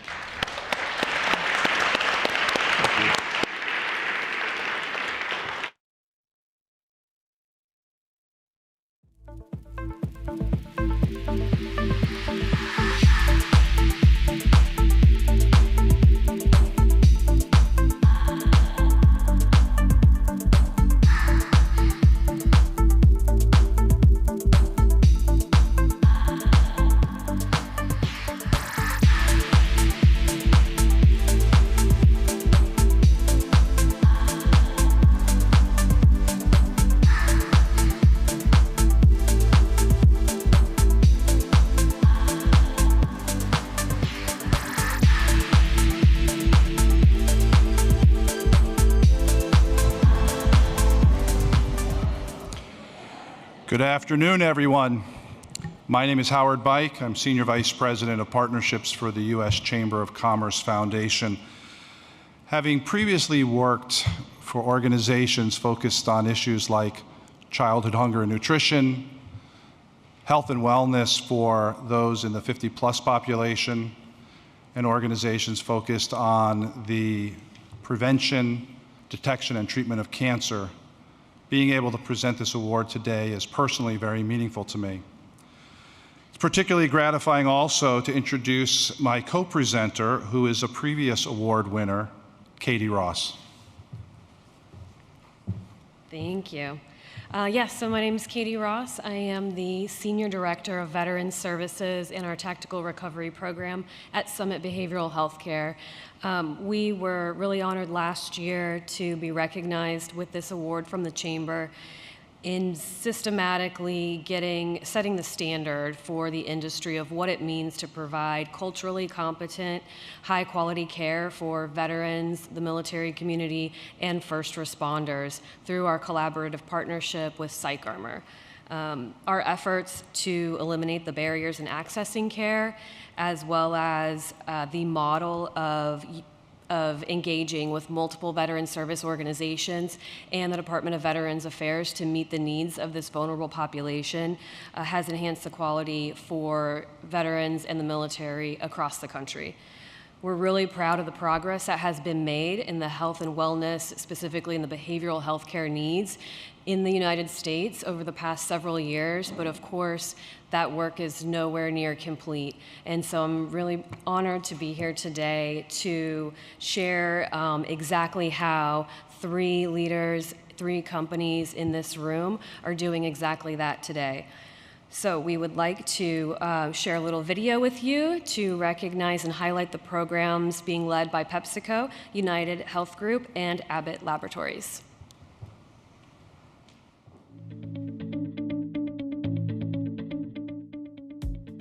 The finalists for the 2023 Best Health and Wellness Program Award are Abbott and Abbott Fund. Abbott and Abbott Fund's Healthy Food RX program delivers prescription-provided, recipe-based food boxes directly to the doors of people with diabetes in Stockton, California, alongside health education and virtual cooking classes.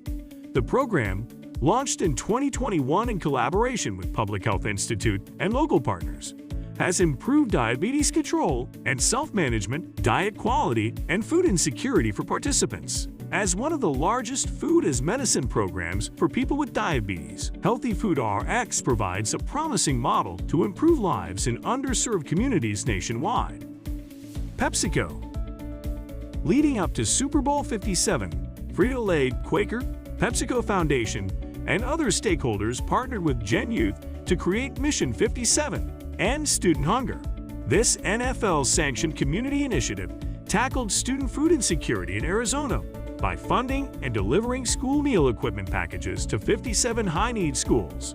Over 8.5 million meals were made accessible to over 31,000 Arizona students through this community effort, supporting the NFL's commitment to leave a lasting legacy of positive impact in the community. United Health Group. United Health Group is investing in a multifaceted, holistic approach to tackle the unprecedented youth mental health crisis. The approach leverages partnerships in more than 20 states, including school districts, children's hospitals, clinics, and universities to improve access to behavioral health care, strengthen early childhood development, address disparities, and build a more diverse behavioral health workforce that reflects the communities United Health Group serves.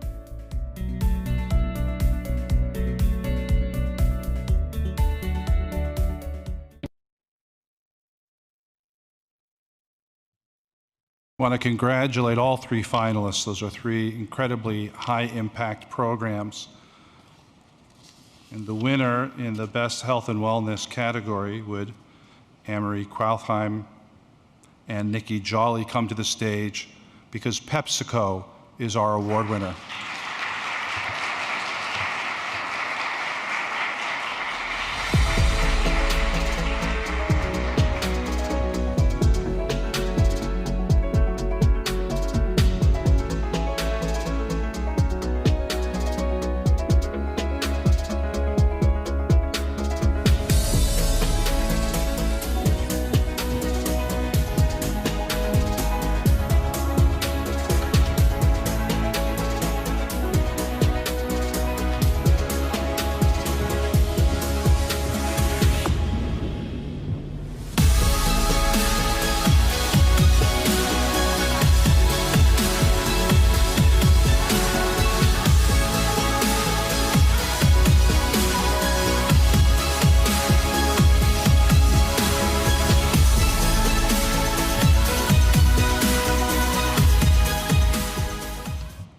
Thank you. I'm Nikki Jolly, and on behalf of PepsiCo, we're honored to receive this award.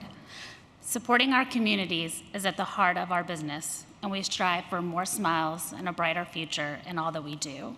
We also believe that it takes everyone working together to make the biggest impact, and for this, it cannot be done alone.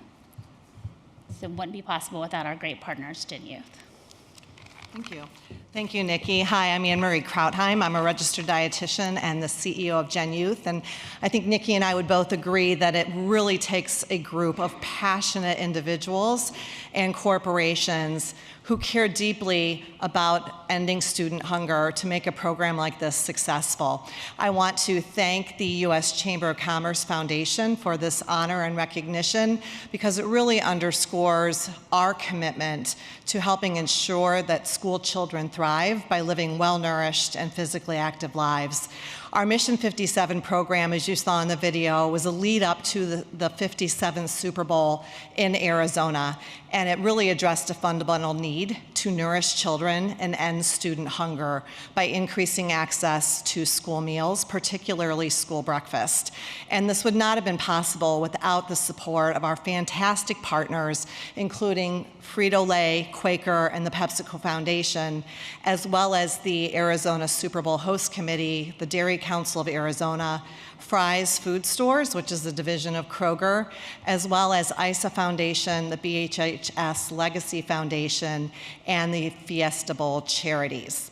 At Gen Youth, we know that schools are the great equalizers. They're providing healthy school meals and opportunities for all children to play and be physically active, as well as learn in a safe environment.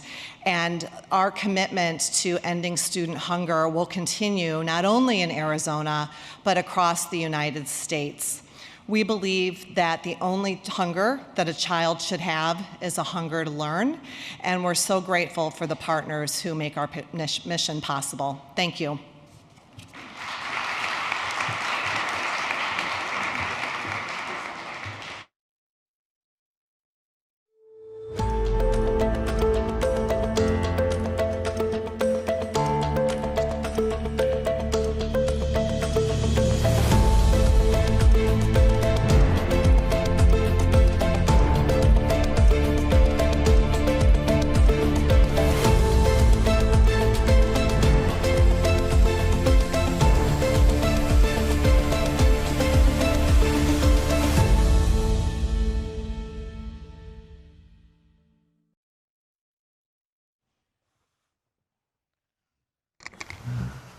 Good afternoon, everyone.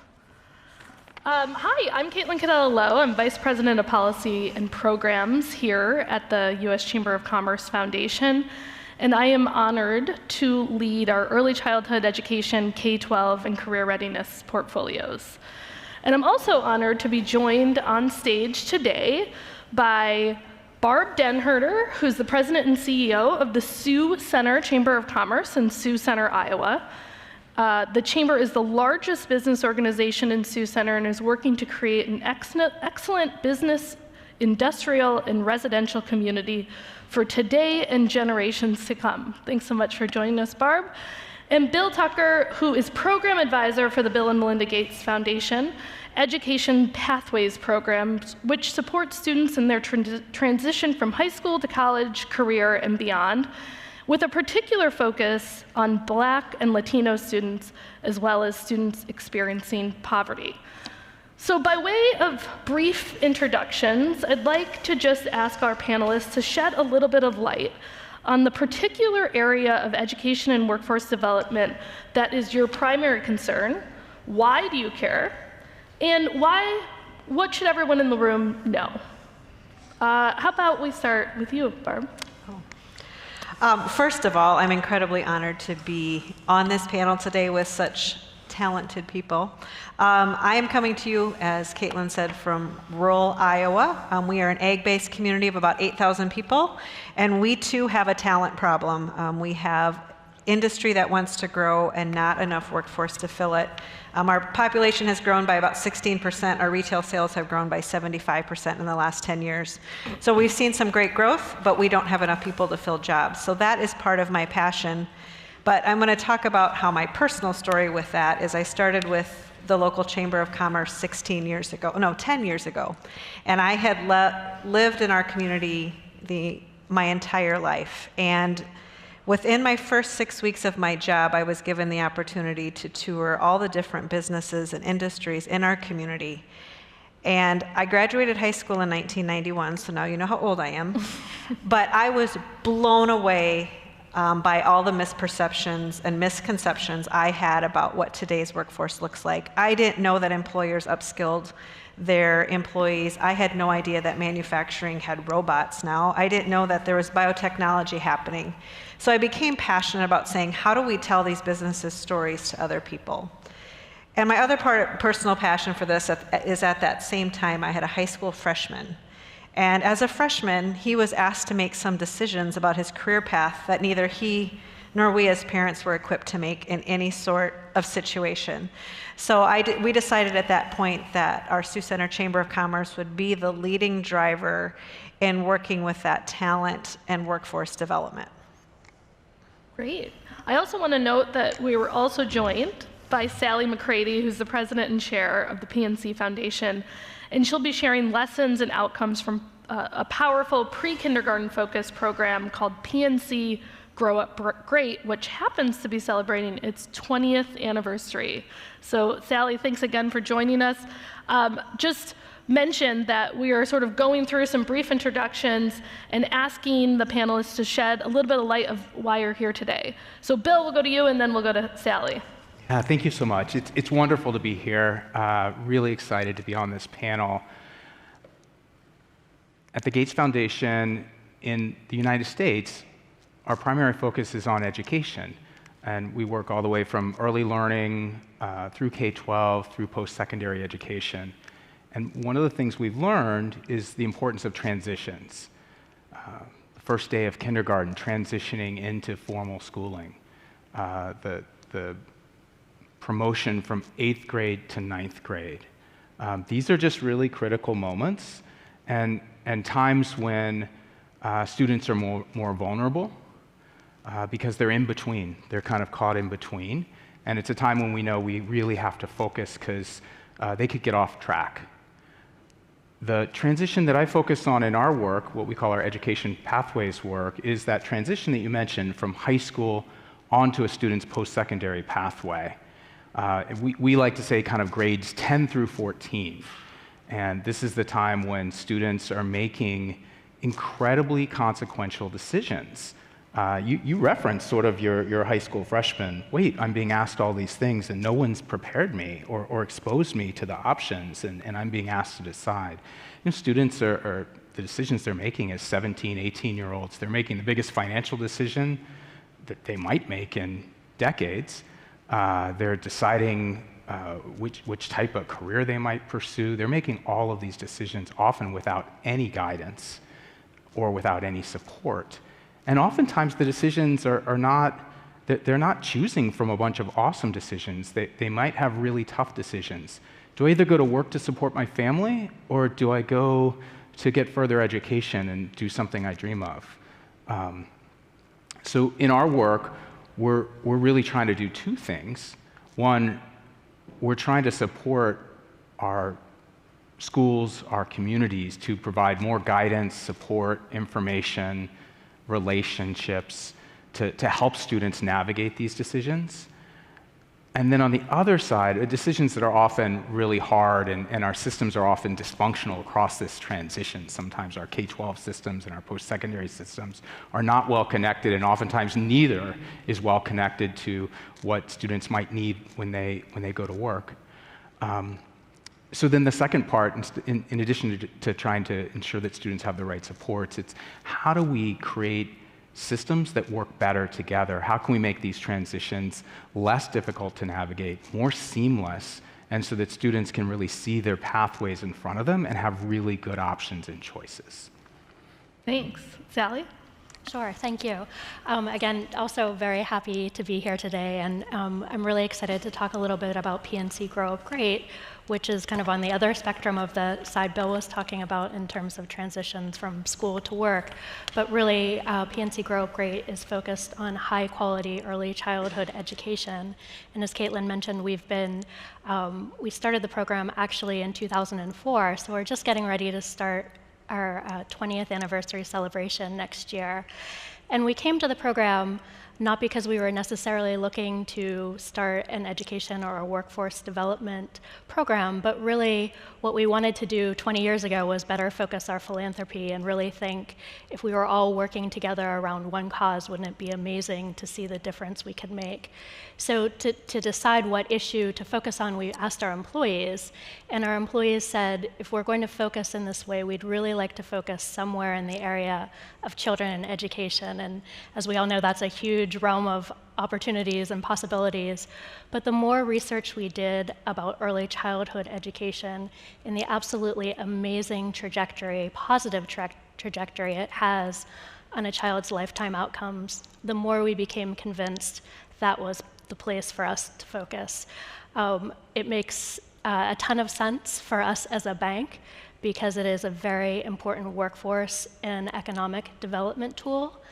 And so we've really focused that. It's become a $500 million program. It's a bilingual program, and we believe very strongly that we have to think of all the resources we have at PNC to bring to bear against this issue. So we have a grants program, as you might imagine, an employee volunteerism program, an advocacy program, and an awareness program, and have been really working to improve access to high quality education for the last 20 years. So Sally, let's stay on that. What are you seeing through PNC Grow Up Great program in terms of how effective early childhood education paves a smoother path for youth as they grow up? And what outcomes have you seen over the last 20 years? Do you believe that PNC's Grow Up Great program is the start to the talent pipeline? Sure. So taking the first part of that question first, how does it smooth a pathway for children's future success? There's so much research that talks about the impacts of access to high-quality early childhood education. So we know that children, especially children from lower-income backgrounds that have access to high-quality early education, are more likely to, less likely to repeat a grade. They're more likely to graduate from high school, go on to college. Studies showed later in life they'll more likely own their own home, have a savings account. And in fact, economist James Heckman from the University of Chicago, who's a Nobel Prize-winning economist, has talked about that the return for every $1 invested in high-quality early childhood education, society saves up to $13 in the long term. And again, these are savings because of less grade repetition, less use of the criminal justice system, less use of the social welfare benefit system. So really an amazing return on investment. And I can promise you, if you work for a bank and you talk about a 13% return on investment, bankers' eyes light up, and it makes a ton of sense for us and a ton of sense for us to advocate for this issue. But after 20 years, it's amazing to think that even with all of this research, we're still not making the investments that we should be as a country in high quality early education and high quality early care. So just to give one example that I know we're all very familiar with, the nation's facing a huge childcare crisis. Its Ready Nation released a report this February that talked about it's a $122 billion loss to our economy each year because of the lack of childcare, and this is because of lack of wages, loss in tax revenue, loss in earning power, and yet we still aren't making these investments. So we know at PNC it's crucial to continue to advocate. It's crucial to continue to talk about the importance of these investments. Bill, when we spoke a couple of weeks ago, you talked about the education career sort of being a siloed challenge, right? And one of the areas that you have spent some time focusing on is supporting students through the entire process, trying to break free of these silos and allowing them to be exposed to opportunity for their futures and actually chasing and securing these opportunities through jobs and work-based learning experiences. Can you elaborate on what that looks like from the perspective of the foundation? Yeah, sure. I'm really glad that you asked because all too often we find that people want to have college or post-secondary education be opposed to careers. You either go down this track or you go down that track. Mm-hmm. And in high schools, we might set up, there's college advising over here, and there's CTE, or career and technical education, over here. And what we see is that they go together. It should be an and rather than an or. Almost everyone who goes to college or to get a post-secondary education wants to have a good job and have a great career. And likewise, we see that the vast majority of good jobs in this country, and that number is increasing, require some form of post-secondary education, certification, and training. So to think about these as opposites is really just leading us down the wrong direction. We want to think about what that might look like. That means that we're broadly exposing students to the different types of careers that might be available in their communities and in our country as early as middle school. That we are connecting, and we're giving them career-connected learning opportunities. So it's not just exposure, but they're having the opportunity to see the relevance in their classes and ideally have internships and externships and all sorts of opportunities to really see what it's like. And then we're helping them connect those opportunities and those things that they want to do or they're excited about, and helping them to see the relevance on how their education pathway connects with those career opportunities. And what we learned from the research is that students who have that sense of purpose and relevance, they do better in their education. Not surprising, right? When we take on something and it's hard, and it's almost always hard, you're going to run into barriers. If you know why you're doing it and you're really committed to it, you're going to overcome those barriers.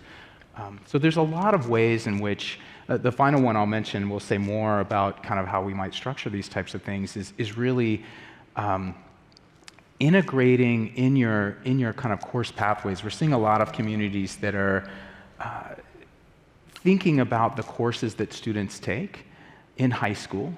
They're integrating them with dual credit or dual enrollment from a community college or institute of higher education, and they're constructing them so that they are not just random courses. Well, I took a bunch of courses, but they can be construed onto pathways. So if you're in the Central Valley in California, there might be an agricultural tech pathway that you take. And students have options on these pathways. And again, they can see how these courses come together, not academic over here and career technical over here, but really integrated, and not making you stay on, not lining you up into you have to go this way, but really offering you a pathway. Oh, this is what it would be like, and I've already accelerated half the way, and I could see how I could get to this really good job or this really good career. So putting them together is just a much better way to think about it, and it actually serves both purposes. It helps with educational attainment and helps students really find those passions and connect. Yeah, this is a great transition to the next question for Barb, which your chamber, Sioux City, has actually multiple programs that you've been running in this portfolio. One is your teachers program, where educators learn from employers on what knowledge, skills, and abilities they need for the jobs of tomorrow. And they bring that back to classrooms, right? The next is Your Future at Work, which is a program that exposes high school students to real local industries and employers, and talks about their futures. And then the next, which is a really innovative one, is your Homecoming Grant, which brings young professionals back to Sioux Center to live, to work, and to play at home if they ventured somewhere else. So bring us inside these three different programs, and what's the experience that your teachers and your students and your employers and your parents are getting, and what's the feedback that you're getting from stakeholders as a result of these three programs? Sure, she already did a great job explaining them a little bit. I'm going to start with the Your Future at Work program. That was one of the first programs that we generated or started when I started my career with the chamber. School administrators came to me and said, there's something backwards with career fairs. I feel like students are getting talked to, they're being told about the business, not getting hands-on experience about the industry. And they weren't finding their passions, as Bill talked about. So what we created was an event at that time which was unique, and now they're happening all over the nation, which is awesome. But students actually get to choose what type of sessions they want to go to. So we have businesses who sign up who will participate in this event. But the businesses are instructed clearly to not talk about your business per se or your benefits, but to talk about your industry, to give students something hands-on to work on. 20 minutes is all they get. And we want students to leave that session wanting to know more about that industry, or maybe they learned we don't want to do that industry. And we find out, this is geared towards high school sophomores, that a lot of high school sophomores think engineering is about driving a train. So when they go to the engineering session and find out it's not about driving a train, and we also learn through this that our businesses speak in words that our students don't understand. So they're speaking in their vernacular, and so we do actually a train the trainer with this to encourage businesses to bring their conversation down to a level of a 16-year-old. And that has really been profound. And then the other great takeaway from that is we have over 900 students now out of our county that attend this each year. We have 3 different post-secondary institutions, 2 four-year colleges and a community college. They take turns hosting these 900 students. So it's a win for those, those institutions as well, to show students what is happening and where they could potentially see themselves in their future. So after that event started to happen, I was hearing that students would go to their teachers and say, hey, I heard about Pella Windows Corporation. I want to work there. They manufacture windows. And the teacher would be like, oh, you're too smart to work in manufacturing. And I'm like, oh, we have a problem. And again, a lot of these teachers don't know what they don't know. They've been teaching their whole life. And so they haven't had the opportunity to step foot into our local businesses and to see what's actually happening. And many of these teachers are my friends, and I would hear what they were saying. I'm like, they just don't know. They don't know about the current work environments, what some of these skills are that these students need. So we developed a program called Classroom to Career.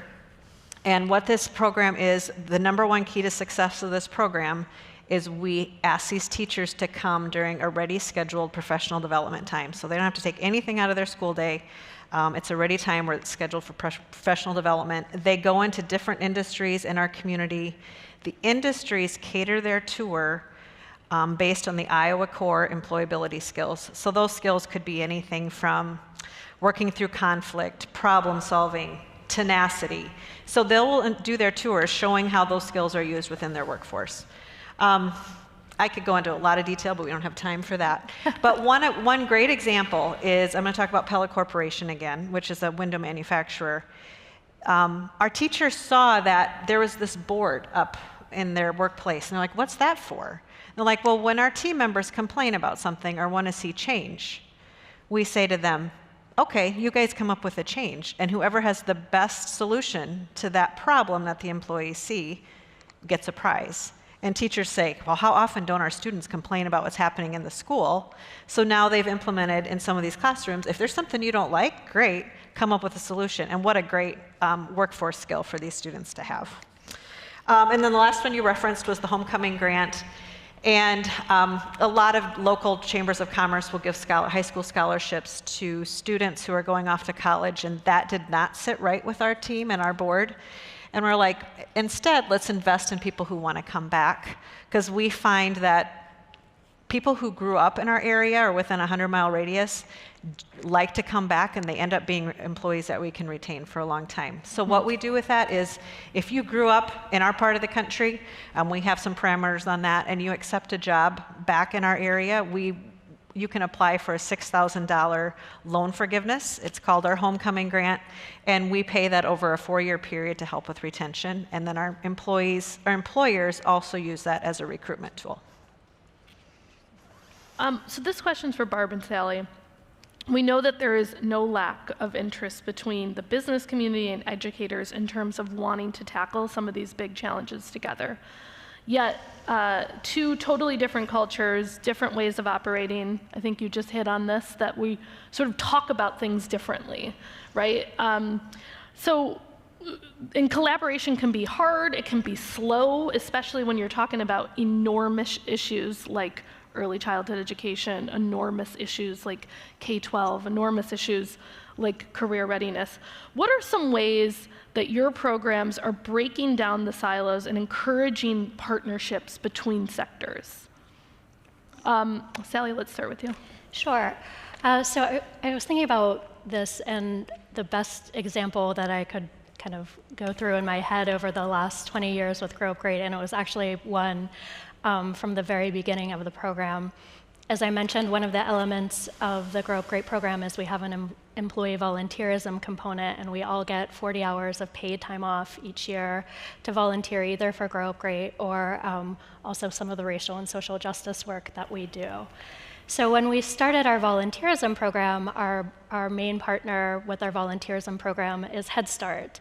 And so, as you mentioned, there's definitely some different in cultures between a large bank and an early education program, a government-run program.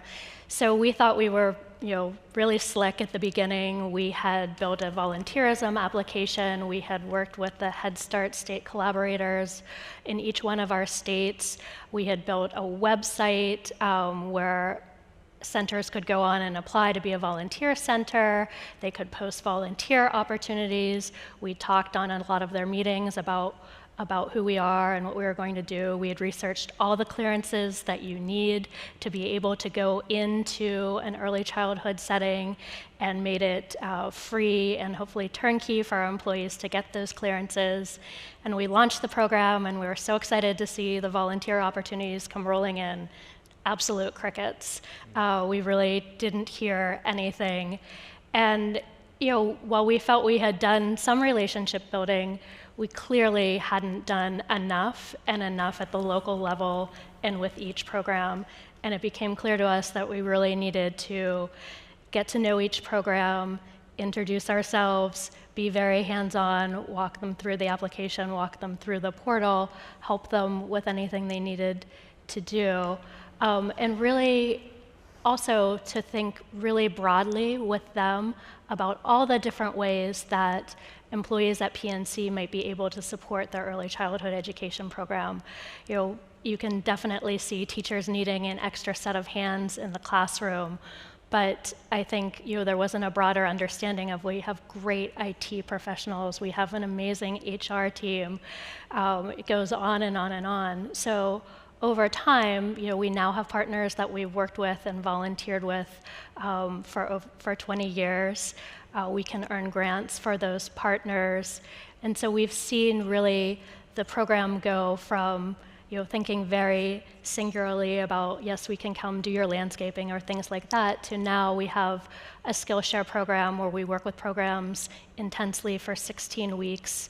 We've redeveloped all their job positions through our HR team. We've had programs ask us to really support their marketing efforts and build a whole marketing program that has then in turn expanded access, really filled the seats that they had to fill within their program.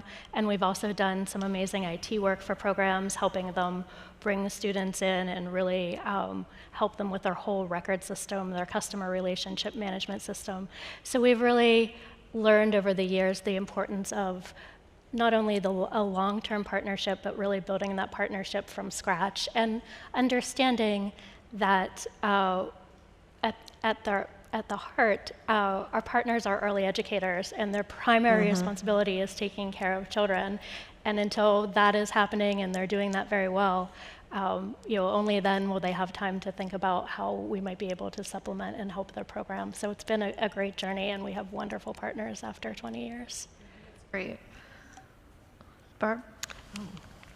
I heard a statistic probably 5 years ago that 90% of educators thought they were educating students to meet the needs of the workforce, and 90% of businesses said the people they were hiring did not have the skills they needed. So wow, that disconnect is huge. So building that bridge is really important. I think the win that we have is that both businesses and educators do want to play together. It's just their sandboxes are really, really different. So I think the first thing that I've noticed that works really well, like Sally talked about, is starting the dialogue, getting the right people at the table, getting the right leaders, getting your business leaders, getting your education leaders at the right table so they can start talking about what's missing with who we're hiring and why do educators not know what's needed in the workforce. So just talk about those things. I think that's really important. But I think the second, while this is probably the most important thing, is to step into each other's cultures. I don't know that businesses understand some of the limitations our educators have with time and resources. They are feeling pulled with the way things have always been done to getting challenged to change things and how to do that. So I think that's a really big win for businesses to step in and say, like you talked about, how can we partner? How can we help our educators do the things we need to do? And educators need to hear and step into the business cultures to see what things are really like and how they could maybe simply tweak some of the things they're doing in the classroom to successfully equip their students to meet those needs. And I think, I'm sure all of you have this, but in your community, have that person who can be that convener between business and education, who can continue that dialogue when there's frustrations, when I've had a business community like, I'm trying to get this CTE program up and running, and the school's moving too slow. This should have been done 6 months ago. And I'm like, yep, you guys move at different paces. And just to be that person who can kind of mediate some of those conversations. Just a a plug there for a chamber as such an important connectivity, right? That connective tissue to where the business community is, where the struggles are, and the school system, if it be the school system or, sort of the other partners where they are bringing them together at that one table is such an important role that I think chambers across the country have played and continue to play, and a great example of that, right, sitting right here. Bill, love to bring you into this and get sort of your take at a macro level here, which is you spend a lot of time implementing programs through your role at the Gates Foundation. I'd love, just to hear your take on what a great example of a program is. What does a good program look like? Share with us when you look at something and say, oh, I'm so happy we invested in that because. Yeah, what a great question, what a fun question. Well, first, I want to take that at maybe two different levels. I want to build off of what both Sally and Barb said, because when we have worked with communities and regions, great looks like bridging these gaps.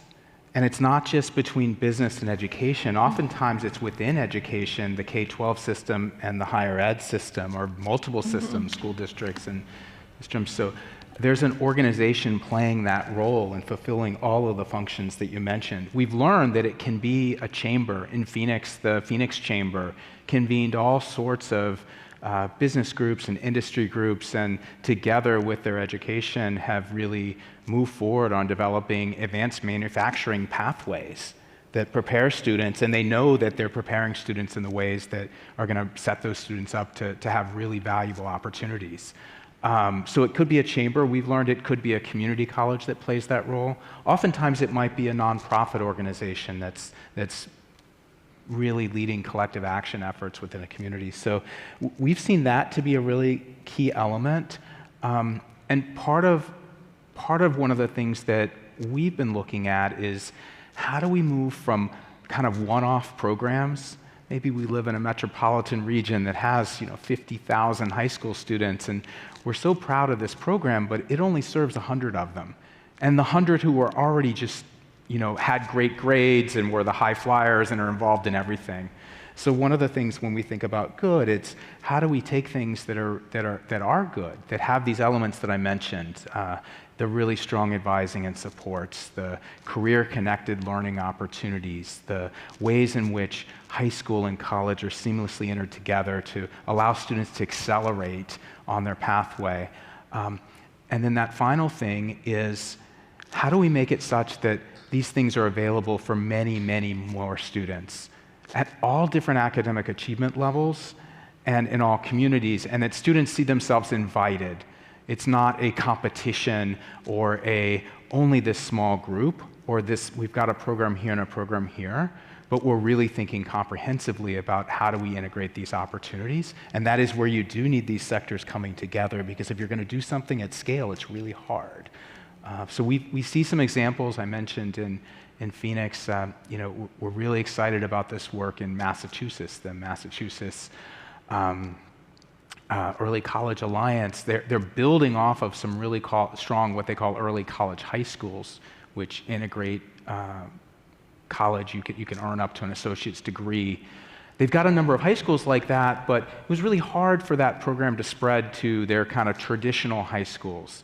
And so what they've been able to do is figure out, great, how do we take elements of that piece and say it's not just in this special high school for a certain number of students, but how can we take elements of that experience and make it so that it's available in all of our high schools? And so they're doing that work, which is really exciting in this, and it's still in pilot stage, but it's amazing that the students can accelerate. They can essentially work through, so they're finishing a year of college in high school, and that's connected to a pathway which connects to a good job, and the state has done it so that 13th year where they continue an extra year, they've graduated from high school, they're not retained in high school, but they're able to get that first degree, that associate's degree, that career-connected degree within 1 year after high school at no additional cost. Now, if they want to go off and get a good job, they can do that, or they can go on if they want to go on and get their 4-year degree. So it's exciting to see when these things can come together, not just those various components, but thinking about how we do them at some level of scale so that the opportunities are widely spread. So let's think a little bit about the future.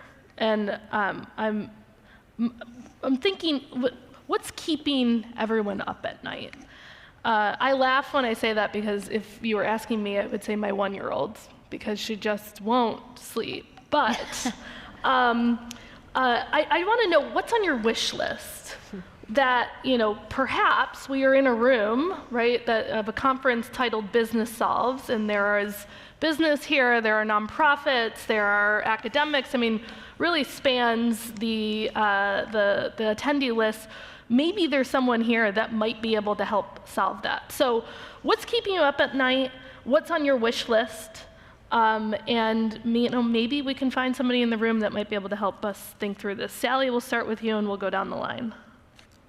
So in terms of early childhood, there are so many things to think about keeping you up at night. Teacher pay, so many repercussions from the pandemic that I think we're just beginning to understand. But I think I maybe go back to what Bill said at the beginning and the importance of transitions and collaboration, and just thinking about the people in this room. Perhaps you're working on different spaces in the education realm, in K through 12 or higher education, but if you're thinking about higher education, also thinking about where early care and education or childcare may fit into that. So a huge issue for college students that might be young parents or non-traditional students is, what do you do about childcare while you're attending classes? So we've been working with some local universities in Pittsburgh to really help to think about what the solutions are for their students, their non-traditional students. So I think when you think about education broadly, there's a piece there that's really important with higher education, certainly a piece with K through 12. There's really not a good transition program at all from pre-K to K.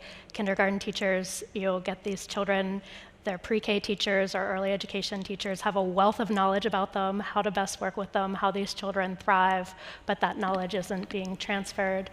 And then the other huge opportunity, I'm sure many of us are working on affordable housing, but affordable housing solutions only work if there are childcare solutions that are there for those that are using the affordable housing.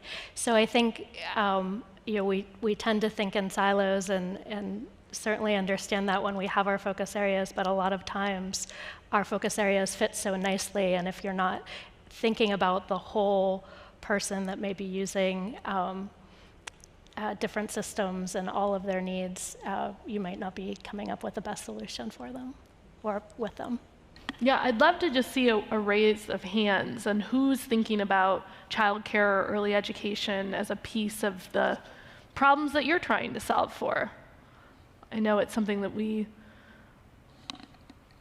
one thing that we say all the time is childcare is a workforce issue. You cannot solve for workforce unless you are thinking about childcare. And I think it resonated prior to the pandemic, but in the midst of the pandemic and now, sort of in the aftermath of, it has been something that has just met with a constant nod in that childcare is sort of becoming part of the talent pipeline conversation in a meaningful way. And I think, now is the time. Credit to PNC for talking about this for 20 years. And now I think, we are all sort of coming into that place to talk about it in that same regard. Bill? I love that you all have stuck with this for so long. That's so important. So just credit to you for that. One thing that keeps me up at night is this discussion in our country, and particularly among young people, about, is college worth it? Is further education worth it? And I understand it, whether it's debt or question about the relevance of what they're doing. We said, let's ask young people, let's ask students about this. And so we've done a whole series of surveys, and we recently did a series of focus groups with students who had, who were just entering into higher education, focus groups of students who had graduated from high school, but had not gone on to further education, all sorts of different types. And just one thing, sometimes when you do a focus group, there's something that really sticks out. And it wasn't just one student, it was one student who said this, and then everyone nodded. And the student said, college is the slow lane. I can go on and I can learn this thing from YouTube or wherever. Why am I going to spend 4 years? This is the slow lane. And, I took that as a challenge to say that wasn't, that's interesting perspective. That's a challenge for us in our education systems, that we really need to make sure that the value of education and training is really clear and really relevant. Cost is obviously a huge issue, but cost is part of value.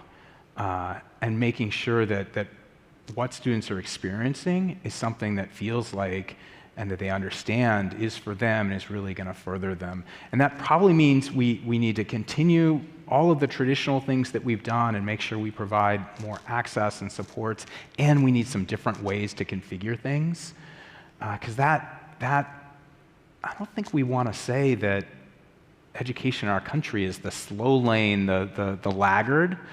We want to make sure that feels like it's relevant and exciting and connected. So that is something that's keeping me up at night, but I'm really optimistic as I look across the country and see people designing different ways for students to get to the same goal, that we're going to do it. But we got to solve that problem. Yeah. Quick show of hands on bills keeping them up at night. I think you're in good company, Bill. We're all going to be sleepless tonight. I feel like, you're right. I felt like maybe we should limit this to just one piece of the pie. As we look to educating people about what's available in the workforce, I see great programs educating teachers. I see great programs educating students.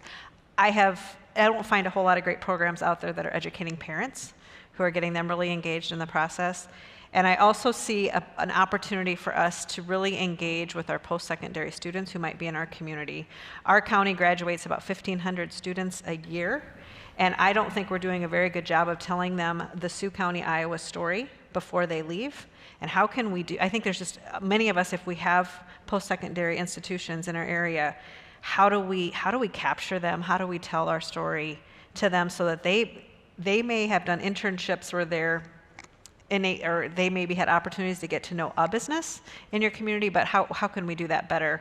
But I think the number one thing that's keeping me up at night is what Sally's focusing on, and I think especially those third shift parents who are working third shift, who I know those children are left home alone. And we've had some scary stories from our own community, and those are littlest of little, and those things hurt my heart really bad, and I don't know how to fix that.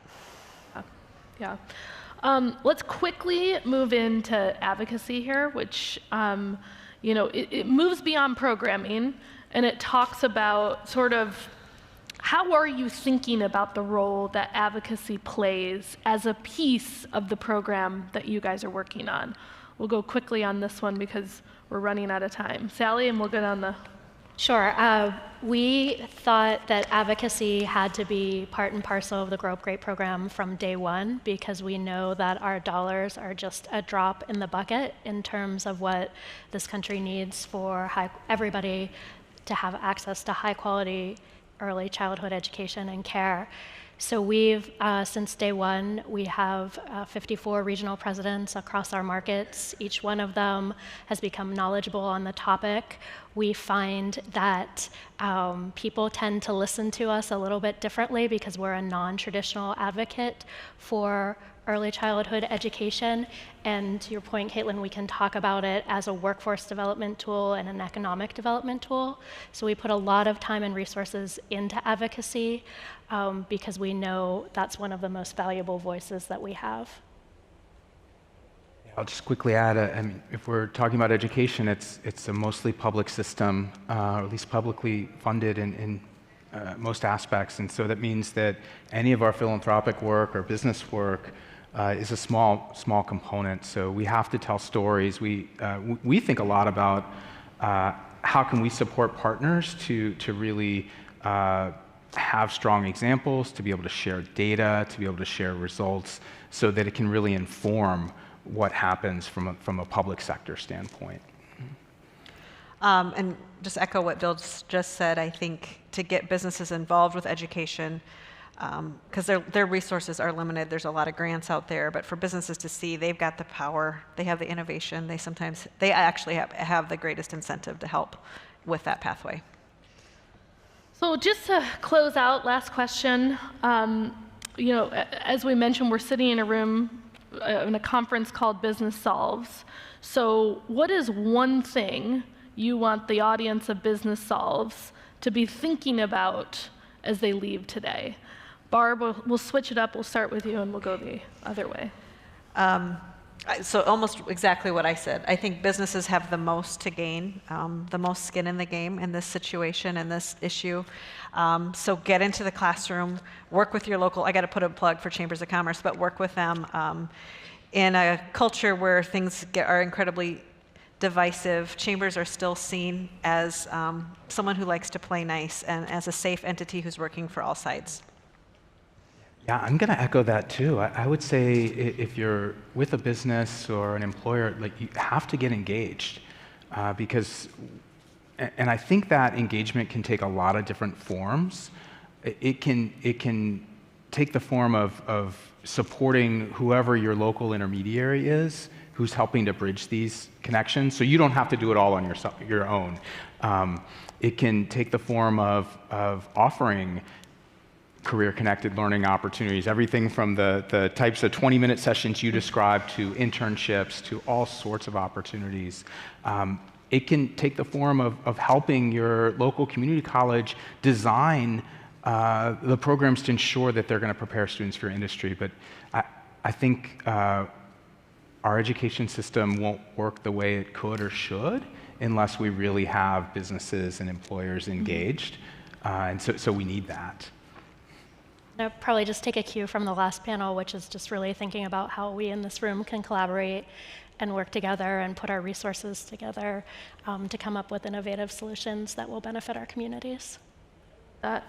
One thing I will say is there is no shortage of conversations that happen every single day about solving a workforce challenge. And that makes a lot of sense because it's right here and it's right now and it needs a solution. But you cannot come to find that solution if we don't think about the role that early childhood education and K-12 play in this ecosystem. So if you're thinking about how do you solve for workforce, please think about who are you having conversations with in your K-12 system and in your early childhood education system to better understand what the challenges are and better figure out who your partners are. And with that, please join me in thanking this awesome panel for being up here.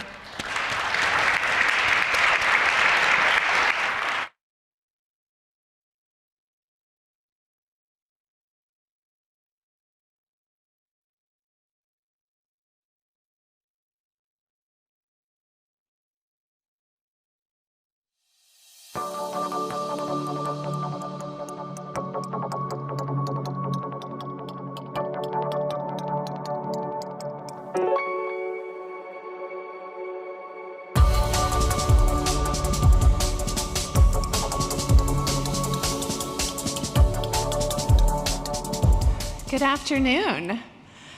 I'm Cheryl Oldham, and I have the privilege of leading our education and workforce portfolio here at the Chamber Foundation. And you've probably heard maybe once or twice today, the mission of the foundation is to harness the power of business to solve big problems here and around the globe.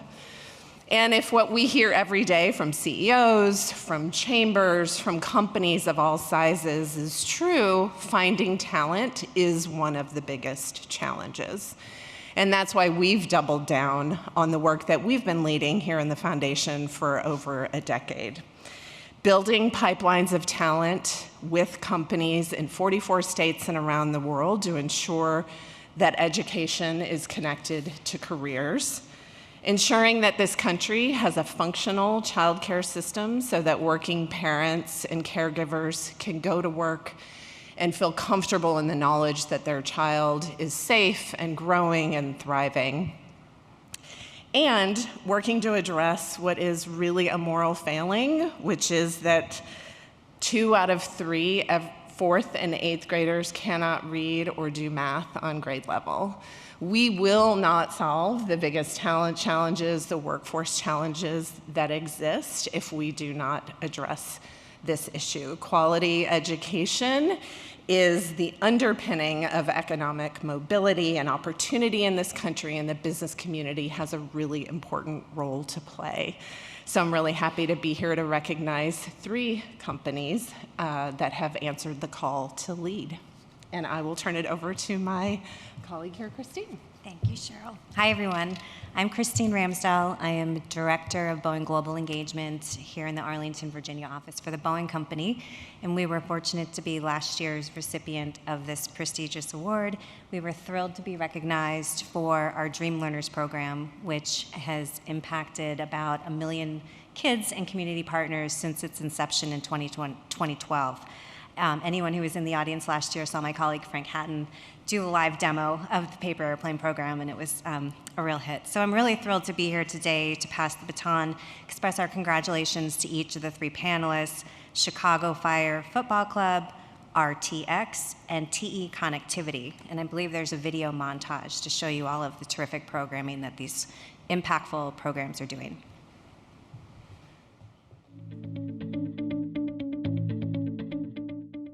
The finalists for the 2023 Best Commitment to Education Program Award are Chicago Fire Football Club. The Chicago Fire impacts the lives of underserved youth through programming across Chicago public schools. In 2013, the Chicago Fire Foundation established the Participate Learn Achieve Youth Soccer Program, designed to enhance academic performance and development of social and emotional learning traits of students through a sports-based curriculum. The program serves more than 1,000 boys and girls, with nearly 95% from low-income backgrounds. RTX.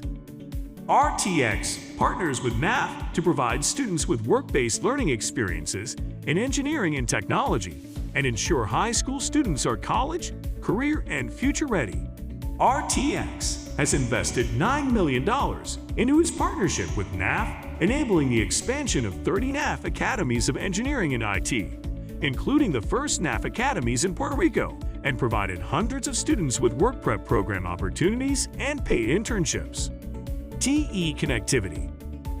Whether it's learning firsthand through an internship, an apprenticeship, or dual study program, TE works to provide avenues for students to pursue education, receive potential job placement opportunities, and address the educational and professional needs of today's workforce. The company's 2-year African Heritage Scholarship Program awards top-performing college rising sophomores and juniors with financial support to pursue their educational goals. Additionally, students selected have the opportunity to join the TE Connectivity team, gaining valuable professional experiences, support to explore areas of interest, and the potential to build their network while making a difference in the community around them.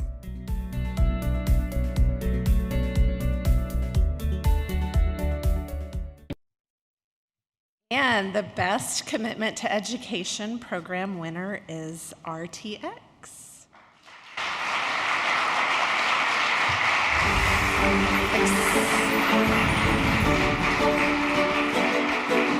Accepting on their behalf is Pam Erickson and Christy Becerra.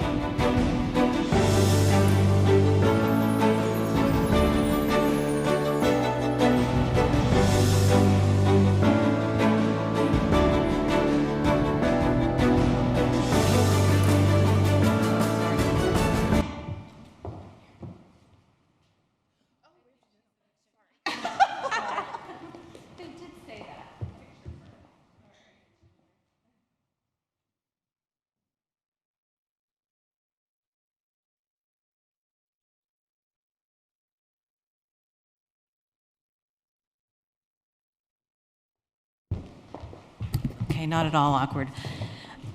So First of all, it's a pleasure to be here. I want to thank, first and foremost, the U.S. Chamber of Commerce Foundation for this recognition. It's deeply appreciated. Second, the Chicago Fire Group. We want Sparky to come to our next meeting because in watching the video over time, it looks like it's something that everybody could actually emulate. And congratulations to TE Connectivity for the great work you're doing as well. First of all, I want to introduce Christy Becerra, who's here. As everyone in this room knows, these programs don't move in an accelerated fashion without somebody being the sort of kickstart behind them. Between Christy, my other colleague Randy Bumps, and Lisa Doogie from NAF, they are the beating heart of this program. So, again, we all know what it takes to put these programs on. This one in particular, a couple of data points. It was launched in March of 2020, which of course was great timing. With all of the challenges that we all experienced with the pandemic and then the following shortage of educators, they were not deterred. They graduated the first class on schedule just this past May, and since then we've extended the program to 30 NAF engineering academies. So our mission has been consistent from the beginning, which has been to create intentional pathways for any student who wants to pursue an engineering career. And that's important to us as a company, it's important to us as a society, and it's really fulfilling for us to sort of see that work come to fruition. Finally, I just want to thank everybody in this room. The work that we all do and that you all do is all geared at the same thing, breaking down barriers. So thank you very much for being here today, and thank you again to the Chamber for bringing us all together, and congratulations to everyone in the room.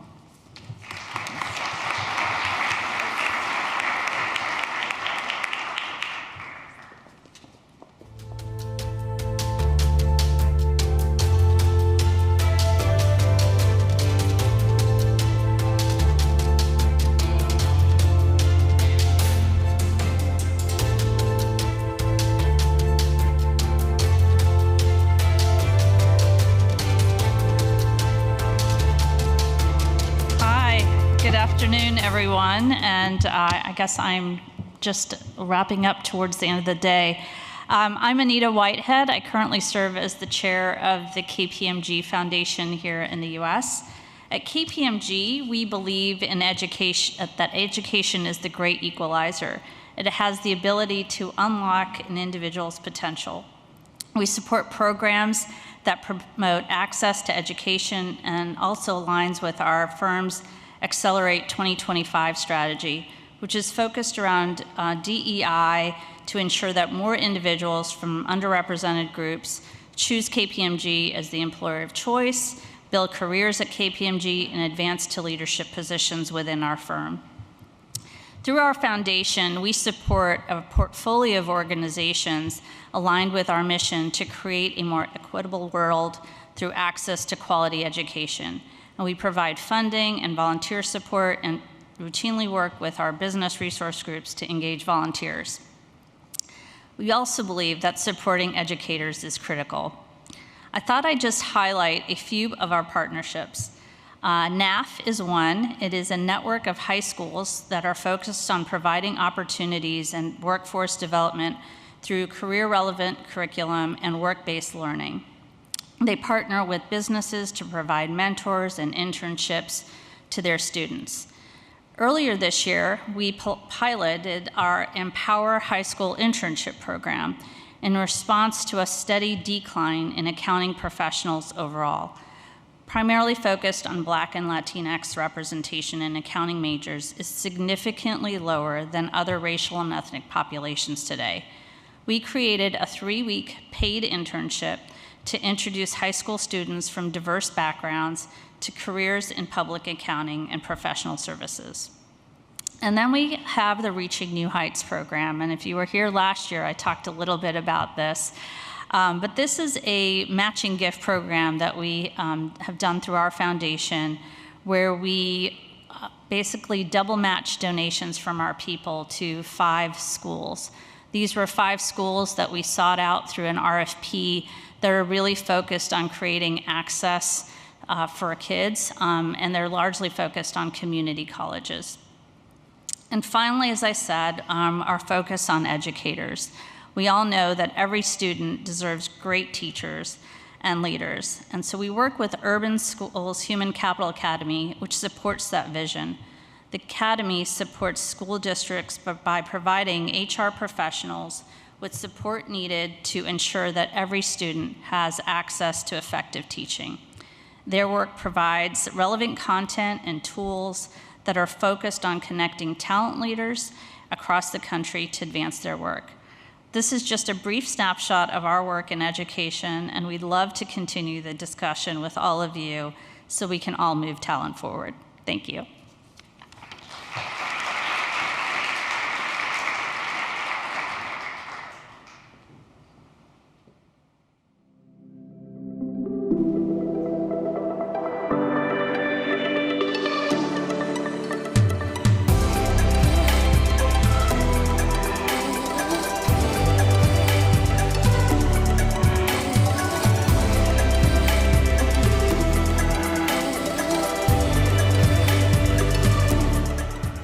Okay, everyone, you made it through day one. Congratulations. Give yourself a round of applause, right? This is hard.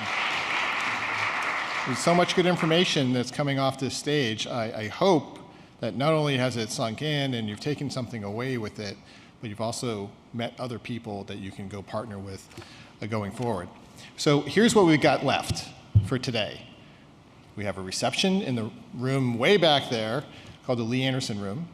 And then we have an after party to celebrate our Citizens Awards winners at Opaline, which is at the Sofitel Hotel, just a couple blocks away. You're all invited. So we hope to see you there. Tomorrow, we have breakfast with American for the Arts. They're sponsoring that. That starts at 8:30. They have a table out there. I hope you'll stop by and talk to them. And here, we're going to start the stage at 9:30 tomorrow morning. So that's it. I hope to see you at the reception. Thank you.